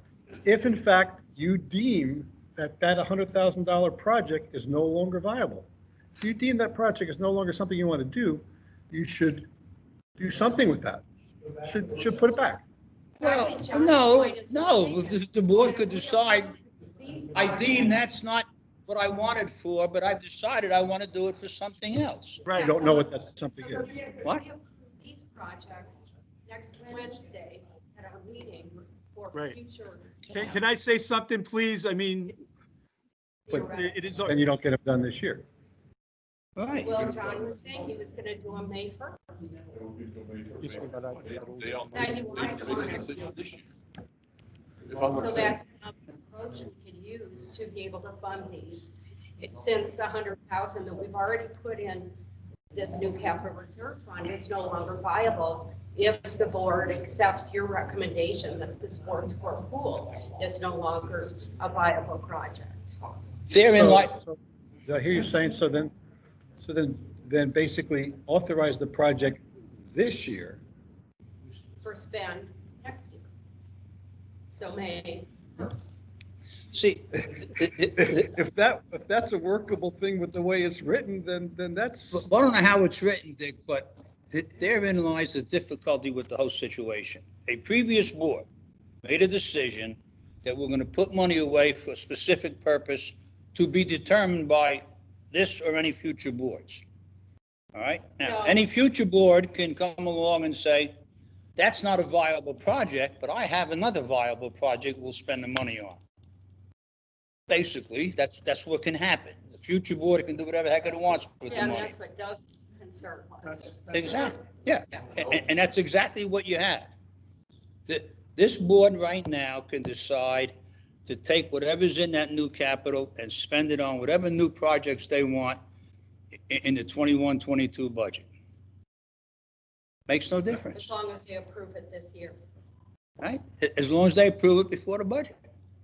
And if they decide they want to do those new capital items, but they don't want to take it out of new capital, then you've got to raise the assessment $30. That's correct. Or take it from someplace else. So It's that simple. There's no problem. I think that's, it sounds like what you're saying is with the way we have things written and presented today, that would be an acceptable way to handle some of our needs here with the $100,000 that we have Yeah, available to use. it's more than Yeah, that's 100. convoluted. You're actually putting in 180, and there's 100 and some odd in there already. That's not let's not say that that is an acceptable way, because that's not what this account was going to help.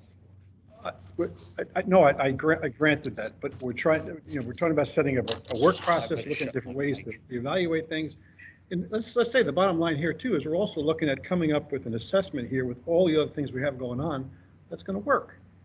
And if this helps that, and it's reasonable, prudent way to capture it, it's not a bad idea. And I guess that's where we part ways there, because that goes against the philosophy of what we are trying to accomplish here. We are. But you have the authority as a board to make a change that $100,000 and use it differently. That's absolutely right. The board does have that authority to do it. But the whole reason for establishing this account is so that situations like exactly what we're talking about here don't happen. If the money is put aside and then we spend it for whatever we want. Now, granted, that can happen. But that's not what we were intending. I understand. But Larry, the other thing that he had in mind when we were establishing this account was to not have big hits on the assessment for new capital projects. Correct. And as we can see, there are less expensive new capital projects that are critical importance that add up to a big dollar number. Right. So, And so, we, this is that situation. So, It goes- okay, so, let me- all right, So then let's address that, so that if the board's position is that, okay, our depreciation for this year is about 107, the 10%, it's about 1.7 million that we're looking at depreciation.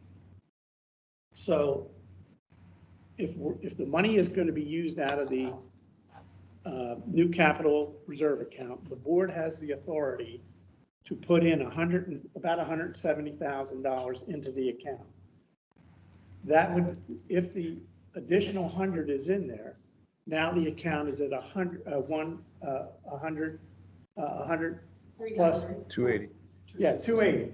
So at that point, the math that I see that what John is trying to do is spend the 232 out of that account, thereby not having an impact on the assessment. However, of that 232, portion of that is coming out of the 100 that's already sitting there. So either we authorize the 170,000 and whatever John spends up to 170,000 on these 4 projects come out of new capital reserve account.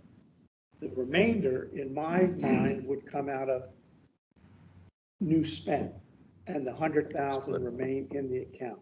That's how I would But say. if the board accepts the recommendation when we have that sports core pool addition is not really ever going to be a priority, why would we keep that 100,000 as linked to that project in that account? Yeah, I agree with you, but we're at a point where no one has come to the board at this point to say that. Right. So, okay. But they could. And the board could say, yeah, we don't want to do that room. I'm not so concerned about, don't get me wrong, I'm not so concerned about the sports core room. My concern is that this account does not turn in, the new capital reserve account does not turn into exactly what we didn't want it to be. The whole purpose was to basically be a savings account, to save for projects. And we knew all along that if we decided to eliminate a project, then we decided to do that. And then how we deal with it is. Yeah, Larry, I get that, but the problem that we have with our government structure is that our board changes substantial composition each year. Yeah. And so a savings account for a specific project, as Doug has pointed out repeatedly, is probably not a great plan for our governing structure. If we had a different governing structure, that'd be another matter. But I think, and that's not your problem, I think the board needs to recognize the problem that came up this year, recognize the concerns that we have, and rethink that fund and how that fund is used. And I think what you're recommending, Larry, is an appropriate recommendation, that if the board approves these $232,000 worth of projects in this fiscal year, then we could fund these in this coming budget out of the 167 that's going to go in there. That's not exactly what we have in mind, but I think, or exactly the way it's written, but I think it technically will be appropriate. I don't disagree with anything you're saying. This account was established last year. If this account, we're the first board having to deal with this. We're the ones setting the precedent on it. We're either going to show the discipline that we need to show to manage this account properly, or we're not. And if we're not going to manage it properly, then we ought to just do away with the account. The point is, the account was set up to save for future projects. This board, or future boards, and we talked about this when we set it up, has to have the discipline to do the right thing, as opposed to doing what John's saying, just take the money and spend it and bring it out of. Yeah, but Larry, I think this board also has to have the discipline. But it does, but I take exception to that. Decisions that we've made in light of real-time circumstances. I agree. And So- I think that's where we are right now. So what we're, This year, we didn't decide them, the management might have recommended them, but Elaine, I'm sorry, I don't have to speak. The manager might have recommended these new projects, but it's for the board to decide. Always is every year. Okay, so you could decide that you don't want to spend $70 on a green, or whatever the other 60 are for. Or you want to spend the $70,000 on the mailboxes because they're worse shape. I don't know. But the point is, it's always up to the board to decide, no matter what the intention was of the GM. board when it created the fund.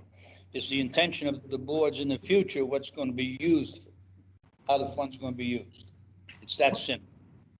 so clearly this is a, sort of a tangible example of what we had theoretically talked about last year. This is year one of the practical application of the decision that we made last year. Okay, now we put it in concept. Now we're at tangible use of that concept. So now we're finding where the conundrum lies, where, we had money earmarked for one purpose. That purpose has now changed in priority, maybe even being eliminated, hasn't been determined yet. And how do we handle other requests that were quote unquote in the queue? From a process perspective, and everybody knows me, knows I like process. First of all, we have to agree that we're going to take the recommendation from the Budget and Finance Committee regarding the reprioritization or deprioritization of the sports core pool. That's got to happen first and foremost, okay? Because if we turn that down, then it's a moot point, all right? That means we as a board, exercising the right discipline and oversight, saying, you know what, we're sticking to our guns because we did say last year that we're going to earmark this money for this purpose, okay? So then we have a conundrum where we're not going to have enough money to go through and spend these other requests, okay, that come up, okay? And I'm a firm supporter of saying these should be, in the queue of things to be requested as capital expenses. Yeah, they need to be project-based, absolutely. They can't just be a whim, there's got to be some, analysis done, like, a project plan, or, a scope and a conduct of, finances and a return and so on and so forth, and benefit analysis. So, but I really think that where we sit right now, this is a great example of saying, if we decide the latter of saying, you know what, we are going to take the recommendation of the Budget and Finance Committee, we are going to go back on our original intent of earmarking the money for this particular purpose, and saying that based on the advice from an advisory committee, we are no longer going to have that as a priority, then that money becomes available as a general pool of funds to be used for future capital purchases, right? And at that point, we can look and say, we're going to have the 167 plus the 180, so we're going to have, a little over 300K in there. Question is, do we want to spend that in this upcoming fiscal year? Well, we've got a request from our operations environment to say, here are 3 items that I can justify will be beneficial to the organization, within the funding structure that we have, and will not have an effect, direct effect on the assessment. So those are the evaluation criteria that I would look at and say, okay, but again, it's all predicated on us as a board agreeing that we're going to take the advice from the Budget and Finance Committee and deprioritize. I would also, as a professional courtesy, go back to the operations group and say, we've been advised by the Budget and Finance Committee to reprioritize the anticipated spend on, in this case, the sports core pool. How does that, John, how does that affect you and your operation? Does it change anything drastically? Is it going to throw things in before we make that decision? So I think that's all part of it. But, to Larry's point too, is that, and they've said it a couple of times, I was very reluctant about this whole thing in the first place, because I kind of felt like we were going to, at what point when we start to disperse money, what's the control mechanism?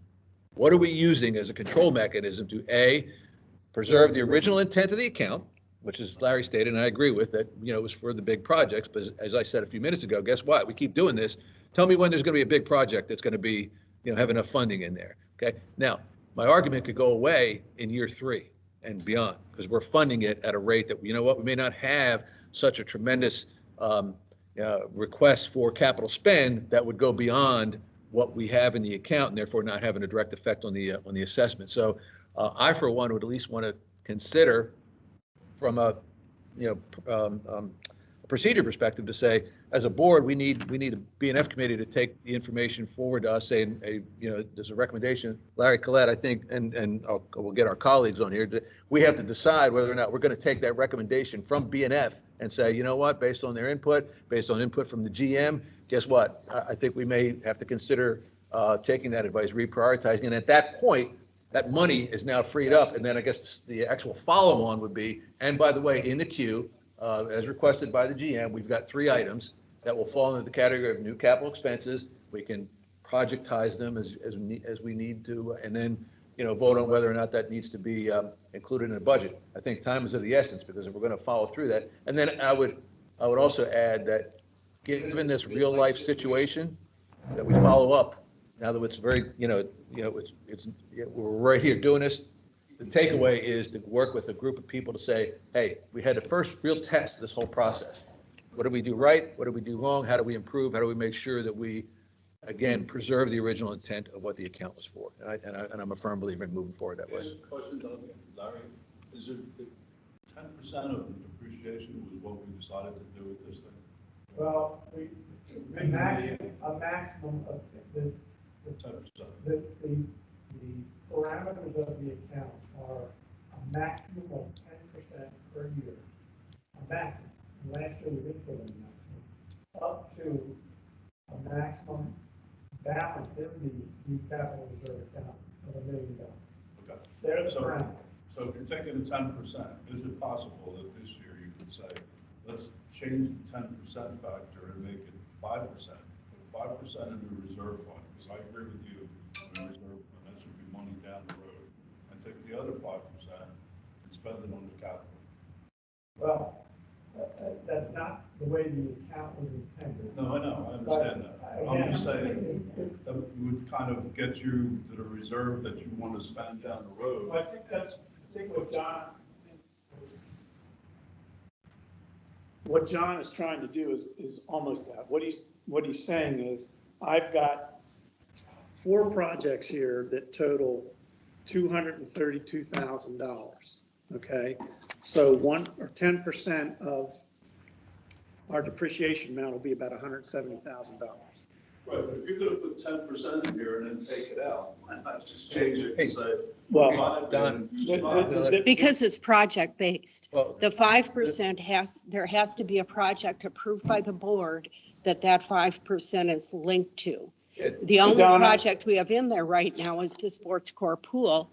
B&F is saying they're going to recommend that we deprioritize that, but we have 4 projects that are priority that the board would need to approve, and then we could keep that 100 in there linked to these new projects, plus add some more funds linked to the new project. Yeah, Don, there's one other issue, one other point here that you need to understand.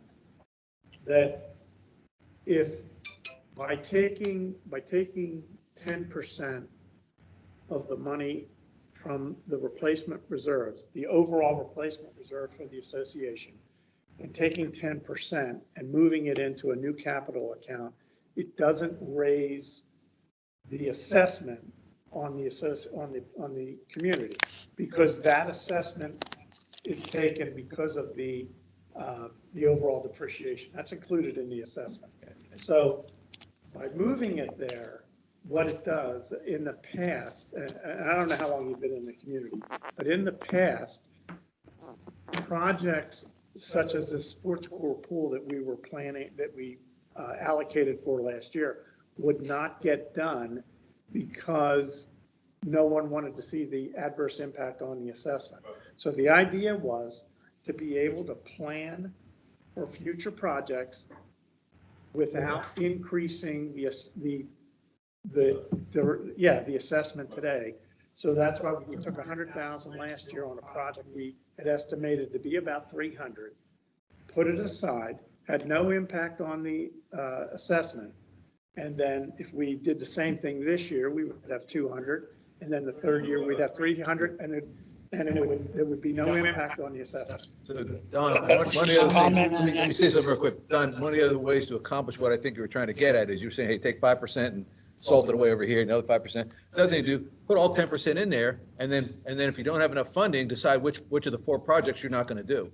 That's the other way to preserve that. You can say by default, we haven't accepted the recommendation. We still need to make up a number, 100K in for project X, okay? We have 300K in there. We got 350,000 worth of required spend. Guess what? We only got 250 to spend because, we're still going to keep that 100. So as a board, you can say, thank you for the request. We can grant these 2 right now and not overspend the new capital reserve fund. That's another way to do it. We don't have to sit there and do it. That reduces the administrative overhead too. You got to keep track of this. No, you don't need to do that. Put it all there and prioritize it accordingly. I could fund A, B, and C. We could make it another $300,000 out of there. All right, let's use John's net. We're 232. Let's say there's only 200 in there. All right, John, we can fund 200K. Give me your priorities, and do it that way. And then you don't have to worry about all this reallocation and bookkeeping and extra overhead.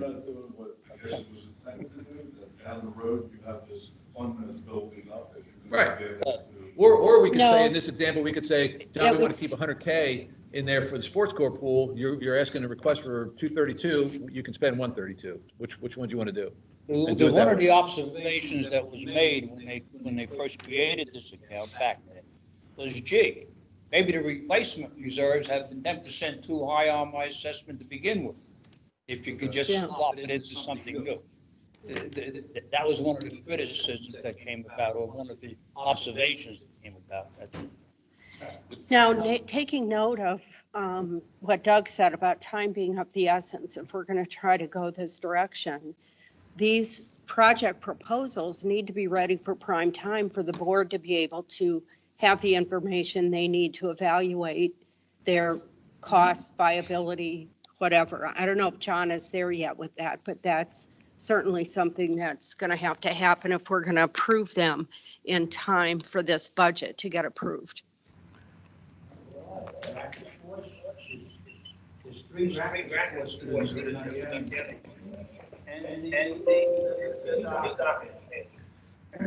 So,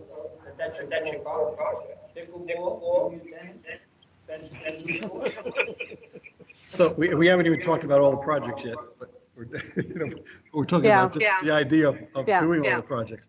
All right, so I guess what I'm hearing is if the board was to authorize some projects in the current budget year,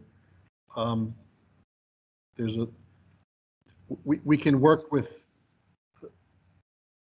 the reserve as a funding mechanism. And I guess Colette asked the question, John, are we ready to put forth some specifics for the board to entertain some clean numbers? Absolutely. Okay. You're talking about the T-Docks and the rackets? Yeah. Yeah. absolutely. We just got emails this week from Tim McMullen. The T-Docs, I can get that. Nobody's working on that with a contractor that's doing other work. Absolutely, we can have that within days. I don't know So about by the goal tomorrow, but might be, the we goal might. might be for Wednesday's board meeting. Yes. Yeah. And the reason you want it for Wednesday's board meeting is? To get these approved in time for you to know if they could be parking lotted for the new capital reserve fund for spend next year. I will do that, and we probably have it, but I got to be honest with you, this information alone is good enough for that, Colette, but I will fine tune Okay. it as much as we have. There were emails I Okay. just received. Tim probably has it. They might be just looking at a Mhm. couple things, but yes. Okay. Thank you. Doug, did you have your hand up? Brian? Yes, thank you. Not to throw another kink in this discussion, but on page 8 of section 1 in the new capital summary, the boat ramp gates for 30K is listed and they're not on the section 23 capital summary. I think that's been reprioritized also. Is that right? Did Budget and Finance reprioritize that? No, we said it was a good project and we think we rated it as a medium level kind of. Okay. I think that the general manager was going to come back with another opinion on that. Yeah, we were looking at, there was some, let's see, was considered extra. There we go. We had the cost, we had a concern that the cost for the remote connection and was not in there. There were some things that we had to do, and that we, Public Works had to do, and that cost was not in it. So we were waiting for some questions back on that. There was some cleanup. We had some cleanup things on that, but we did rank it.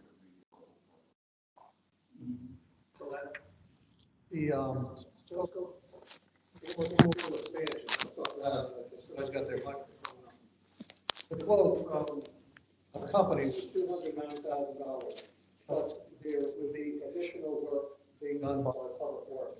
We brought it up quite a bit, maybe 260. Colby stated that the return on investment would be $5,000 to $8,000 per year. Think about that. Only $8,000 a year on a project. Plus you got maintenance on that, you've got utilities, so on and so forth. That's why the B&F rated it very low. Actually, we said it's not a good idea. Okay. Well, actually, let me address that too. And I don't believe that return on investment was the number that was originally presented. And my concern is that her priorities changed based on other influences to include wanting to get the mailboxes done as well as the boat ramp gate. Now, let's just briefly to address the mailboxes. B&F made a recommendation to the general manager, because this is his budget, about the mailboxes. He did not include it in this budget. He did not accept that recommendation from the Budget and Finance Committee to put in this budget to move forward. So at this point, that's not one of his recommendations, as well as the gates for the boat ramp are not one of John's recommendations. That's right. So I just want to make that, I just want to make that. Yeah, that's right. That's right. That's right. About But the yeah. kayak ramp that was presented to us last meeting. Well, that's because that falls within his authority to spend it, $3,000 to $5,000. So he really doesn't, he can handle that on his own. Out of capital. Pardon me? Out of new capital. It's a new capital. That's his operating. But actually, it's under 5, so he can go ahead and do it under his operating. No, I thought we changed that from 5 to 2. When we raised it, I Yeah, raised it we raised 5. it. That was the track of physical assets. Yeah, good. It's back up to 5. It's back up. So he can do that on his own. I didn't know that. Okay. That's good. That's a good thing. We got a roller coaster, right? So if I could I just want to add on the sports court pool, it's not only a $5,000 investment, or a $5,000 income. We have pools and amenities for lots of reasons that don't generate money. But for the sports court pool, there was lots of needs identified as for meeting spaces. And there was workarounds. It's not ideal, not the ideal at all, but there was workarounds for those meeting spaces and training to be held in different places. So in conjunction with the amount of money and potential workarounds, we just, BNF ended up where they ended up. So I'll leave it at that. I just want to. That was your recommendation. John didn't accept it. It was not in his budget. No, I'm talking sports court pool. Sports Oh, court I'm pool. sorry. Yeah. Well, yeah. Yeah. So I just want to make that perfectly clear. I totally lost track of what I was going to say. Don't get me wrong, Yeah. I'm not sitting here advocating that we have to stay with the sports. No, I was just adding, adding to what Tom said, that's all. Yeah, I was just adding to what Tom said. I lost track of what I was going to say.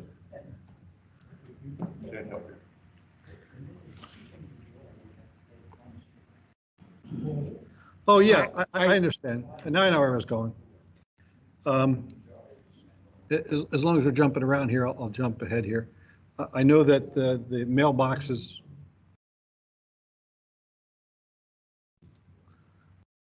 I know the mailboxes aren't in any kind of firm proposal, although it's written on the bottom of the page as far as this was left out. And John indicated he realized, John did recognize that it was a priority of BNF, and that's why he listed it there. I guess there are issues there that probably merit some discussion on the mailbox on what we can do or should do, or whose responsibility is what. That all needs to be worked out. And I guess I'm not talking about the pavilion covers. I'm just talking about the mailboxes in general. Obviously, if there's concrete there that's broken and it's a safety hazard, that's got to be addressed. If that's there, we should be doing that. We should have done that yesterday. But if you look at all the mailboxes, they really look disgusting, really do. How much money does it cost to clean, brush down, wire it, whatever it may be, spray paint mailboxes? That can't be a lot of money. It can't be a lot of supplies. I would think that within our maintenance team, we could be addressing that as, for a reasonable period of time to get that done. And I don't think that should be too expensive, but they're just the ugliest looking things you ever see when you're driving by. They're all, they're chipped, they got stickers all over them, people put stuff on them, and they're discolored. They're really ugly. And I don't think it ought to be a large expenditure to clean them up and paint them. I may be wrong. The problem is if you cut them, we don't want to. Well, then. Don't we already own? We already own. I thought they belong to the post office. I thought it was turned over to us in 2014. That's how it was conveyed to us. Yes. That it was turned over to our responsibility in 2014. Yes. How did that happen? Don't know. Wasn't here. Someone should find out what the post office responsibility is, because right. Worst case scenario, plow them all down, and individual mailboxes and everything else. 20 years ago, mine was a developer down the point.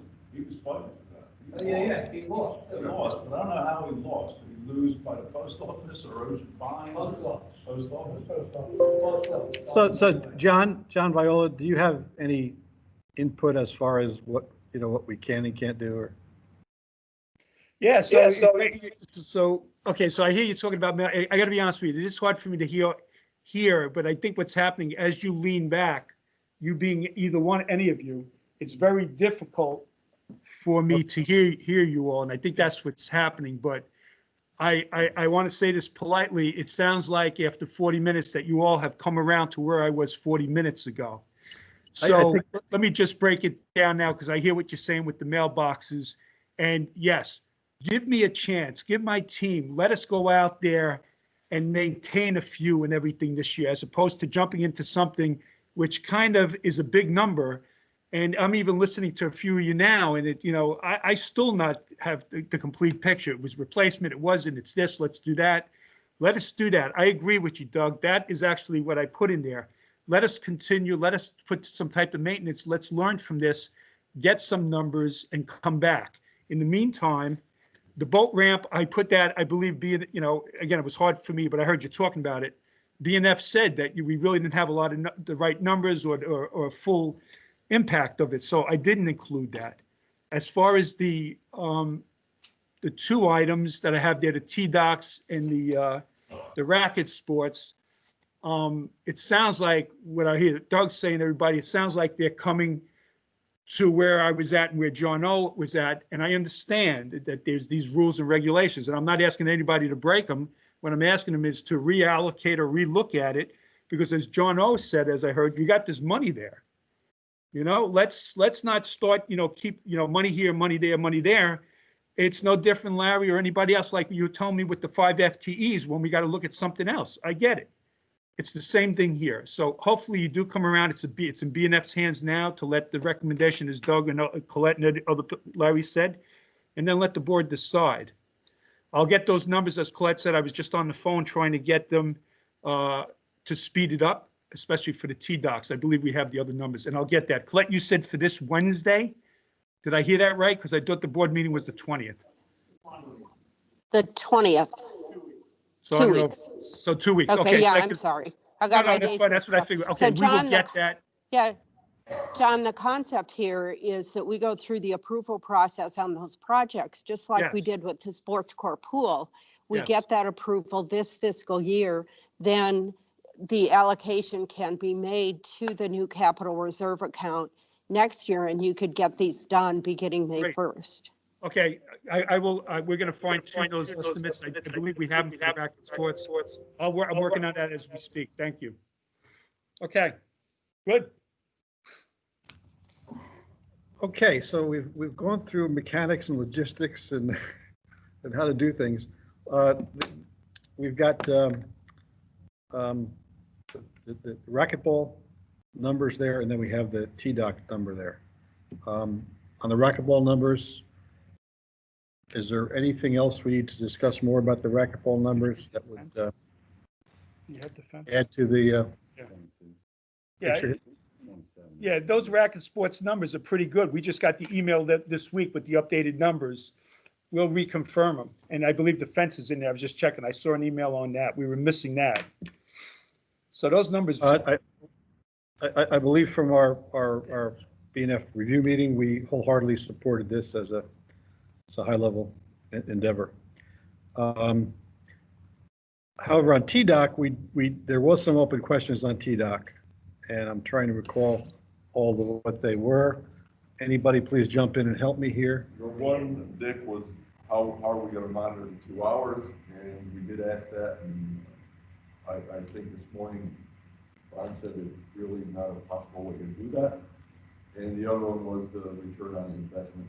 Is there any way to measure that? And again, that's kind of a number that's out there that they do some calculations on, and even Ron gets kind of the best guess estimate. Yeah, I think on the return, John, when we discussed it, Ron was articulating returns, but I think you had worked on it with him and looking at some analysis that he had done. So I guess the general question at this time is, what's your opinion of the revenues we're going to get out of the yacht club as a result of spending this 70 grand? Yeah, so, and look, George, I can hear in the background, it's vague, but I understood what you're saying, and Dick, yes. So we did do this. I did do it with Ron. It was a couple months ago. We did an estimate of how many boats he believes can go in and out, what the average spend is on a meal that he had, all that. And also he believed he would have an increase in gas sales that we put in there. And it came out to like, we believed in a year or 2 years, that would be the return. That's what I remember. It was a couple months ago. I'm sure we can dig it up, but we definitely did it. That was what I remember just sitting here. There's no doubt in my mind there's going to be a successful return, whether it's 1 year I would say 2 or 3, but it's going to be there. As so far as monitoring the hours, I want to answer that. I heard George, and that was answered this morning, where we needed the security guards anyway, even without this. But they were going to work on that, which I heard Ron tell you all. Yeah, the issue was, somebody's there longer than 2 hours and they're still sitting there at the bar, you don't drag them out, or what do you do? I mean, it's a tough thing to address. I agree with Ron, but, when you do the cost estimates based on every 2 hours turnover at the dock. Yeah, and I guess Ron and his people there are going to have to kind of also keep an eye on some of these boats that are sitting there, and I guess that's going to have to be worked out as we go along, because obviously Right. we want it to be successful, and Right. It's about the only threat you have with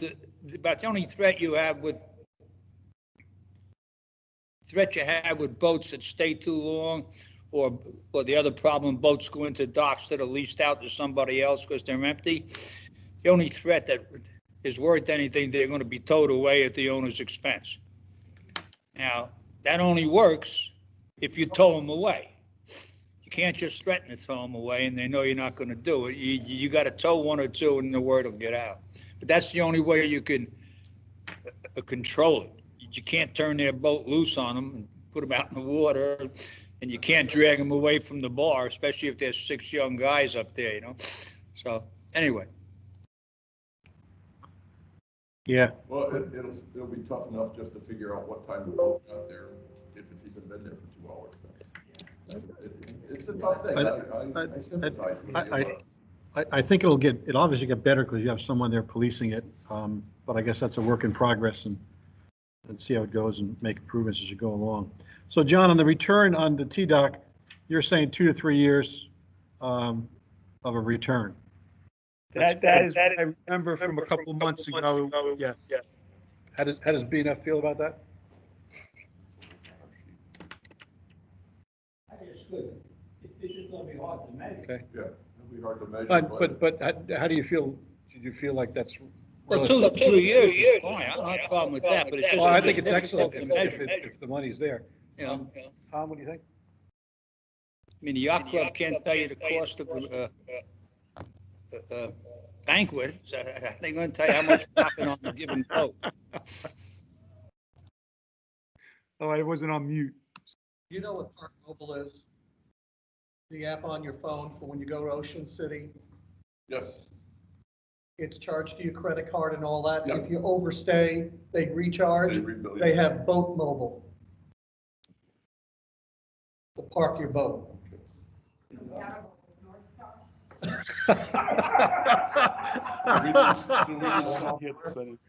We need a point of sale.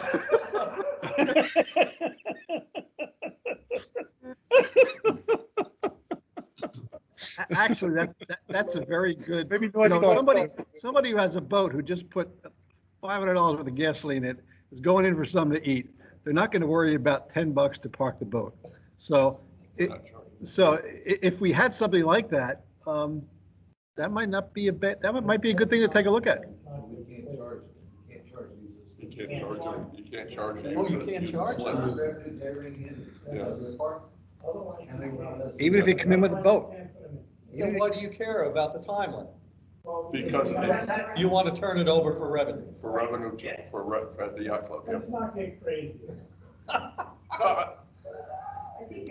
thought that was a great idea. Okay, I said my piece, so. There you go. Dick, here's an observation. She said she thinks we've been here too long. We're getting a little punchy.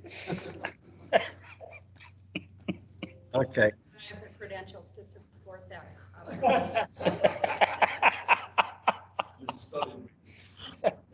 All right. So on the T-Dock, BNF supports this being a good investment. Okay. Steve, what's next?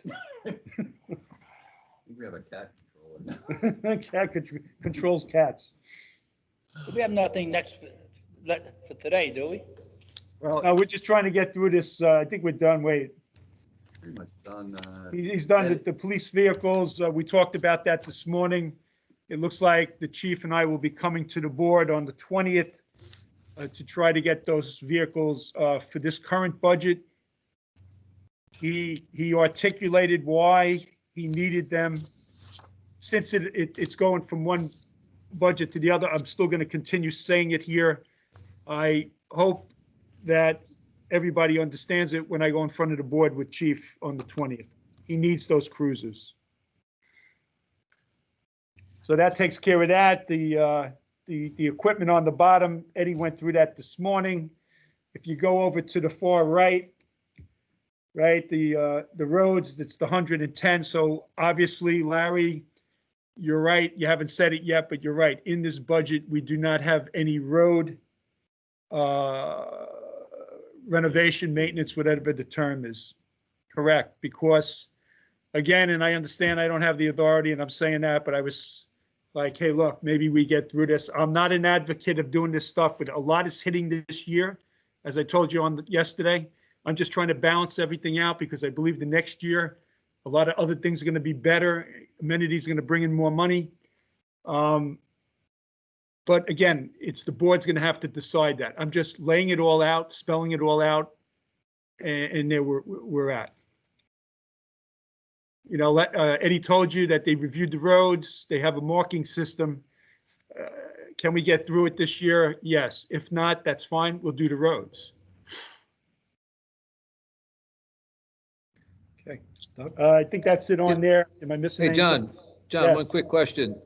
The 10K on the bridge at the North Gate, that just cleanup stuff, sprucing up and stuff like that? Yeah, so what happened, it's the guardrail, Doug. Remember there was that accident there, maybe a month, 2 months ago. But right, it's just more stuff on the top, nothing really major structural like the other one. It's Should like we the just railing. take care of it this fiscal year? Yes, sir. Yeah. I don't know. Weren't we gonna get insurance money for that or something? Yeah, didn't we get paid from the insurance company? I got to check with him unless this is in addition to that.